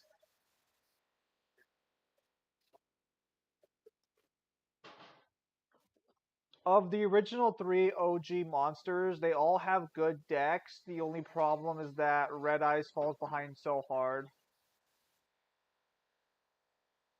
Red Eyes is, I think, recently the last support for Red Eyes, like the last card, like Red Eyes Soul, has given me a little hope that Konami is finally committing to making Red Eyes a proper burn deck. Because the last one is actually a decent summoning condition, has good levels, has the Red Eyes name thing, and also burns for the exact amount. And I'm like, great. Now, if they just print like a couple more draw spells and things like that, they can make Red Eyes do what it's supposed to do. So, in your opinion, Red Eyes should be a burn deck, you fucking monster? Well, yeah. Have you seen how many burn cards it has? Like, it's literally got Red Eyes Burn, Red Eyes Blast, Red Eyes Flare Dragon, Is the Wicked Avatar Red Eyes strongest Flare monster in Metal. Yu-Gi-Oh! Versus Lore? No. Also, I think it's equal to Raw. I don't think it's superior to Raw. Even then, though, there's arguments you can make that there are other monsters and other Yu-Gi-Oh! Series that are stronger than the Egyptian God cards. I don't know how I don't know how I take that personally because I don't really see it. Because as far as I know, the Egyptian God cards are the only cards in the game that like can't be affected by fucking anything basically in lore. The Everything. only things that scale to the God cards. You're correct. The only things that scale to the God cards are things that are stated to scale to the God cards. There are people who assume things to scale to God-based like abilities. Like I think there's a statement for that in Zexal, but it's not in reference to the God cards directly. The Because keep in Egyptian. mind there are other gods in Yu-Gi-Oh, like the Nordic ones. Yes, I think, but I think they have divine attribute in the anime. I think it's just in the real game they don't have divine attribute. Maybe. The problem is that the God cards technically have the best feats and statements, and I mean, if you want to go with Hokarthi, technically the God cards are sacrificed as tribute to make the creator of like dual monsters, like the actual creator of all those beings. So if we want to go that route, the Egyptian gods are actually used to make the creator. All the other ones are not. The Egyptian gods versus Kratos. The Kratos Egyptian gets gods stronger and would then loses 2,000 stomped stat him. power by Cypher. Yeah, like they're so the funny thing is that they're not only resistant to all the abilities in DMs, they technically be resistant to everything in GX. And technically, if you want to explore the Yu-Gi-Oh multiverse, they wouldn't be affected by most of the things in 5D's Zexal, Arc V, or Brains. But then you also have the problem that there's technically other anime exclusive cards that were never printed that they're not affected by that exist in addition to the card pool. Then there's also the Yu-Gi-Oh lore of every single archetype in the series, which is technically canon to Yu-Gi-Oh. Well, And doesn't Slifer make an appearance in 5D and dies to an Earthbound Immortal? I could have sworn that happened. I was told that happened in 5D. Granted, it was a girl using her powers to manifest Slifer, so it probably I doesn't go. think I don't think that was the real Slifer, but I'm also not sure if like It wouldn't make sense that if even it was, happens. because 5Ds is canonically a sequel to the GX and Yu-Gi-Oh time and the original timeline, and they're gone at that point, so it wouldn't make sense for Slifer to still be around. I don't think it's in the same timeline though, Yeah, because but I could be Jack wrong. Atlas is Kaiba's descendant. Wait, yeah, well, hang on. How does that reconcile with Arc V then? Because Arc V is basically like, hey, here the fusion, the synchro, and the Xyz and pendulum dimensions are going to war, and we literally see Alexis Rhodes in Arc V in the fusion dimension, but she's not in the same dimension as the people from the synchro dimension, which is where 5Ds comes from. Are you I mean, I telling could me? be remember wrong. Are you? I thought Zexal was just a mixture of all of them. I wasn't aware. I don't believe it's different dimensions have shown up to duel. No, Because if that's the fucking so case, Arc why didn't Arc they get V, not Jaden? Pixel. Why is it Well, Jaden? I don't know why Jaden's not there. Alexis Rhodes shows up, and I'm like, bro, we don't need the Cyber Angels. Where are the heroes? I mean, technically they're trash, but where are the Dark Heroes? Okay, get any hero player in here, please. Where's Cyber Dragon at? Where's my Ancient Gears and Sacred Beasts? They could take it to town. Wouldn't Slifer just nullify every single thing Kratos has? Probably, lol. Listen. I'm just saying that if the representative for GX is the hentai bait, then Godspeed to the rest of them because they ain't making it very far either. Also, the problem is that if we go by the Yu-Gi-Oh card lore that's been released for the games, especially in Master Duel, it's flat out confirmed in like the first solo gate with the Monarchs that the Monarchs, just the Monarch archetype, not even like the strongest Monarch, the base Monarchs are literally the embodied concepts of destruction themselves. And they're still like weaker than the stronger Monarchs in the series, and they shouldn't be comparable to the gods in the slightest. Laughs an Egyptian god card. There's also several archetypes in the games between the Lightsworns, the Dark World, and I believe the Psyframes. Well, the Psyframes, along with one of their enemies, I believe are referred to in their card pack specifically. I'll have to check their lore for this confirmation, but they're confirmed to be space-time transcendence. I don't know how Yu-Gi-Oh interprets that, but Yu-Gi-Oh has already confirmed that Lightsworns can travel basically anywhere through time and space because it's literally their job to go to different dimensions across the Yu-Gi-Oh universe to save people, especially from the Dark Worlds, who also do the same thing but to harm people. Blue Eyes White Dragon versus Kratos. Blue Eyes White Dragon does scale the god cards in terms of power. It just doesn't have their hacks abilities or their resistances. Depending on the Blue Eyes, you could probably argue they just one-shot him. Because there are Blue Eyes White Dragon variations that were made, but Shining Dragon was made specifically to kill the god cards. So and has direct statements of scaling to him. So yeah, Shining Dragon would flat out kill Kratos. I mean, you could literally argue based on the events in the anime and manga that like Ultimate Dragon on its own would already scale to the 3 god cards because it's able to fight Zork, which took the combined power of 3 god cards to try and match. Well, I say combined loosely because they didn't combine to like the God Creator, but like I mean combine like the 3 of them together while fighting Zork couldn't beat him. Whereas Blue Eyes Ultimate I, Dragon could stalemate Zork to an wait, was instant. that after Pyramid of Light or pre? That would have been tree, I believe, but Pyramid of Light's not necessarily canon, whereas this is a canon thing that happens in the story. I'm pretty sure Anubis is referenced in the anime. Is he? I think so. I was told that he was. I would have to go back and check that to confirm for myself. He's Exodia. not referenced at the time of Battle City, that's for sure. I don't know what Exodia's deal is lore-wise. I know he's strong enough to fight Zork, and I believe it does scale to the 3 god cards. But I don't know why. Because no one's ever been powerful enough to summon him before. Don't you know his lore? I've never understood why Exodia is so powerful. He's referred to as Exodia the Forbidden One. He's clearly a prisoner of something. I think Obelisk can fight him, but he's probably stronger than the god cards on average. I don't think he has the resistances though, but that doesn't really matter because once he shows up, he basically kills everything.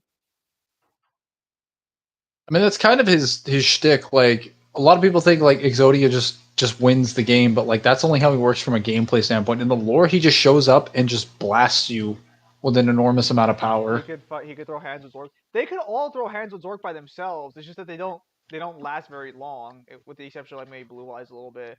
The only issue is that to be fair, Exodia was doing the best of the solo fights on his own. If the old man didn't fucking die, Exodia probably could have kept him at bay and maybe even won that fight. Blue Eyes Ultimate Dragon. I'm pretty sure lore wise, out of the Blue Eyes is only really Shining Dragon, Ultimate, Neo Ultimate, Ultimate Alternative. Oh yeah, I think it gets worse because there are stronger Ultimate Blue Eyes now. I'm pretty sure those are the only ones. I want to say Chaos Max, but I believe Darksided Dimensions basically shows that it's still inferior to Obelisk. Yes and no. So, well, it's inferior to Obelisk in the way that Obelisk nullifies literally fucking all the effects in the game. Well, so like I say that because when he's fighting, what's his name, the guy that's running the Faunen, we don't really like when he Destiny draws inside the Pharaoh's tomb and he summons Obelisk. The Fauna guy basically shits himself, but when he's fighting like Chaos Max, he's like, "Oh no, this is no problem at all." But as soon as Obelisk gets summoned, he's just like, "Oh god." So he himself never fights Chaos Max. Chaos Max is only ever summoned against Yugi in that movie, and Yugi only beats it because he drops its power by like statistics reduction because of the fucking fucking magical girl archetype he has. Oh wait, I might have been thinking of Abyss then. Because I believe he summons Abyss. Because he summons like 5 fucking dragons in that duel inside the Pharaoh's tomb. He summons 3 Blue Eyes, but he summons Crystal Dragon. That's the one you're thinking of. Oh yes. Which is actually a really good fucking card. It's just too slow for Yu-Gi-Oh. Oh yeah, no. It was God, all the support that fucking dragons got in that fucking deck were amazing, but it's too slow for the game as a whole. Imagine if that had come out like 6 or 7 years prior. Dude, if that had come out during like even the XYZ era, that would have been fucking amazing. That would have been expensive as hell, but man, that the amount of promotion, the amount of like popularity, the value, like so much good would have come of that. So lore-wise, anyone playing the game. Summon the god cards, or is it tribute summon required? He can just summon it lore-wise. What powers does Obelisk have? All I know is that he nullifies and negates all effects for any card. Okay, so if we're counting the god cards in the anime, he doesn't have too many powers. He just has energy manipulation and resistances to fucking everything. And I guess technically he can nullify. He has power nullification, an absurd amount. Although I don't know if he beats cards that can't be power nulled. I know in the anime he can, but I don't know in the actual game. Keep in mind, a lot of people assume that the god cards being too powerful to be affected by things gives them direct power null. They do have power null, but that's not what it's from. It's the fact that their abilities cannot be negated. They cannot be stopped under any circumstances. Oh, well, I was referring to the fact that Obelisk literally, in his spell card Fist of Fate, adds the attribute of negating a card's effects and then destroying it. No, oh yeah, no. He does as well. Like, because a lot of I'm just saying that as a general thing for people because they don't understand that in Yu-Gi-Oh we actually have direct terms In the card game, in the mechanics, yes, but these are technically in the lore as well, that when you nullify a card, when you negate a card, you are nullifying its abilities. So if Obelisk has the ability to negate a card, he has the ability to power null you. So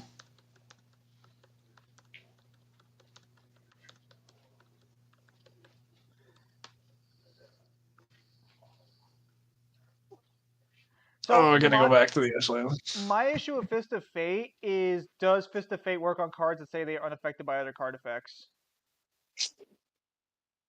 Game wise or lore wise? Well, okay, so Fist of Fate specifically lists in its description, this card's activation effect cannot be negated. Nor can its effect be negated. Yeah. So I don't know how to. You might have to test that, but What are the rulings for it? Let me see if there are rulings for it. because being unaffected by card effects just means that you aren't generally affected by an activation, but you're not negating it. So, like, if I were to activate an effect for, let's say Dragon, I guess I'll use Masterpiece, the Draco Slaying King, as an example, right? Like, let's say I made him unaffected by trap effects and monster effects, and he activates this effect, and Solemn Judgment tries to negate him, or Solemn Strike tries to negate him.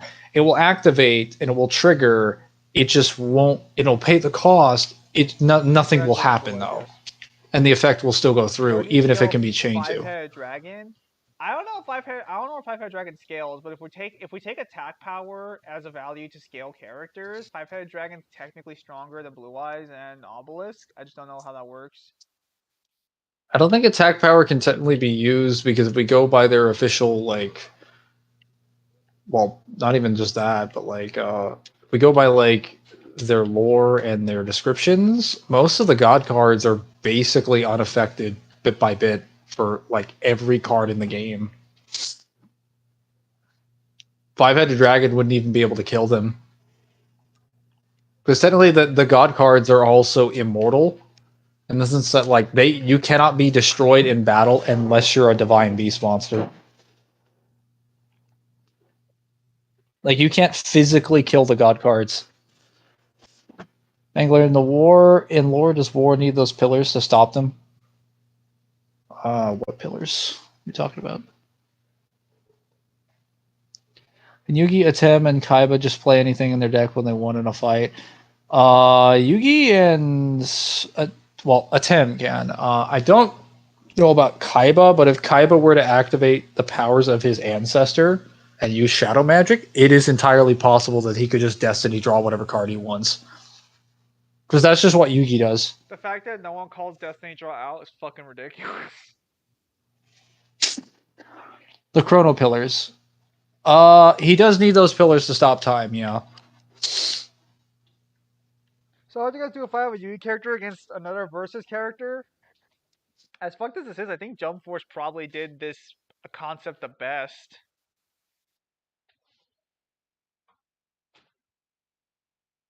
Although I think in Jump Force case, Kaiba actually does fight for himself, and he just summons monsters, whereas Yugi actually calls in someone to help him fight.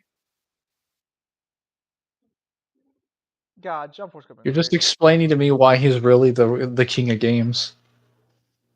Objectively speaking, Kaiba's well, so this is where it gets a little complicated, because technically you could argue Joey's a better duelist than Kaiba, technically, because Joey can beat Yugi, whereas Kaiba can't, but Kaiba always kind of loses to bullshit, whereas I don't know if he actually Shadow Drew against fucking Joey. I don't think he Shadow Draws against Joey in character, because he actively has a sportsmanlike conduct with him, and he's best friends with Joey. He actually likes Joey, whereas Kaiba, he has a mutual respect for. That is a very different circumstance. So, for context, in the lore canon, Joey does beat Yugi after the events of Battle City.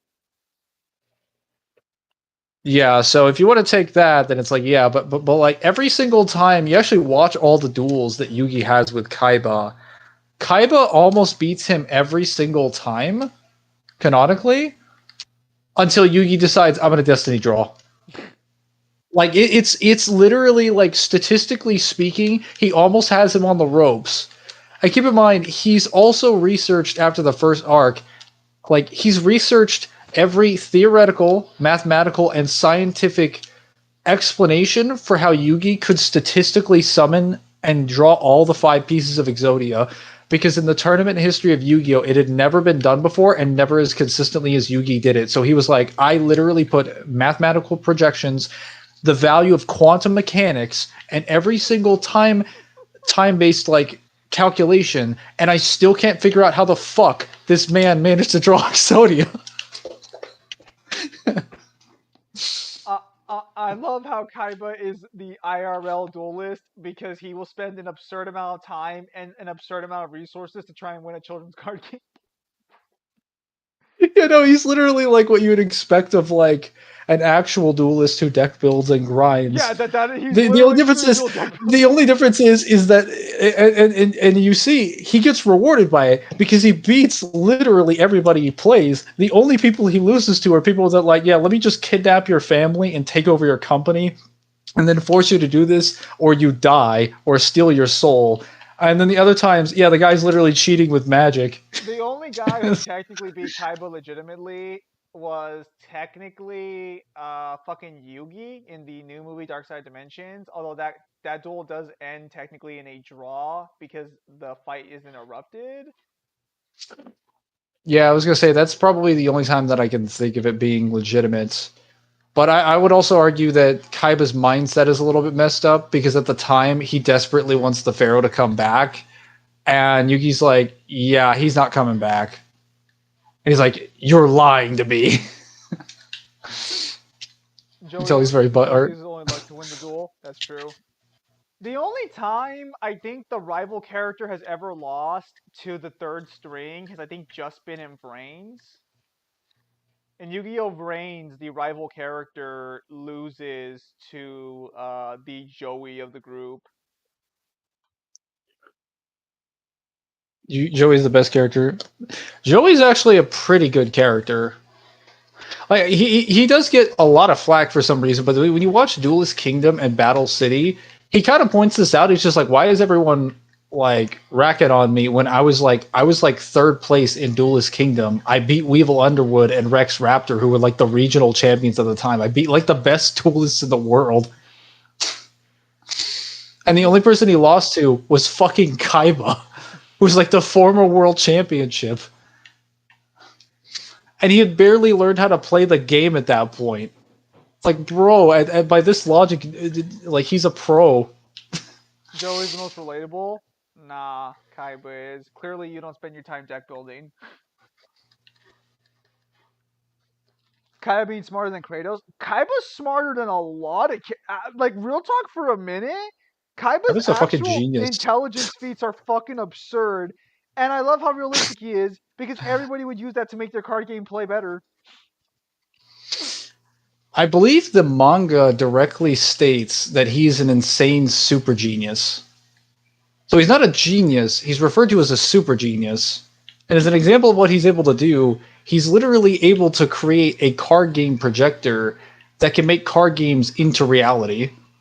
And not using like the holographic projections. No, he made a more advanced version that makes like everything that's an illusion basically identical to reality. Kaiba literally created technology that matches and exceeds shadow magic. Yeah, because in Dark Side Dimensions, his magic is on par with the shadow magic of Egypt. Or his magic, his technology. So the power of the fauna literally has the ability to rewrite reality and life as it sees fit. And as Kaiba's being absorbed, he's like, no. And then just like slaps his shoulder and just turns on that data, and then it just turns it off. It's so funny. Add Virgil in the field motivates all cards in the field, boosting their power level tenfold. Yo creo que tú quieres unpaid vacation accuracy? Yeah, unpaid vacation. Unpaid day off? It seems I have become Unpaid day off, see. one with the spider. It was kind of like Itachi. I will end up scaling Yu-Gi-Oh! At some point, but I'll need access to the guidebooks.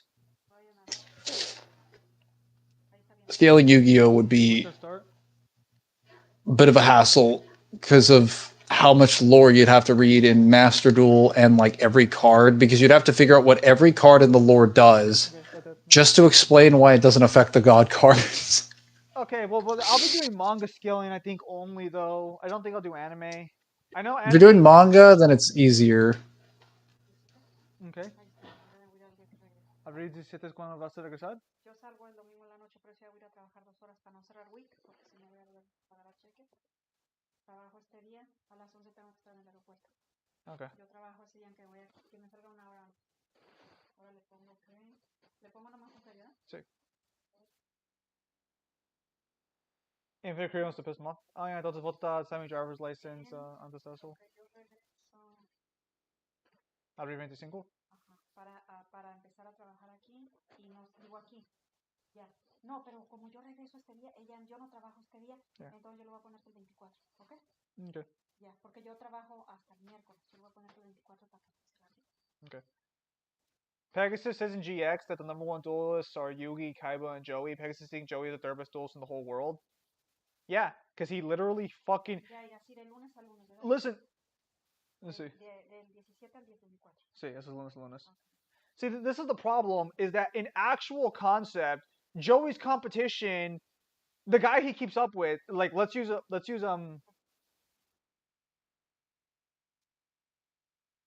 Okay. Mira todas las horas que tengo de enfermera. ¿Eso es unpaid day off? Perra desgraciada vieja, si estuviera el otro manager, mírame, hacía rica. Mira, Hang on, guys, sorry. Mira todas las horas que tengo de enfermera, 64 horas. No, eso no es. Hang on, ¿No son las horas que estoy pidiendo? Sí. ¿Qué le pongo? ¿Qué le pongo? Okay. Pues, púchalo ahí. Bounces. Mira qué dice. Okay, Mangler, help me out here a little bit. If you're asking for unpaid days off, you don't have to request any balances, right? I'm not entirely sure. Okay, pues te patas.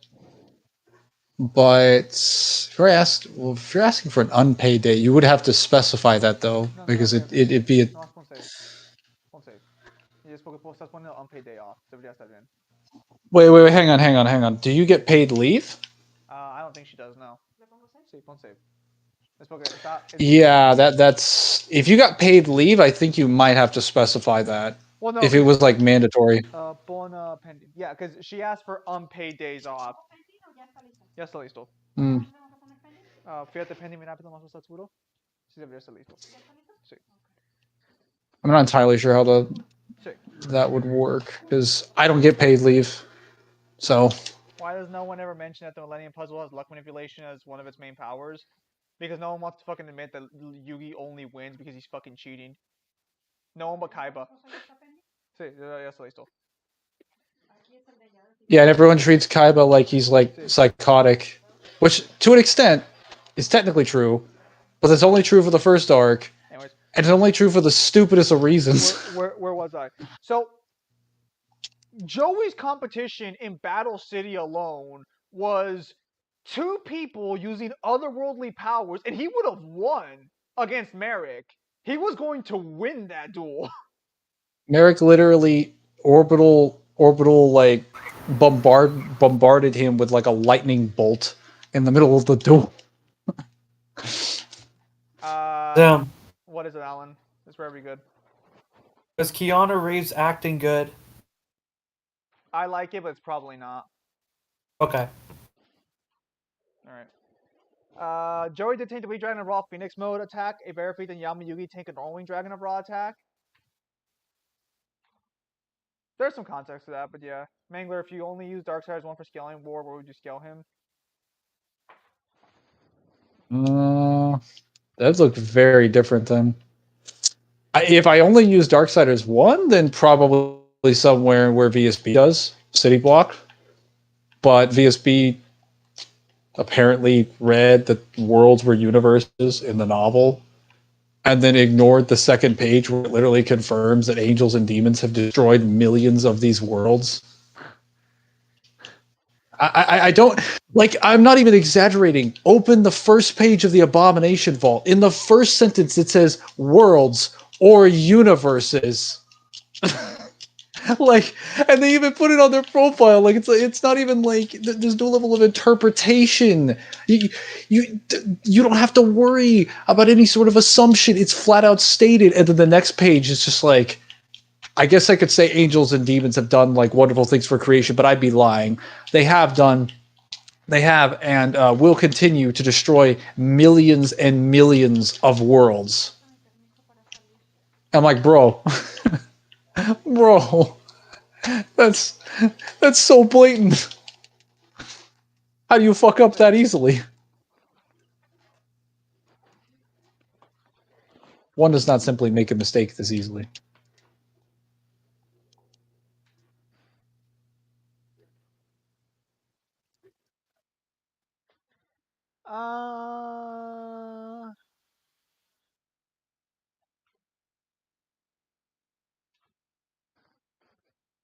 ¿No te dijeron Oh, ayudarte I a didn't. otro lugar? Sí, no, nomás me lo voy a traer conmigo porque tengo mi hija con mi green card.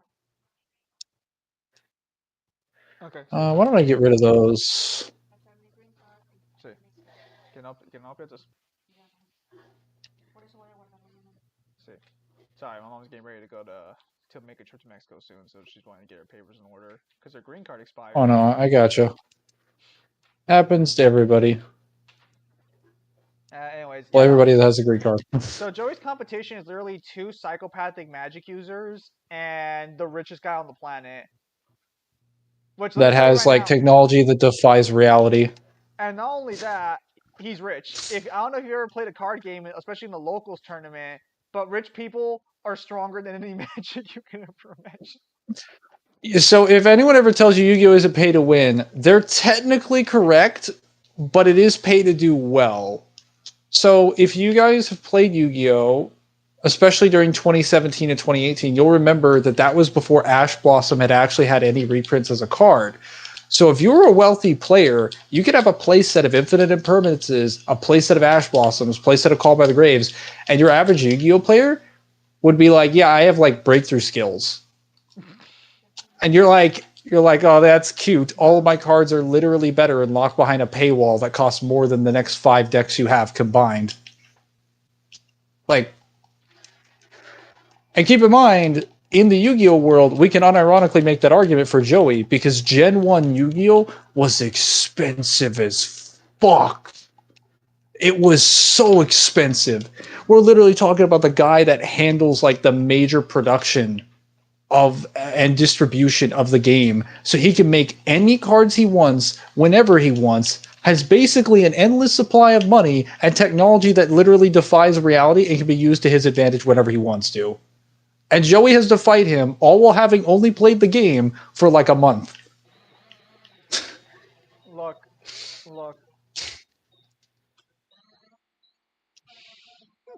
That's when I say that, that just sounds stupid, but unfortunately, it's. I also think Kaiba's the smartest guy in the Yu-Gi-Oh franchise, which would mean that he'd scale above other feats of intelligence, but I could be wrong on that one. I have not seen enough of GX 5Ds or things like I'd never actually watched 5Ds, ArcV, or Zexal or Brains. What I did do was I played the Legacy of the Duelist, like shortened summary of them, where you play through all the duels of the campaign. Oh, I know. I bought Legacy of the Duelist because it was like I'll still argue it's the best Yu-Gi-Oh game they've released, even with the update kind of killed it a little bit. I preferred the original version. I didn't like the Link update personally, but I mean, like, it did have more content. They did update it again to give it Master Rule 4.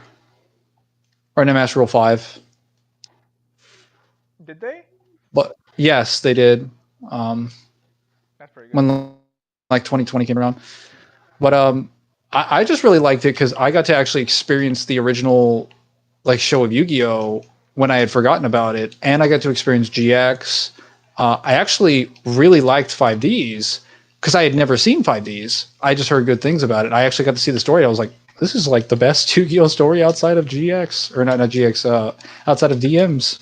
I mean, if I'm being honest, it's also, I'd still argue that Legacy of Duelist, at least the first one, was the best card game simulator they've released, period. I would take... No, 100%. They got like what?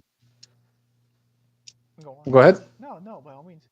Go on. I was gonna say, what else do they have to compete aside from like Master Duel? Like, is there like Legacy of the Soul or something? Like, Master Duel lacks from Master Duel just sucks because it's clearly a fucking cash grab and it wasn't a game first and foremost, which is just terrible. And then to top it off even further, it also is just too meta to matter. Because like when I was playing Legacy of the Duelist, I was afraid of some obscure cards like Gem Knight, Monday. Cuando venga Fabián, le dices que me limpie esa mesa, por favor, bien todo, ¿ok? Okay. Todo, y esa esquina, también la esquina. yeah, Legacy of the Duelist, I never really had a problem with meta, though. To be fair, I bought my copy on the Switch, so my main concern was connection, but that might have just been because the Switch sucked ass. No, I mean like the single player experience because like I didn't play online. I bought it by the time the game was dead, so I was just playing the single player experience. And like because of how they give you randomized cards, or more accurately, how they used to give you randomized cards, because when they made the Vrains update, they changed it from every duel giving you random cards to you can buy packs to get cards, which I don't know if I like that or not.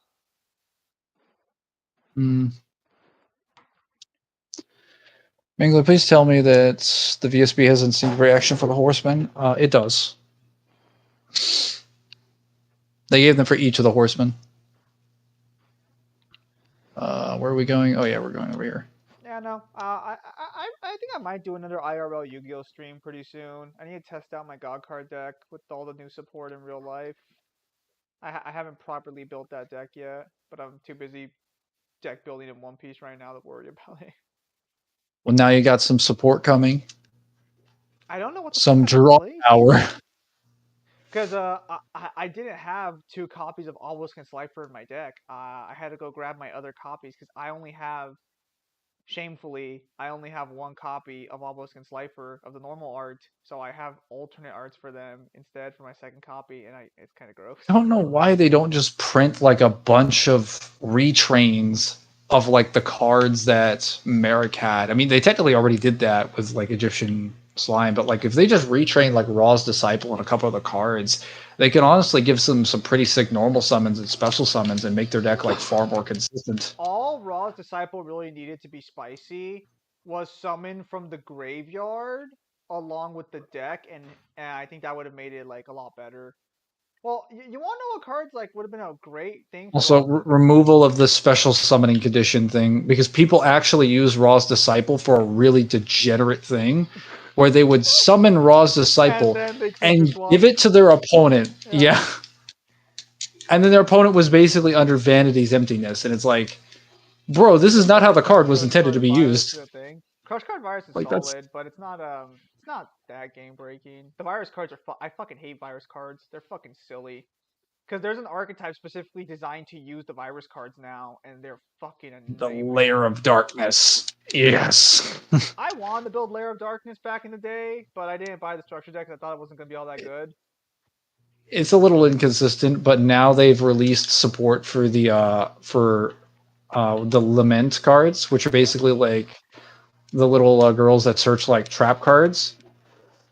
Some of them are kind of weird because they're basically like they revolve around banishing trap cards from the graveyard to search them, and they mainly see play in labyrinths now, but they'd be really sick in a Lair of Darkness deck. Speaking of fucking little girls, Trap Trick's structure deck is still out right now. No one's really buying it. Who could have guessed no one wants to buy little girls? I mean, you say that, but it's like a really, really powerful trap-based deck. Is Tamias the Knight of Destiny stronger than every God card? No. I don't remember that being the case, so probably no.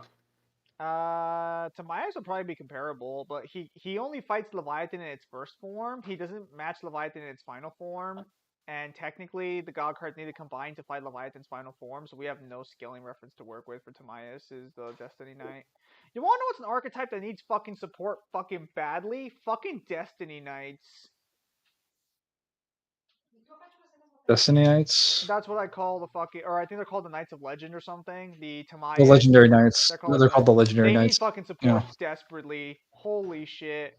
Dude, if they just retrain them, that'd be beautiful. I mean, let's be honest, we're probably going to get a Critias dragon soon because we already got a Tamias dragon. What will Critias even do though? The same thing that Tamias does. Yeah, but well, no, because Critias works with Blue Eyes, and it mainly works off trap cards. Like, so what? You just like Yeah. So you send a trap card you control to the graveyard, or banish a trap card from your yeah, graveyard but so to summon a Critias fusion monster. the only way Critias will be viable is if it fucking has a stat line of 3,250. Yeah, they can make it that strong. Well, it'd be viable because then you can search it with all the Blue Eyes cards. Well, yeah, no, they could do that. Like that's literally what they did for Tamias. They made Tamias specifically specify like Dark Magician so that Rod could search him and Illusion of Chaos could search him. I'm pretty sure they do the same thing for Blue Eyes. Swords of Brilliant Light would just work as like induced paralysis or like more like barrier, where like you're just stuck in place. I think it's both. Did he really not? Oh wait, I see what I have to do. I see what needs to be done. You know. There we go. I mean, Yu-Gi-Oh character like if you could card game characters can be pretty busted if they can actually fight with their card effects because they have so much like ridiculous fucking shit going on there. I get the mensaje. Every time I think of the God cards and how much stuff they resist, I just think of Master Duel and I'm like, man, all these solo stories, they're great, but they just buff the God cards. Tamias Knight of Destiny is more powerful than Infinity Attack, right? No, he gets Infinite Attack. He's not more powerful. So what Tamias, the Dragon Knight of Destiny does, and this is a really weird concept, he has an attack that launches power towards his other sword and bounces it back to his other sword, but it does it continuously to the point where it reaches infinity. I think VSB didn't want to accept that because they were like, nah, whatever, like infinite attack gameplay mechanics. But it's like, how much of the card game is gameplay mechanics when it's literally confirmed that the gods are doing supernatural things outside of and during the card game that don't involve the effects?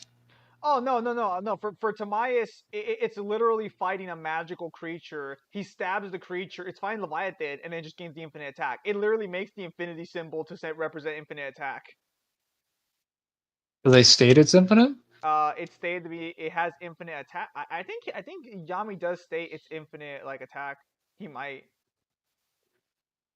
Yeah, then that's fine. I don't see any reason why that wouldn't work. All right, now let me explain how Obelisk gets infinite attack. You sacrifice the other two god cards.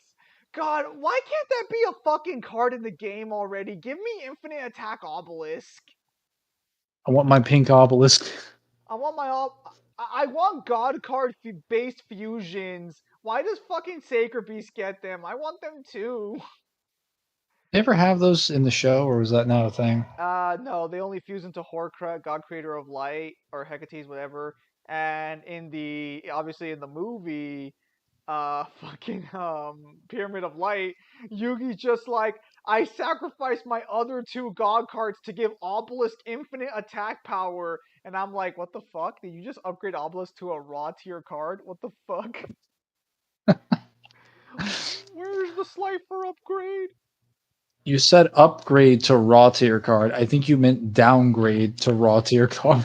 Unfortunately, in the lore, that's no, I'm right because well, you already know. Yeah, I know. I know raw is stronger technically. But fucking biggest load of bullshit I've ever seen. The most unrealistic part about the Yu-Gi-Oh anime is anyone wanting raw over Obelisk. Well, actually, That's raw why is whenever I better. saw raw having all that search support, I was like, that hurts my soul because Obelisk and Slifer are better cards. That's probably why you don't get the search support, dude. If you imagine if Obelisk had half the searches raw does, holy shit! Fuck, You imagine give me Slifer, just summon Slifer, and it's like, oh, it's for the rest of your opponent's turn. It cannot be targeted or destroyed by your opponent's card effects. I'm like, well, then my opponent doesn't get to summon any monsters for their turn. I was watching the I was watching or I was on Reddit minding my own business, and I go on the Yu-Gi-Oh the Master Duel subreddit, and there's one of the top posts is Okay, guys, can you please stop ash blossoming this card? And it shows the sniper trap card. Well, can we all have a gentleman's agreement to never play Ash Blossom again? No, apparently. The duels between Kaiba and Adam is so messed up. Yeah, it's messed up because Kaiba should have won that 100%, but the rules of the game were so convoluted back then that it makes no fucking sense.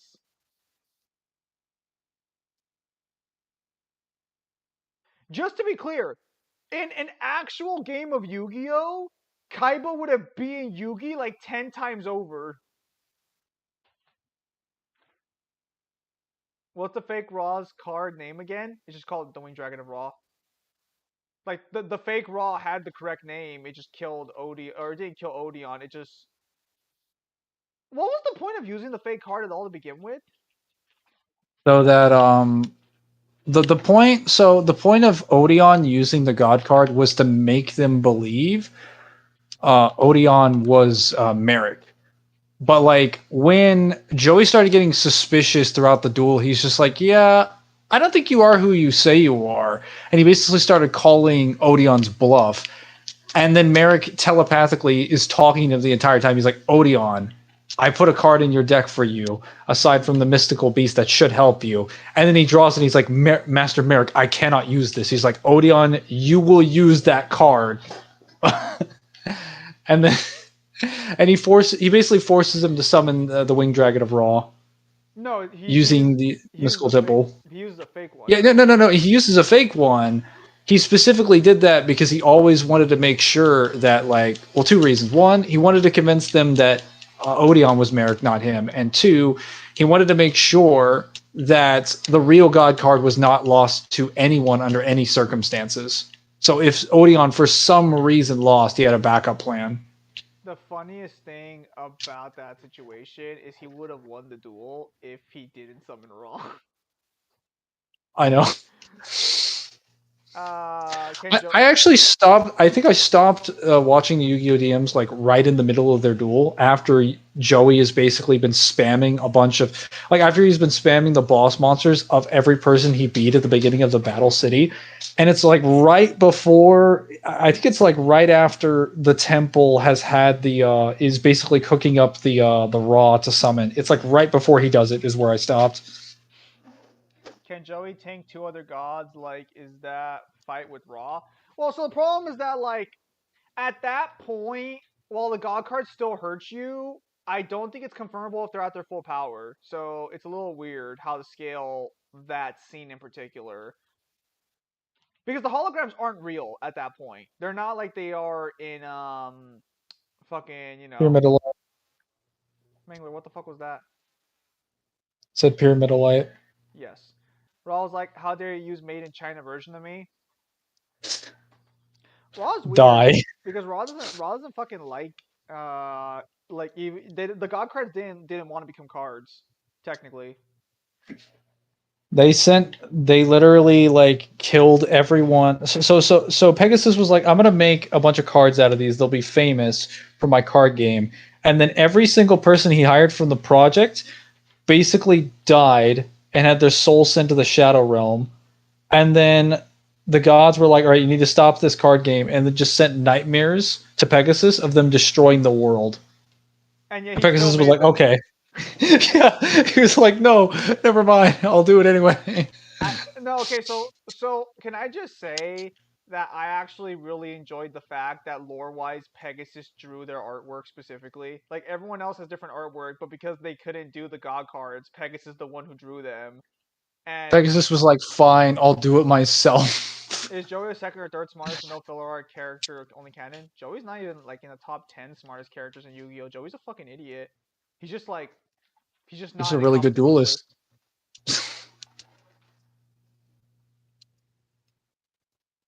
There we go. All right, we got that bomb now. All Joey has going for him is his best friend literally is the king of games. And that's it. The fact they allowed him to paint them is honestly pretty baller. Well, I think it's because he had the Millennium Eye at this point that... Well,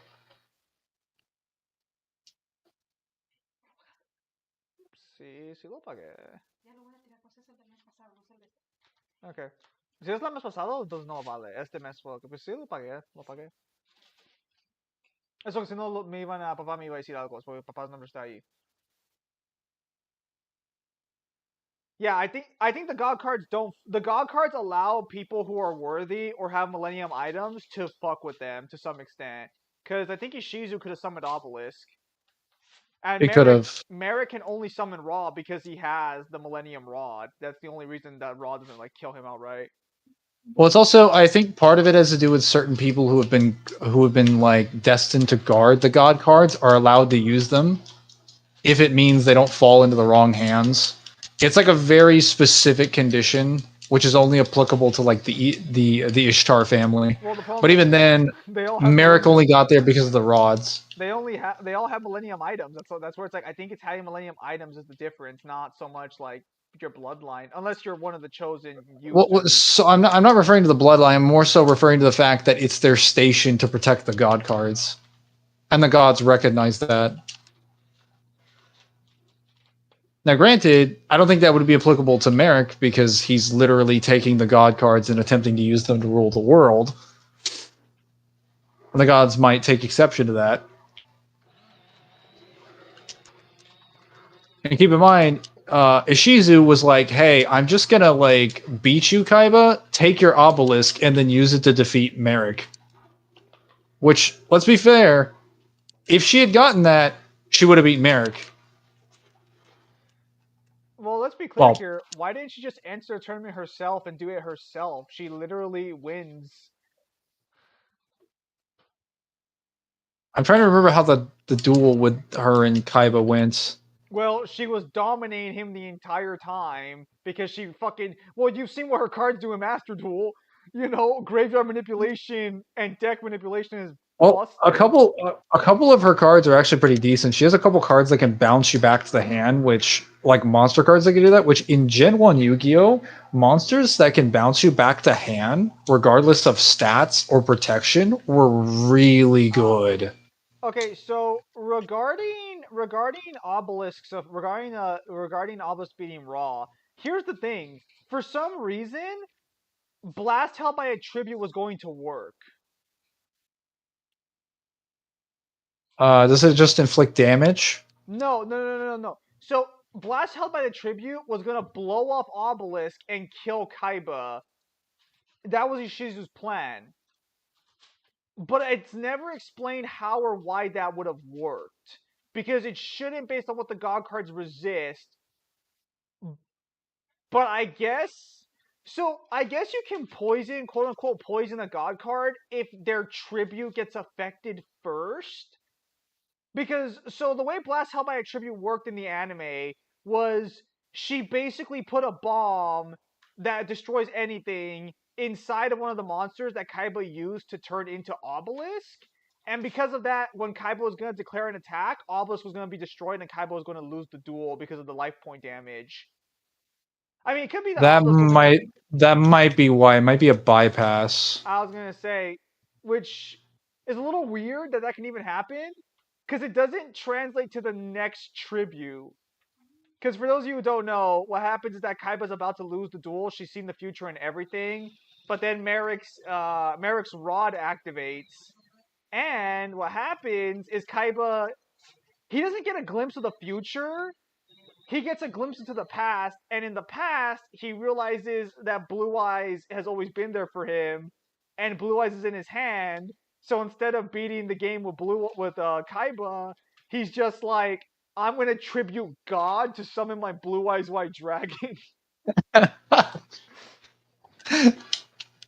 I only remember the Yu-Gi-Oh! Abridged version, and it plays out very differently in the abridged version. It plays out very differently in the abridged version. I believe it was something along the lines of a robot from the future told him to summon the Blue Eyes White Dragon. Yes. And I think the entire duel, he's basically talking to her about, like, your abilities are a bunch of hogwash. Nobody can see the future. And then, like, 5 minutes later, he's just like, how did you know you weren't going to summon Obelisk? He's like, because a robot from the future told me to. What movie fights better than Obi-Wan versus Anakin Skywalker at Mustafar? Green Goblin versus Spider-Man. Is the fusion of spells with monsters like Duelist Kingdom actual lore? Yeah. Like monsters directly are fused with their like even unions. I think fall into that condition. Like they have actual like morphing and changing effects on their bodies. Wait, I went to the wrong room. Yeah, no. So yeah, so Kaiba's like, why is the blue eyes white dragon like speaking to me? And I'm like, Kaiba's finally lost it after all these years. And so then he's just like, all right, clearly I need to beat you with my loyal servant, not this trash ass god. Also, can I just say how stupid it is that Albus doesn't count as 2 tributes for fucking normal monster? Because he's special. I also love the fact that Yugi literally beats Kaiba because in the actual tournament because of defusion, a card he probably didn't even main deck. It probably wasn't even really in his deck. I was under the impression that Kaiba was running that. Was that Yugi's card? Yeah, so Yugi is apparently runs defusion. Well, the only reason Yugi beats Kaiba in Battle City is because he defusions Ultimate Dragon. I never understood that because it's like, what counterplay would you need defusion for? That's Did why you side for this tournament? maybe he literally just side decked defusion specifically for his fight with Kaiba. So I'm like, what a dick. Dude, they explain how the Pharaoh bloodline ended up in Japan? No, I don't think we ever learned about Yugi's parents or anything. ¿Me revisas esto? Es el DMV. No, es para ti, no sé de qué es. Oh, dice que es una real ID. Enséñame. Dice need a real ID. Lo fijo después. Tú decías una también. O sea, yo ya la tengo desde cuando. Tú no traes un Real ID. Real ID es nuevo.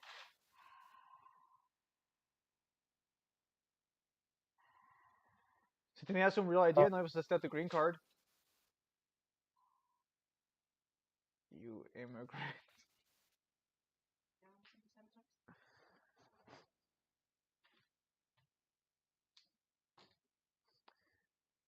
Yeah, no, never really explained. Oh, yes. The hook shot. I mean, the abyssal chain. Oh, I love Legend Obviously of not the Zelda. same thing. So Counter-Strike 2's gameplay trailer got announced. I was gonna download Counter-Strike 1, but if Counter-Strike 2 is on the way, I'll just wait till Counter-Strike 2 drops. Because it seems weird that a highly valued Egyptian family somehow ended up in Japan. Is there beta out for Counter-Strike 2 or no? You guys want to watch me pwn some noobs on Counter-Strike? Oh boy. Y el otro pinche platonista. Voy al pinche puto cuarto de algo. Ni siquiera se va a plata. Hang on, I'll be right back, guys. Oh, no, sí. Comió ramen.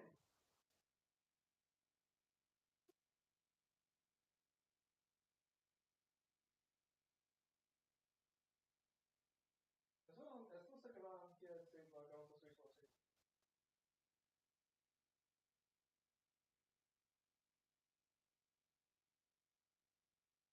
There we go.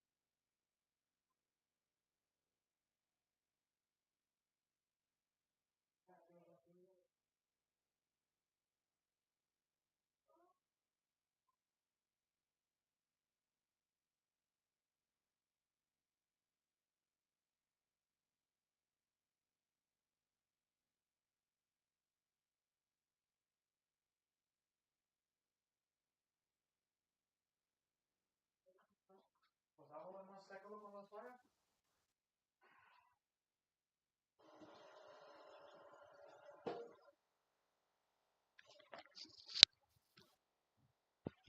Sorry guys, I'm back.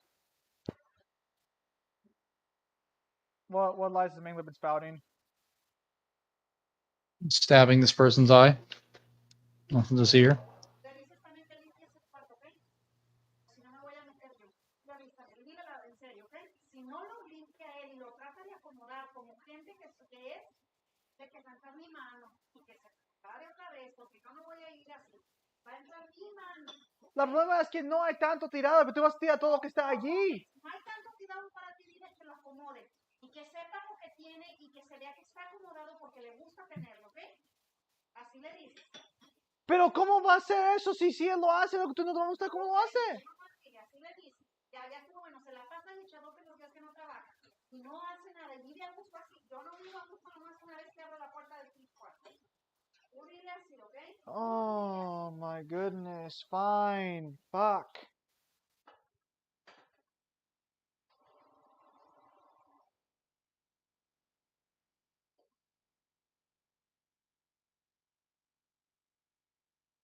When Adam somehow cheats and it works? Yes. Mangler War versus Goku equal stats with darksiders 1 only. I'm sorry, what? Equal stats War versus Goku. Goku loses. Easily. Darksiders 1 only. It was just war, then like you still win. Oh wait, just the lore from Darksiders 1? I guess. Then war would probably lose. Wait, well hold up. That's like what? Like Goku using like all of his source material versus like war with one fucking game? No, get that fucking shit out of here. Let's use chapter 1 Kid Goku then. That's not fair. At least use all of Dragon Ball. No.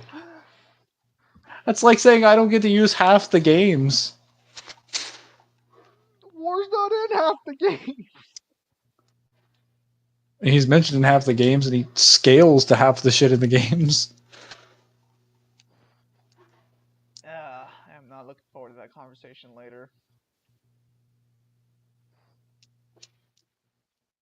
Do I want to know what that's about? It's not like super serious, just that my brother's kind of a slob in his room. So I had to tell him to clean it up, which is fine. The only fucking problem is the standards the standard team needs to do it to. The standard teams to do it to are not clear because my mother is not very clear about what she wants. I see. Okay, Emma. He's a total crazy.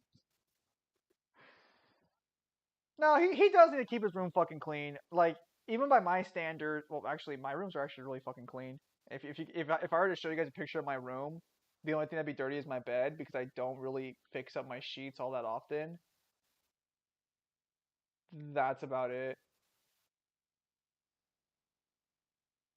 Then I have like 400 books strewn all over the house, which I really should buy a bookshelf for. I think my mom's getting tired of me adding more books to the piles everywhere. Oye, dime cuando hagas más bookshelves con una más grande allí para que lo pongo atrás de mi cuarto de computadora, ahí un bookshelf. Josué, no estés gastando nada, porque acuérdate que esta casa se va a vender. Yeah, pero puedo mover un fucking bookshelf, mujer. Y vamos a tener que mover todas nuestras pinches putas. Espérate que nos instalemos en otra casa. Mujer, Enseguida it's a bookshelf, lo puedo fucking mover. Nomás no. Pues ahí tienes esa. Ya está lleno ese. Ya tienes una bookshelf. Necesito una segunda. No, Josué, hasta que nos salgamos de aquí, porque para mover todo de mí te acuerdas si va a ser fácil. Nada va a ser easy. Yo tengo personas que puedo llamar para ayudar. Pero fine, está bien. I've been denied my right to a bookshelf apparently. Obi-Wan Kenobi versus Kratos with equal stats. I think equal stats. Obi-Wan The might Force? take that because the Force is more versatile as a weapon over Kratos' abilities. War gets all of his equipment and statements and hacks, abilities in Darksiders 1 versus Goku from super equal stats. Oh, wait, all of his equipment ability? Oh yeah, then yeah, he stomps then. Affliction, Immolation, every single special ability go burr. What changed? What did you even get from adding like all the lore? What did I get? I mean, the scaling that the lore gives. It's literally equalized. Oh, well, I already said equalized E1. It's just like, I didn't realize it was going back to the equalized situation. Yeah, I think Obi-Wan can... Okay, ama, di tu cosa luego yo hablo. Natasha, ¿cuánta gente tienes para trabajar en el piso?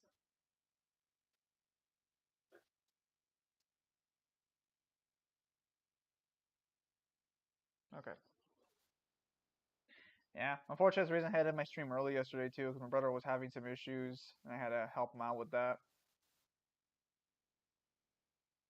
Coming to my stream time. Eh? That made a bigger mess than I thought it would. That's what she said. Oh, look at you. I know. I'm a comedic genius. You're in awe of my abilities. Sure. I know you secretly wish. How could you be as funny as that guy?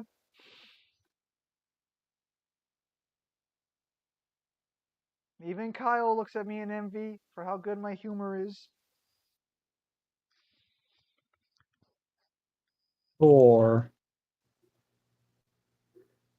Did you just say or? I said sure. Why do you say the U like an O? Because I can. You sound like you're saying shore, like beach shore. But see, what would be entertaining if I just said sure or sure?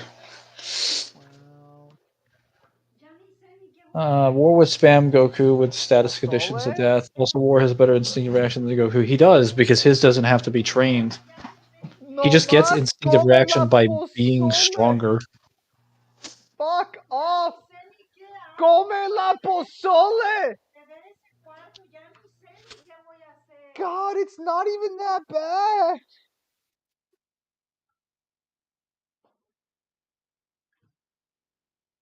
Then Pegasus cheats against Kaiba. God, this man never catches a break. That is true. Can Kratos break Obi-Wan from Form 3 defense? Technically, I don't think it's possible for Kratos to do that with Kratos' arsenal and abilities. Also, I think Jedi have instinctive reaction. I could be wrong on that one. With the Force, they could.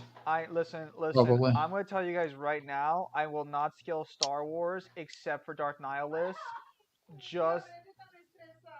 ¿Qué pasó? God.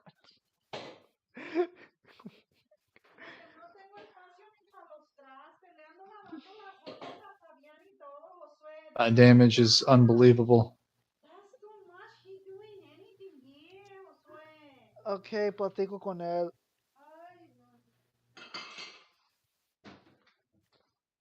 Hey, if you had a relationship with your son, I wouldn't be in this situation. ¿Qué? Eso fue para ti. Okay. Dark Nihilus, the planetary force Strangle Burr. Technically, it's wouldn't even get past Force Choke. Also, they do have battle precognition as a baseline ability, and Obi-Wan's very good at it. Jedi are actually absurdly good fighters. Wait, isn't this another Chosen?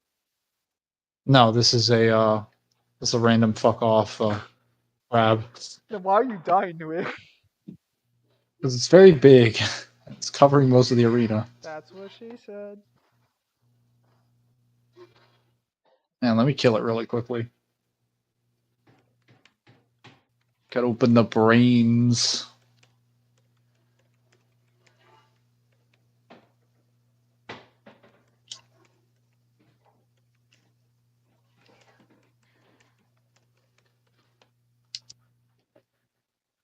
I need to look up any details in the guidebook to see how those seals in the wall got there, because if I can confirm that was put there by Skyla, I can confirm she has sealing abilities. What did I just see? explode out of the room. You just show up in her like lair, and she just has like a 5-prong seal on her boss room door. Like, what is that doing there?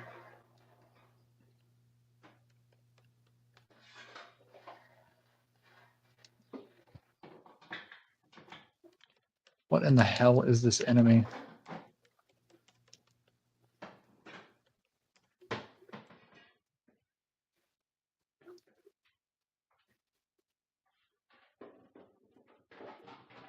Oh, I used the wrong. I used the wrong "your" there.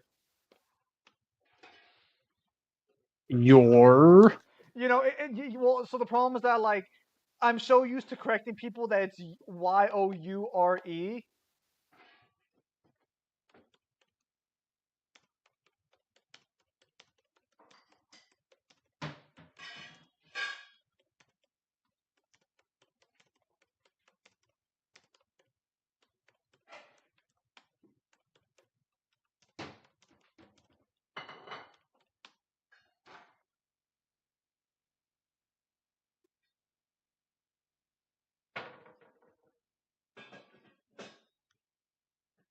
But this time was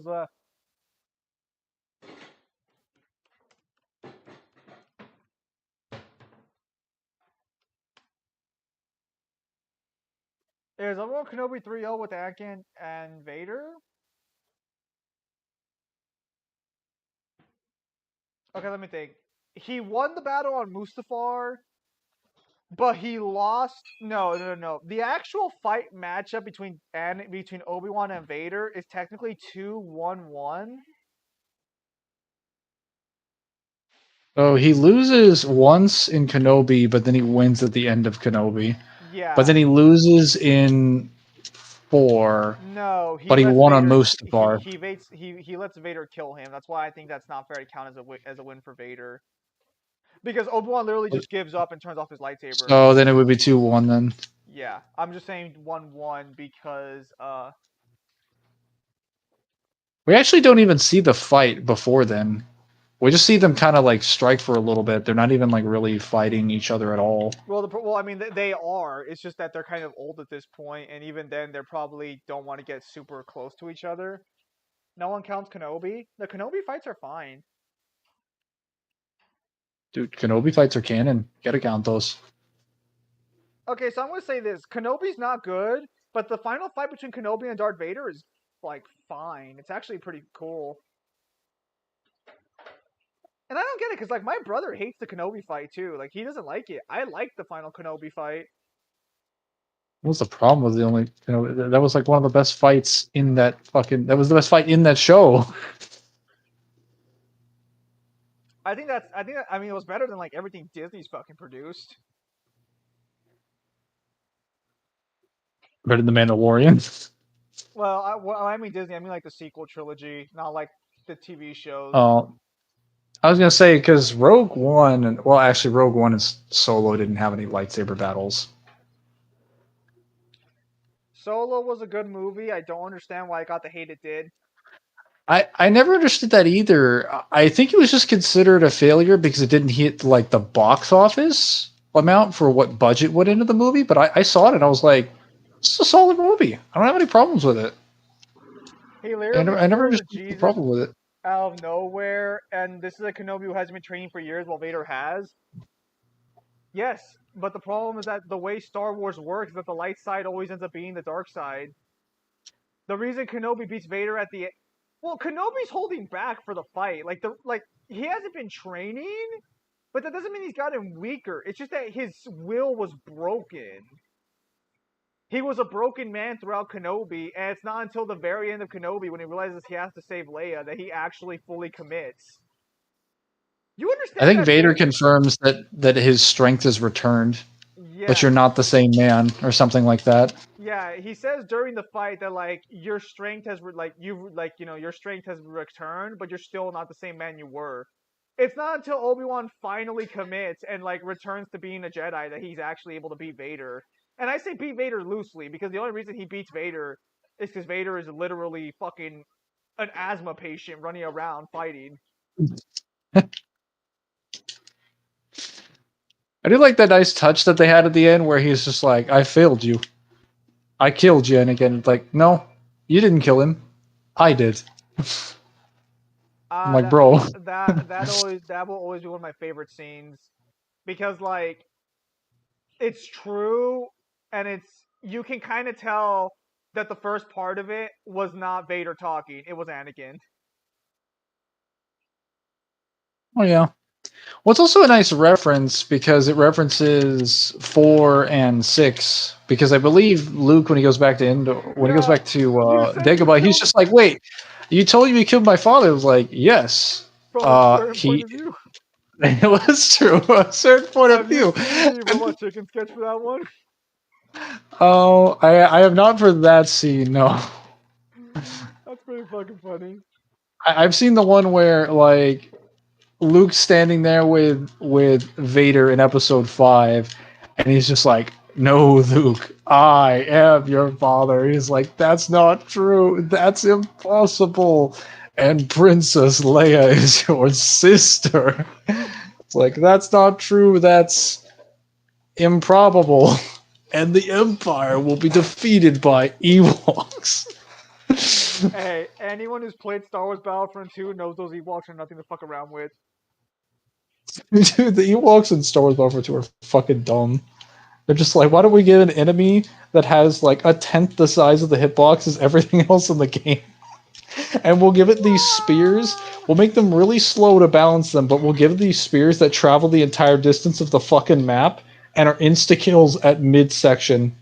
At your midsection. Not only that, the rocks will like air juggle you if they keep hitting you. The rocks will air juggle you and are more effective than actual concussion grenades given to the military soldiers. And I'm like, and best top part, you get a dozen of them per life and about 30 spears. You're also flanked by like dozens of Ewoks, a squad of which you can bring with them you at all times, and then just combo carry people into the air. Fucking Bro, crazy. no one ever wanted to play Indoor Hunt because they were like, bro, if I have to pick the snipers, we're done. See. What was your favorite? What was your favorite hunt in Star Wars Battlefront 2? Oh, that's a little tricky, but if I had to say, probably the Hoth Hunt with the Wampas. Because I could actually get behind playing against the Wampas, but also playing as the Wampas. Like, the Wampas were genuinely fun to play. Because they were literally tanks. They could move so fast. They had a bear hug attack where they just crush all the bones in your body. You walk up to a Wookiee and be like, hug. You're gone. It was beautiful. I kind of like the Tusken one to an extent, but the Jawas had way too much of an advantage over the Tuskens. You think so? Yeah, they were too small. They had the same problem with the indoor ones. Yeah, but the Now, granted, Tuskens they had didn't have like the advantage. the most busted They weapons in didn't. the game. So they had the arc blaster, which gave them good medium range. Now, if your team just played snipers, you could just zone them to death. Yeah. But you had to be a little careful because if you ran around the corner like super greedy with the Tusken Cycler, oh, those Jawas, those fuckers. At best, 2-1 or 2-0-1. Vader didn't kill old man Obi. Yes. So, regardless of how you want to take it,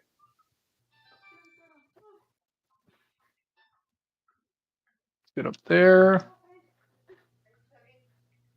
regardless of how you want to take it, Obi is Obi-Wan's technically got more wins than Anakin. What's happening? I'm getting messages. Oh yes, my cards are arriving. Oh, are they? Oh, I need to check if my cards arrived today for my One Piece game. Wait, what cards did you even order for fucking Yu-Gi-Oh? I had to finish my so I told you I was making my Chaos Max deck IRL, but I don't have Bingo Machine Go Go. You didn't Bingo own Machine Go. any copies of Bingo Machine Go? Nope. Bro, are you just a bitch? What do you mean? You ran Blue Eyes without Bingo Machine Go? Yeah, it costs like $50. Oh! It costs $50. Would you want me to bankrupt myself It costs to play Blue $50 Eyes? now? Yes. It cost like 30 when it came out, Hang on. and then it went up in price. Hang on. That can't be right. I have a full playset.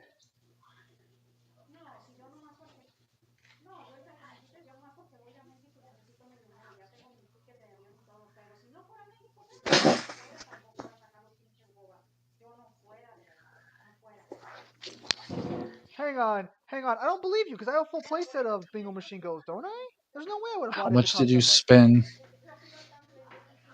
There's Bingo Machine Go number 1. Yeah, I got 2. Yeah, I should have a full playset. There's no way I spent that much money. Have I ever shown you my IRL decks? No. One of these days, we should set up like a Discord call and try and duel each other with IRL decks. Yes, I'll have to set up a camera, but I have everything else ready. I have all my decks. I mean, I probably have to modify them a little bit because there are a couple cards I wanted to order. We should give that a try one of these days. Yeah, I should. I did not spend $50 or $30 on Bingo Machine. There was a reprint for it. Hang on, let me check. Layer Cipher. Also, technically, this scene does confirm that Samael is more powerful than all the Chosen put together. And that War does scale in portion to a fraction of that power because he's able to kill the Chosen individually.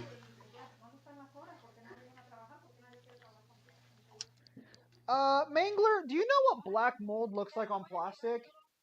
Or do you think it's just dirt? Because I don't get that deck box wet like ever.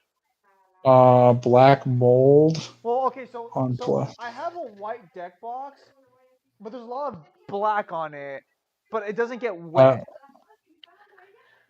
I mean, mold I think might be solid, but to be honest, it takes a lot to have mold. Like it takes a very long length of time for you to accrue mold on an object. Can black mold grow on dry surfaces?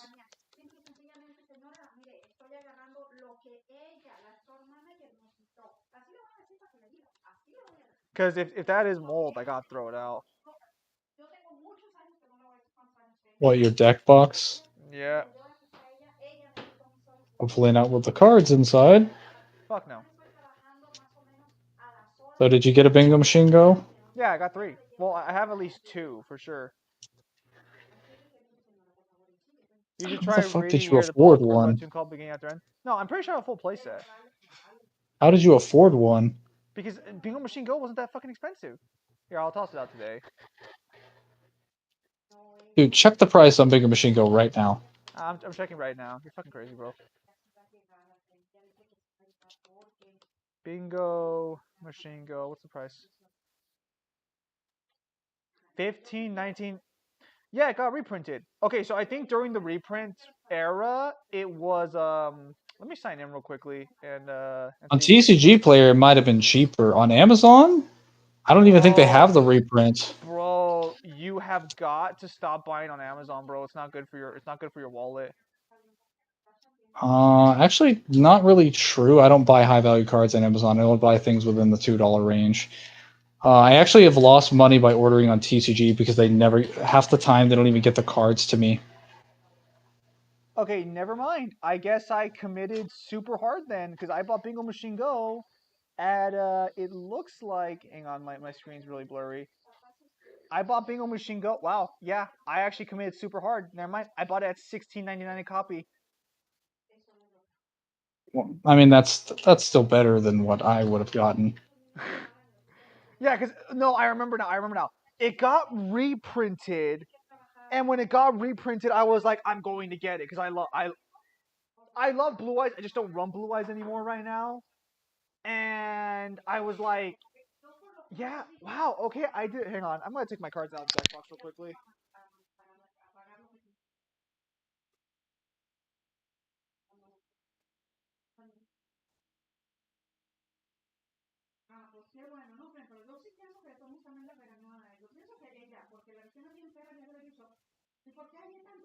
Oh, finally. Is that the boss fight?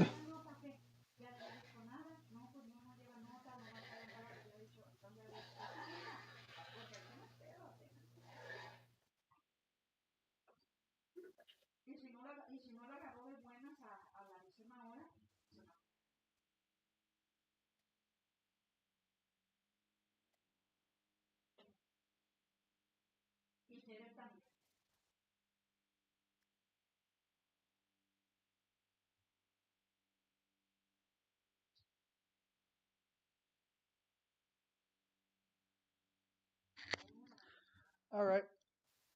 All right. I just had to move my cards. That's fine. I'm back now. Go back into that room and grab that stuff. That was easy. Well, I visit the card shop every Friday now to do some One Piece tournaments, so I guess I'll just go there and buy a new deck box. Maybe I'll spend some money and get like an actual good looking deck box. Wow, I did not realize I committed that hard to Blue Eyes. That's funny. Oh, wrong one. My bad. Yes. Only two Jack can break Oblong's defense, and that's Yoda and Mace Windu, right? Yes and no, because you want to talk about people who can break Oblong's defense. Count Dooku technically falls into that category. Just that good. I mean, you joke, but Count Dooku is like actually insane in terms of. I know. He's very, very skilled. He's always been known as a skilled swordsman.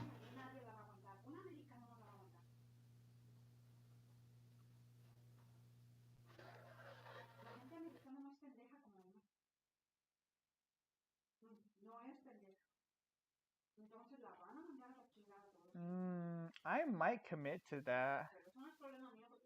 I need more of these cards to make my deck. We'll see. Yeah, alright. Well, that's a little lame that my deck box is super dirty. I'll just buy one that's not black, that's not all white this time. Or plastic, I guess. Because I had 3 decks in that deck box, along with all their extra deck. Because I had my God cards, my Blue Eyes, and my Vampires in that box. That's 3 decks that need to be moved around now. Boy. You know. Oh yeah, I'm gonna have to eat some soup tonight. Because my mother has been making this recipe that takes like 4 or 5 hours to prepare. It's like the most delicious thing on the planet. I'm going to be eating some stew tonight. Are you familiar with menudo or pozole? Pozole, I think I have heard of. Menue is what you said? So menudo and pozole are the same dish. It's just that one uses like chicken, the other one uses pork. I've heard of pozole. Yes. I do not know the details. Pozole is like hominy, I think is what it's called. It's like hominy in a red like chicken stew with chicken in it. So it is a meat-based soup, at least for me. I don't know about Mangler. Maybe. We'll probably be ending the stream in like half an hour or so because my brother's gonna be coming home to clean shit, and I'd rather. I'm gonna show up to the Black Throne, and then we can just like chill if you want to, and we can end the stream early because that was a lot of the game I did. That's fine. That sounds good. Yeah, because we can show up for a little bit. Then when my brother shows up, I could just like dip. Because yeah. I'd rather not be streaming in the kitchen when he's here. Understandable. Because he not only likes talking about shit, but he also likes blasting music. And, well, I don't want to get a copyright strike.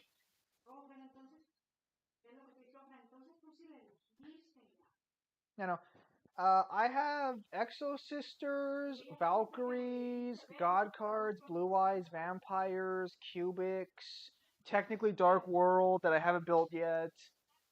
I think I'm missing another deck in this lineup.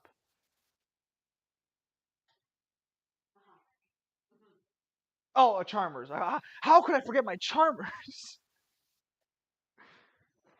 I think that's it.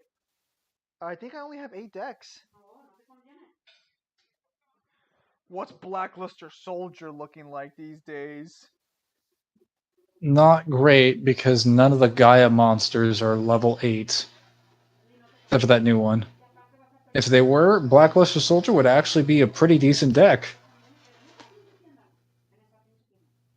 Pure Gaia is actually better than BLS now.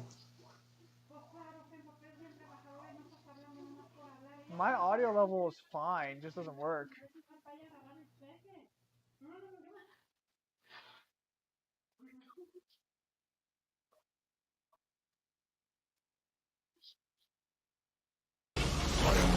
to a god, I can suck the marrow from your bones before you drew another breath. I could. But I too have a code by which I do business. About balance. Can I just say that's I appreciate that Samael's character, despite being, like, you know, such a dick, or like he's incredibly prideful. But I think he has a lot of personality. Well, no, I just appreciate the fact that he's not so prideful that he doesn't just immediately rip the heart off the floor and eat it. He doesn't like care about how he looks doing it. He just wants his power back. I was more interested in the fact that he's just like, I could just kill you, but a deal's a deal. Yeah, that's nice. Yours five Manglers can be cut. Oh, you want me to lower Mangler's audio a little bit? There you go. Hasai's asking for what concept of the multiverse is used in DMC2's novel. Many worlds interpretation. MWI.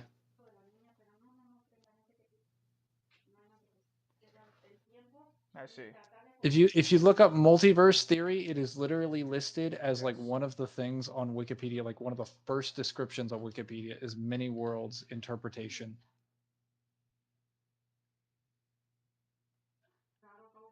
So now I just gotta write some notes in for the other side voice acting, put some notes in for dialogue, and I guess put out a post for a voice actress. So that'll be interesting to see how that story goes.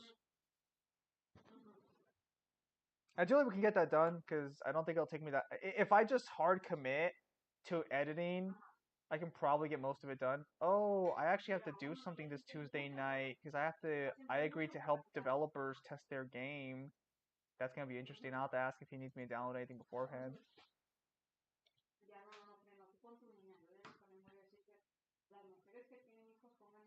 Canon Creel skills 2A with the statement. Yes, but there's anti-piece lower place. Does Record Ragnarok data book?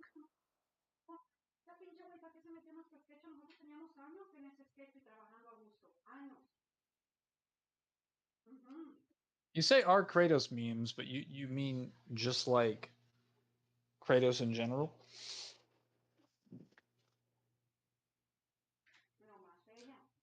You understand that like Bruno, when he agreed to that statement, he's interpreting it from what he interprets to be Kratos.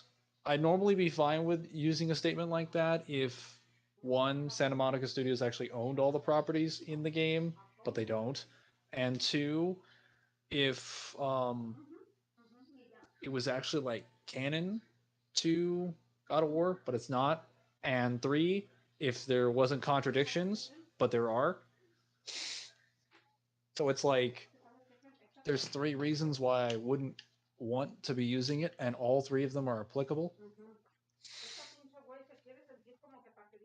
All right, let me see if I can. The fact that hers created entire social dual monsters is funny. It is. Oh yeah, I forgot to say aside from so 2A Kratos is back. Nice. 2A Kratos is back with so much anti-feats that's not even funny. That is, you can't even like viably argue with it. Because you have to sit down there, sit someone in the eye and say Polygon Man is 2A, and it's like, okay, but then let's talk about Kratos' source material. And here's 20 to 30 direct anti-feats. And you have to justify that. Good luck convincing anyone. Especially since the guy who asked that statement is literally a guy that would ignore and cherry pick his own source material. And asked a loaded question. Well, sorry, Zim. Well, I will say in reference to that situation, is also that in this case, that would be an example of an outlier. Because if you believe Kratos is multiversal, based off this statement, there's for every statement there's like a slew of anti-feats. I 1% think Simo will die the faster. Nonsense. Ooh, that was a very good pop on my neck. Oh! God, we've been here 5 hours. I know. So what are you planning to play after you're done with Darksiders? The series? Yeah. Well, because we're done with after this Mm. one, right? You're not doing Genesis, or are you gonna play Genesis still? I'm gonna play Genesis. You are? But yes. But we'll have to do the Crucibles for 2 and 3 at some other time. You might have to do the Crucible for 3, not 2, because you're crashing a little too much on 2 there. What if I went through 2s and then I started the stream when I was at like wave 75? What if it crashes? Would you be okay with that?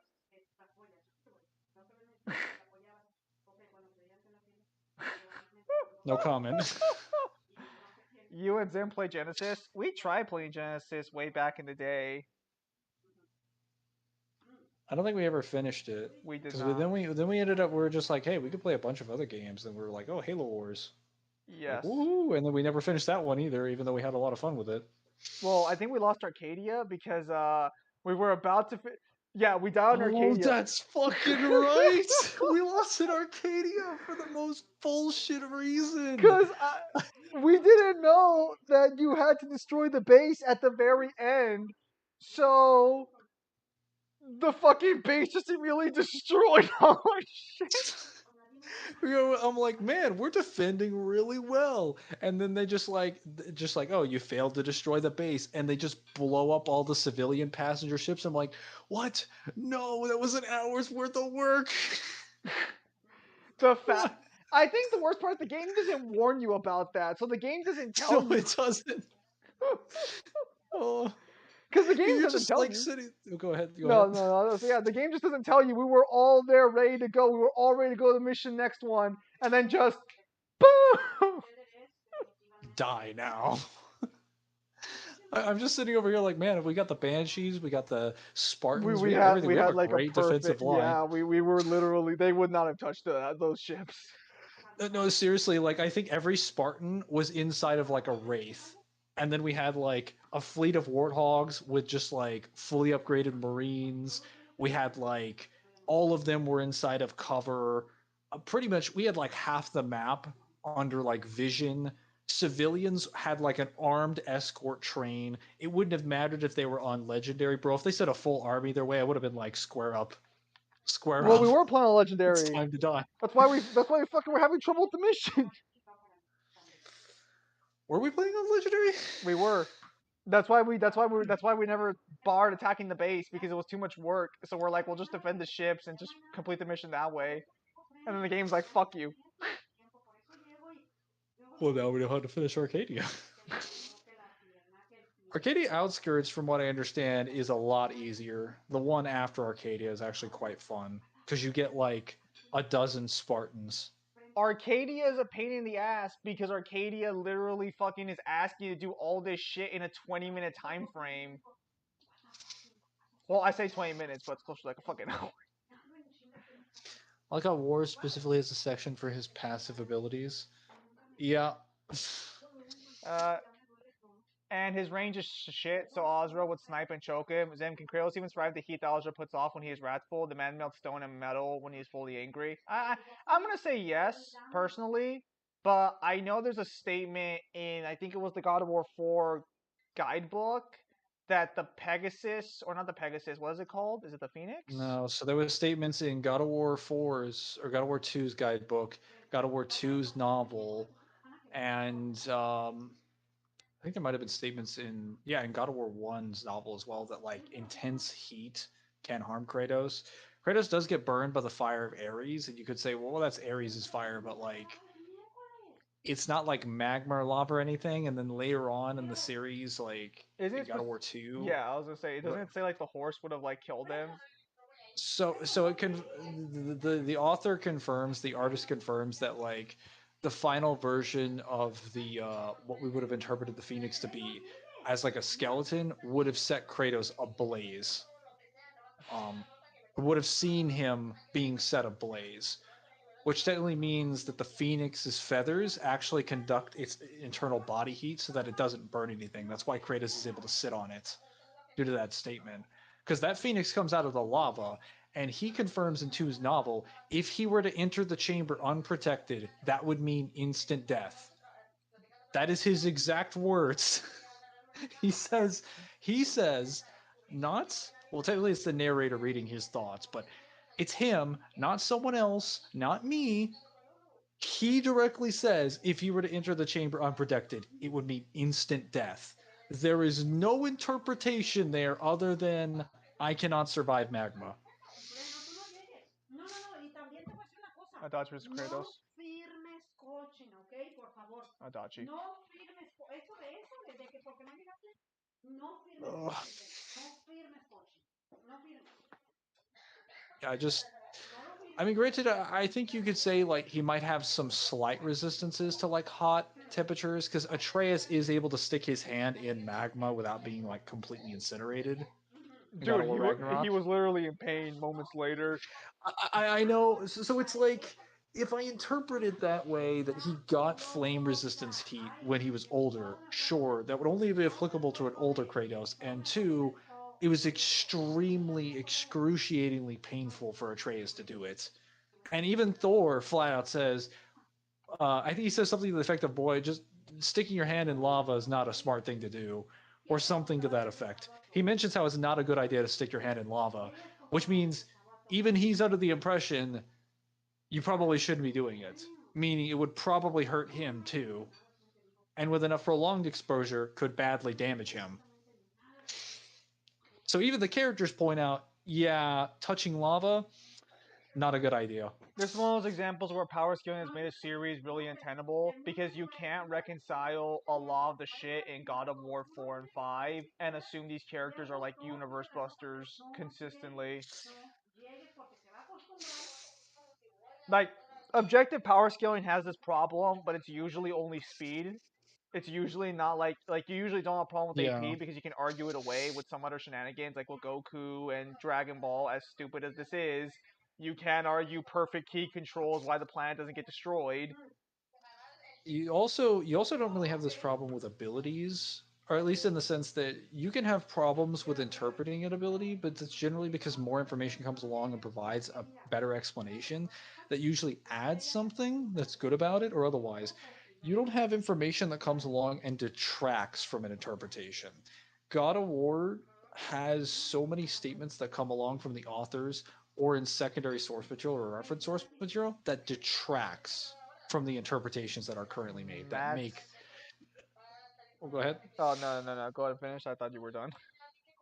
I was just gonna say, like, part of that's also because people have made like really high-end interpretations, but yeah, in general, it does not do good things for him. It only does bad things for him. Mad Saitama versus Kratos equal stats. I'm gonna give a hot take here. Kratos beats Saitama equal stats. Because that means Saitama doesn't get his passive power increase, which is his main fucking attribute that makes him dangerous. Saitama. So he can't survive. Oh, go ahead. Sorry. Saitama is a worse Goku as a fighter, which is saying something, but he has a way better adaptability, in my opinion. A way better like react. I guess yeah. I think like adaptability is the correct term here. Go on. I was just reading the comments. So he can't survive the heat that Azura puts off, since the man can create magma passively. He can technically do more than that, because he can actually kill the core of Vitra at the core of the planet. Like, he's not just burning a guy that's made of magma, he's burning something at the core of the planet that's made of the heat from the core of the planet. You understand how hot that is? Like, that's the hottest, like, I think temperature we have on the planet, and he's setting that thing ablaze. So you can unironically argue no temperature, like no regular temperature that Kratos has ever like endured heat-wise would give him enough resistance to survive the flames that Azura output. And that's before he fights Chakravartin. The one that fights Chakravartin has the generator from what's his name? What's the name of his friend, his rival? Yasha? Yes, Yasha. That is pre-Yasha generator. When Yasha gives him his generator, he gets more energy and more power after the fact. He gets stronger, and then he also makes a stronger form and gets more rage and more enhancements. So this is a weaker Azura. So Azra would kill Kratos just by getting close with just his heat aura? We'll see. Yasha, his brother-in-law? Yes. Yes. I mean, He's also his rival. yeah, I'd say they're technically rivals until Yasha gives up. Even Godline didn't do much to Azra. Hello, Daryl. It's been a fat minute since you've been here. His name is pronounced Daryl. That's what I said. You said Dural. I said Daryl. Uh-huh. Sure. How about Kratos somehow kill Genos? Okay, so the problem is that Saitama, when he's angry, Equalize does fucking nothing. You have to understand, Saitama, he is not a skilled fighter. He's good at learning shit, but his actual fighting style is dog shit. He's a Just gonna pure play some strength games fighter. in the background. Very well. We'll probably for like 20 minutes, then we'll call it there. Because my brother won't be showing until my mom leaves. Because they're not exactly on great terms with each other. What do I want to play though?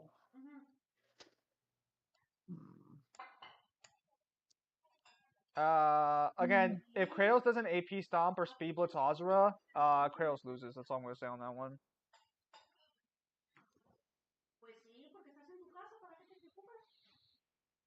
Oh, yeah, I wanted to test this out to see if I could actually do this. I want to see if I could no damage the Nightmare 3. Oh yeah, I get paid this week.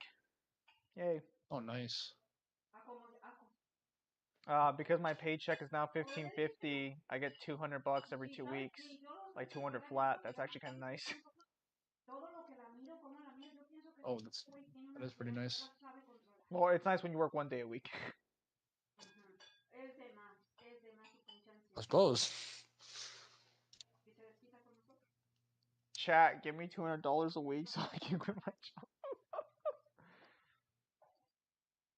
I do need another job though. I need to start making more money. I need to start investing in the SP 500 or SP 400. I need to start investing.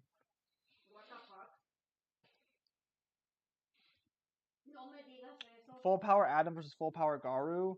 I'm gonna give that to Adam. Any pronunciation okay, me? Hello Zim, hello Mangler, hello Sparta. Yeah. I'm gonna give Adam the win over Garu. I think Adam takes that. You're trying to no damage Nightmare and you can't even no damage some fucking Frost? Yeah, I'm gonna have to come back. Hang on. You can't no damage this mission, bro. You're fucking crazy. You're not that good. You're not that guy. Well, I just needed the DT. Hang on. Why don't I just? You ain't that guy. You ain't that guy. Mangler, you ain't that guy. All right. What if I get through like 80% of the boss fight? Does that count? No. You know what? I don't even think you'll get 40% of the way to the boss fight before you take damage from Nightmare. Bold claim. Oh, there we go. You're playing on DMD and you really think you can no damage Nightmare? Nightmare 3, yes. Nightmare 1 and 2, probably not. What? You know what? Let's see the difference. Let's see it. Oh, right. The boss fight starts almost immediately. All right. Let's see this. Let's see this in action. All right. Look at Mangler's health bar. The second it fucking moves even an inch. Wait. He took damage. He already took damage. No. I haven't moved. I saw your health bar move. Oh, damn. Okay, that time I missed. You fucked me up. I didn't fuck you up. You tried to psych me up. Your health bar moved. You took damage. Saw the video I sent? Not the first time. It moved when I got hit with the spike. Can Dean with any weapon or inform, beat, or stomp Brecken or Ragnarok verse? I don't know enough about Supernatural to tell you. I don't know enough about Ragnarok to tell you. Well, now is this a conundrum? This is what we call an error.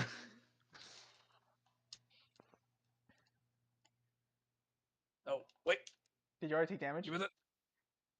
No, I didn't want to go down there yet. Okay, No. he's already taking damage. He's already taking damage. Oh no. I haven't taken damage. He's already Fail doesn't taking. move. Hang on, let me get some DT. He's already has to take damage. I don't even know why. I don't even know why he's trying to do this. He can't no damage it. I'm sorry. I should listen. It's like you should support your friend. My friend's making a very stupid decision. Friend is currently trying to gain some DT. All right, there we go. Anyways, where was I? Also, this is why taunt cooldowns were put in DMC3. Because you can do shit like that. Unfortunately, I don't have many people who are members, but I'm gonna send like the rough like edit, or at least some of the rough edit to the members to see if the video plan is working out as planned, and then I'll go from there.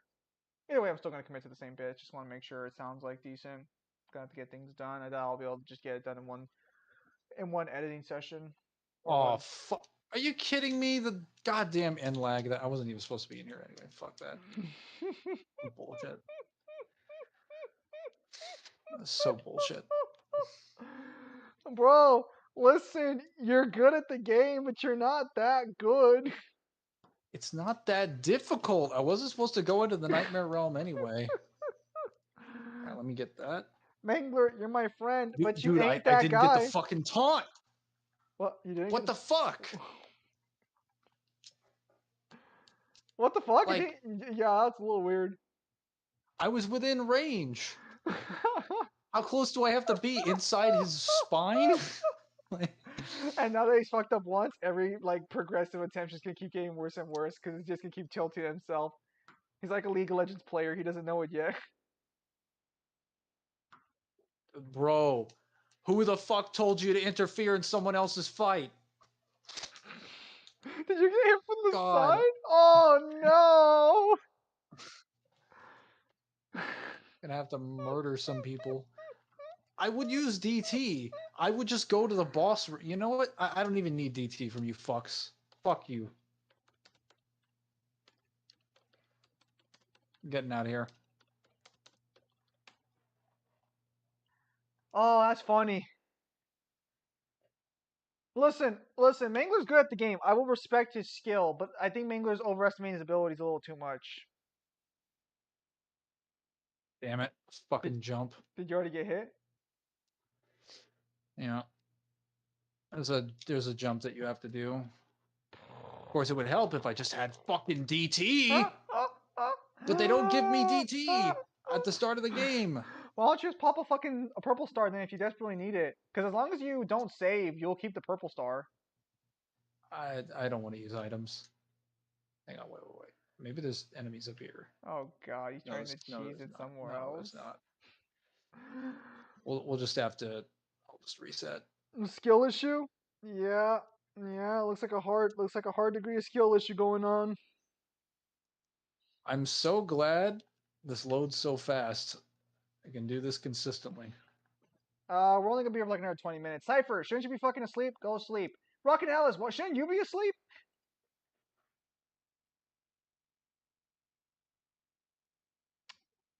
Whoa, fuck.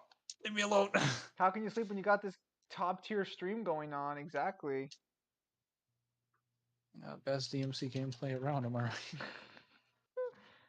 I sleep at 9 p.m. Eastern. Oh, so it'll be like 30 minutes. Yeah, because Mangler's 2 hours ahead of me, so you should be 3 hours ahead of me. Alright. Good roll, good roll. God, you did like no damage to him.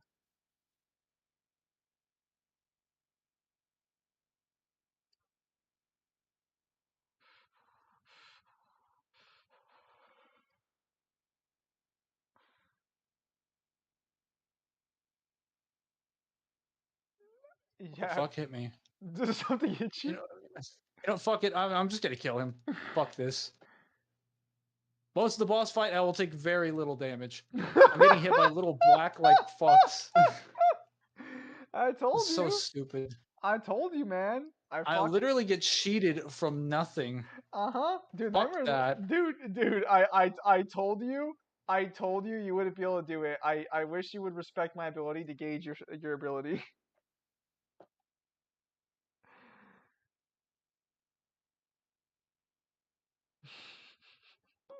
I know.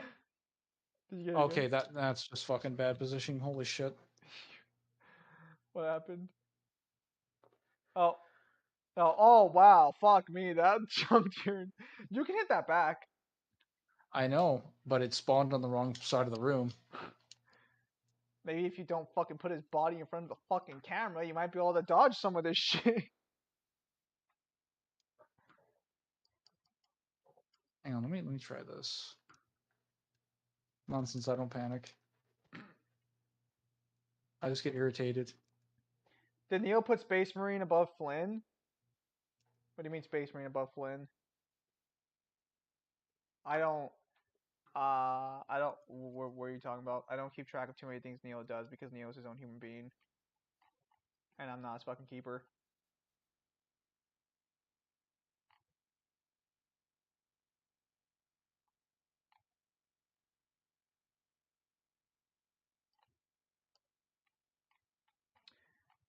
Oh yeah. I keep forgetting that Dragon Ball Z Budokai Tenkaichi 4 got announced because I've never played the other Budokai Tenkaichi games except for one time where my cousins tricked me into playing Hercule. Todos los huesos los pones aquí, ¿ok? Okay. Tricked into playing Hercule. Ahí está el plato. Oh, nice. So I was like, I did not play games. So like, all right, we'll recommend you a strong character to play, and they told me to play No, Hercule. no, he's fucking lying. Lying through his teeth. If you knew anything about the game, or maybe he just ran into a Hercule player that just spams supers. I'll keep that in mind, Rockin' Alice, but I'm too busy working on my own books and stuff because I'm working on my own stuff, Rockin' Alice, currently. I also have to read the Nier Automata book, and then once Lent's done, I gotta go read the High School DxD books to catch up on those and do reviews for those. Ok, cuando comas le apagas al pozole, ¿ok? Okay. Te lo dejé prendido para que no esté frío, pero cuando Okay. apagues le apagas. Alright, Mangler, I think this will be your last run with this one because after Yes. after she's gone, I'll have to let her know, and then you'll come home and Yep. yeah. Alright, fellas, I hope you guys enjoyed today's stream, more or less. A lot of you guys did stick around for quite a bit of it, so I'll take that as a good sign that you guys did enjoy it. There will not be a stream up later today. Devil should be streaming on Monday again. Some more Dragon's Dogma. I might not be streaming this Saturday because ideally I'll have the other side voice acting done before the weekend, and I might just dedicate my entire weekend to just like fucking hashing that out. O sea, ¿tú no vas a contar el fin de la... No.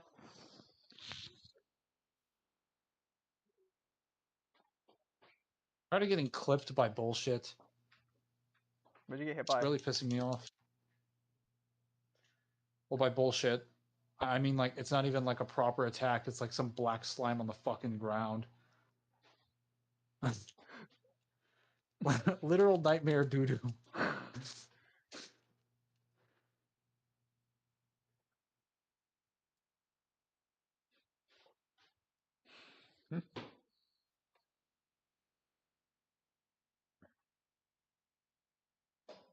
Ok, Jesús, Okay. lo apagas, ¿ok?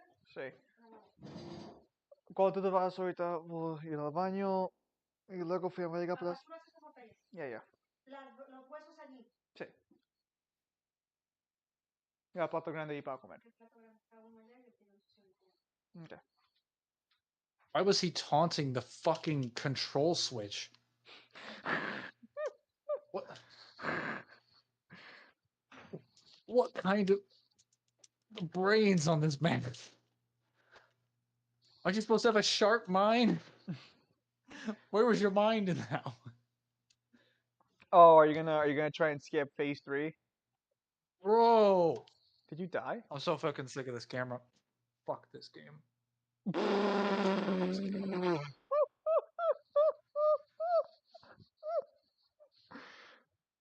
Holy shit.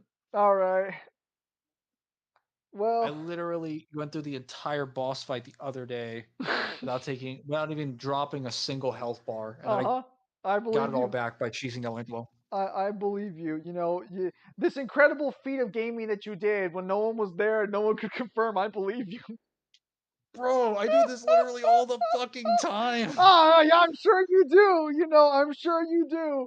Must be on your console. It lives in another school.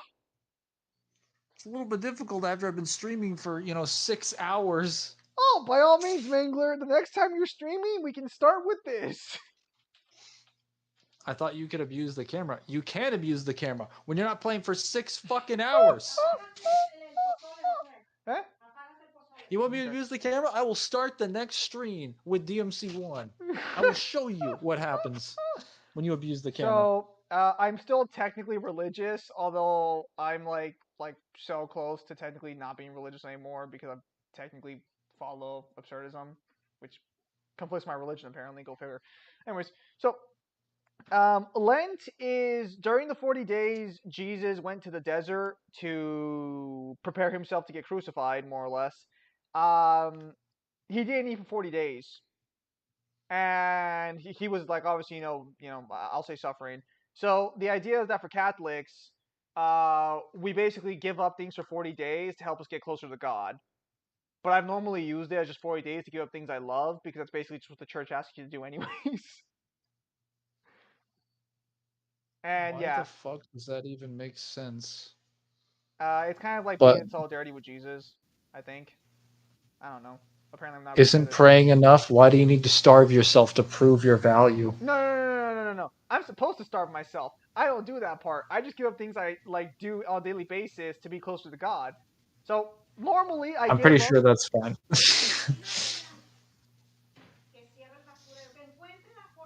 That's called fasting? Okay.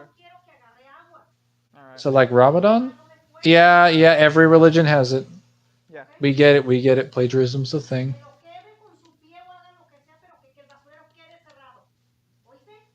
Okay.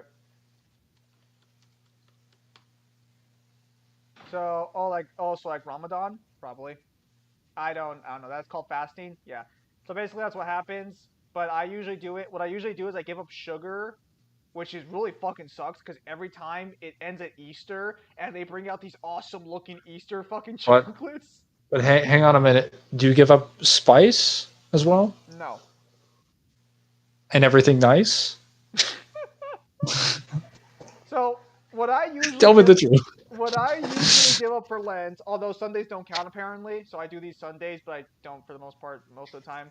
What I usually give up for Lent is candy, soda, and I love and like breathing, so I'll give that up too. Take it easy there. So what I usually give up is sweets, most forms of sugar, which has not been very good for me because my head has been hurting like a bitch, and I think I went through withdrawals. And content that is usually not found on YouTube or would That is have not wholesome. anything to do it's technically not wholesome, but I can find wholesome versions of the content. Oh. I would know- have to give up my That's how I know I'm dog. not addicted. That's how I know I'm not addicted. At least to that. Sugar, maybe. My doggo. Unfortunately, it sucked because I was working on projects with Newhan that may or may not be considered slightly unwholesome, and I had to pay extra money to get them done in time, so that way I could just get them over with before Lent started. Pay extra money to reach your non-wholesomeness before you hit your reset button. Well, so because I was working on a comic with him, and the comic may or may not be wholesome. I am wholesome, and yeah, I had to pay extra because that motherfucker charges quite a bit for the weekends. I appreciate a man who knows his value. Guys, I am wholesome! Mangler is wholesome. Unknown. Motherfucker, I'll kill you. Yeah, no. But beyond that, yeah. So Lent's kinda good, kinda not. Well, I was gonna use it to do my classes, and I have started them, But I kind of can just cheat in my classes, so I kind of gave up trying to do my classes during Lent. I say cheat loosely.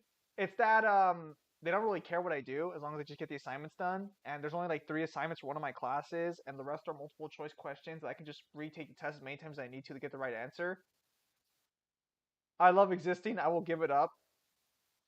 Technically, that would get you, technically. If you, so to be fair, if you stopped breathing and you gave up existing, you would get closer to God because you sure as hell wouldn't be here anymore. Anyways, yeah. So I that's think why. we're pretty much done here. Yeah, that's why I can't read High School DxD because it's technically unwholesome. Technically. So yeah, I am not fasting. Fuck that. Anyways, so with that said, ladies and gentlemen, thank you guys for your time as always. Have a nice day.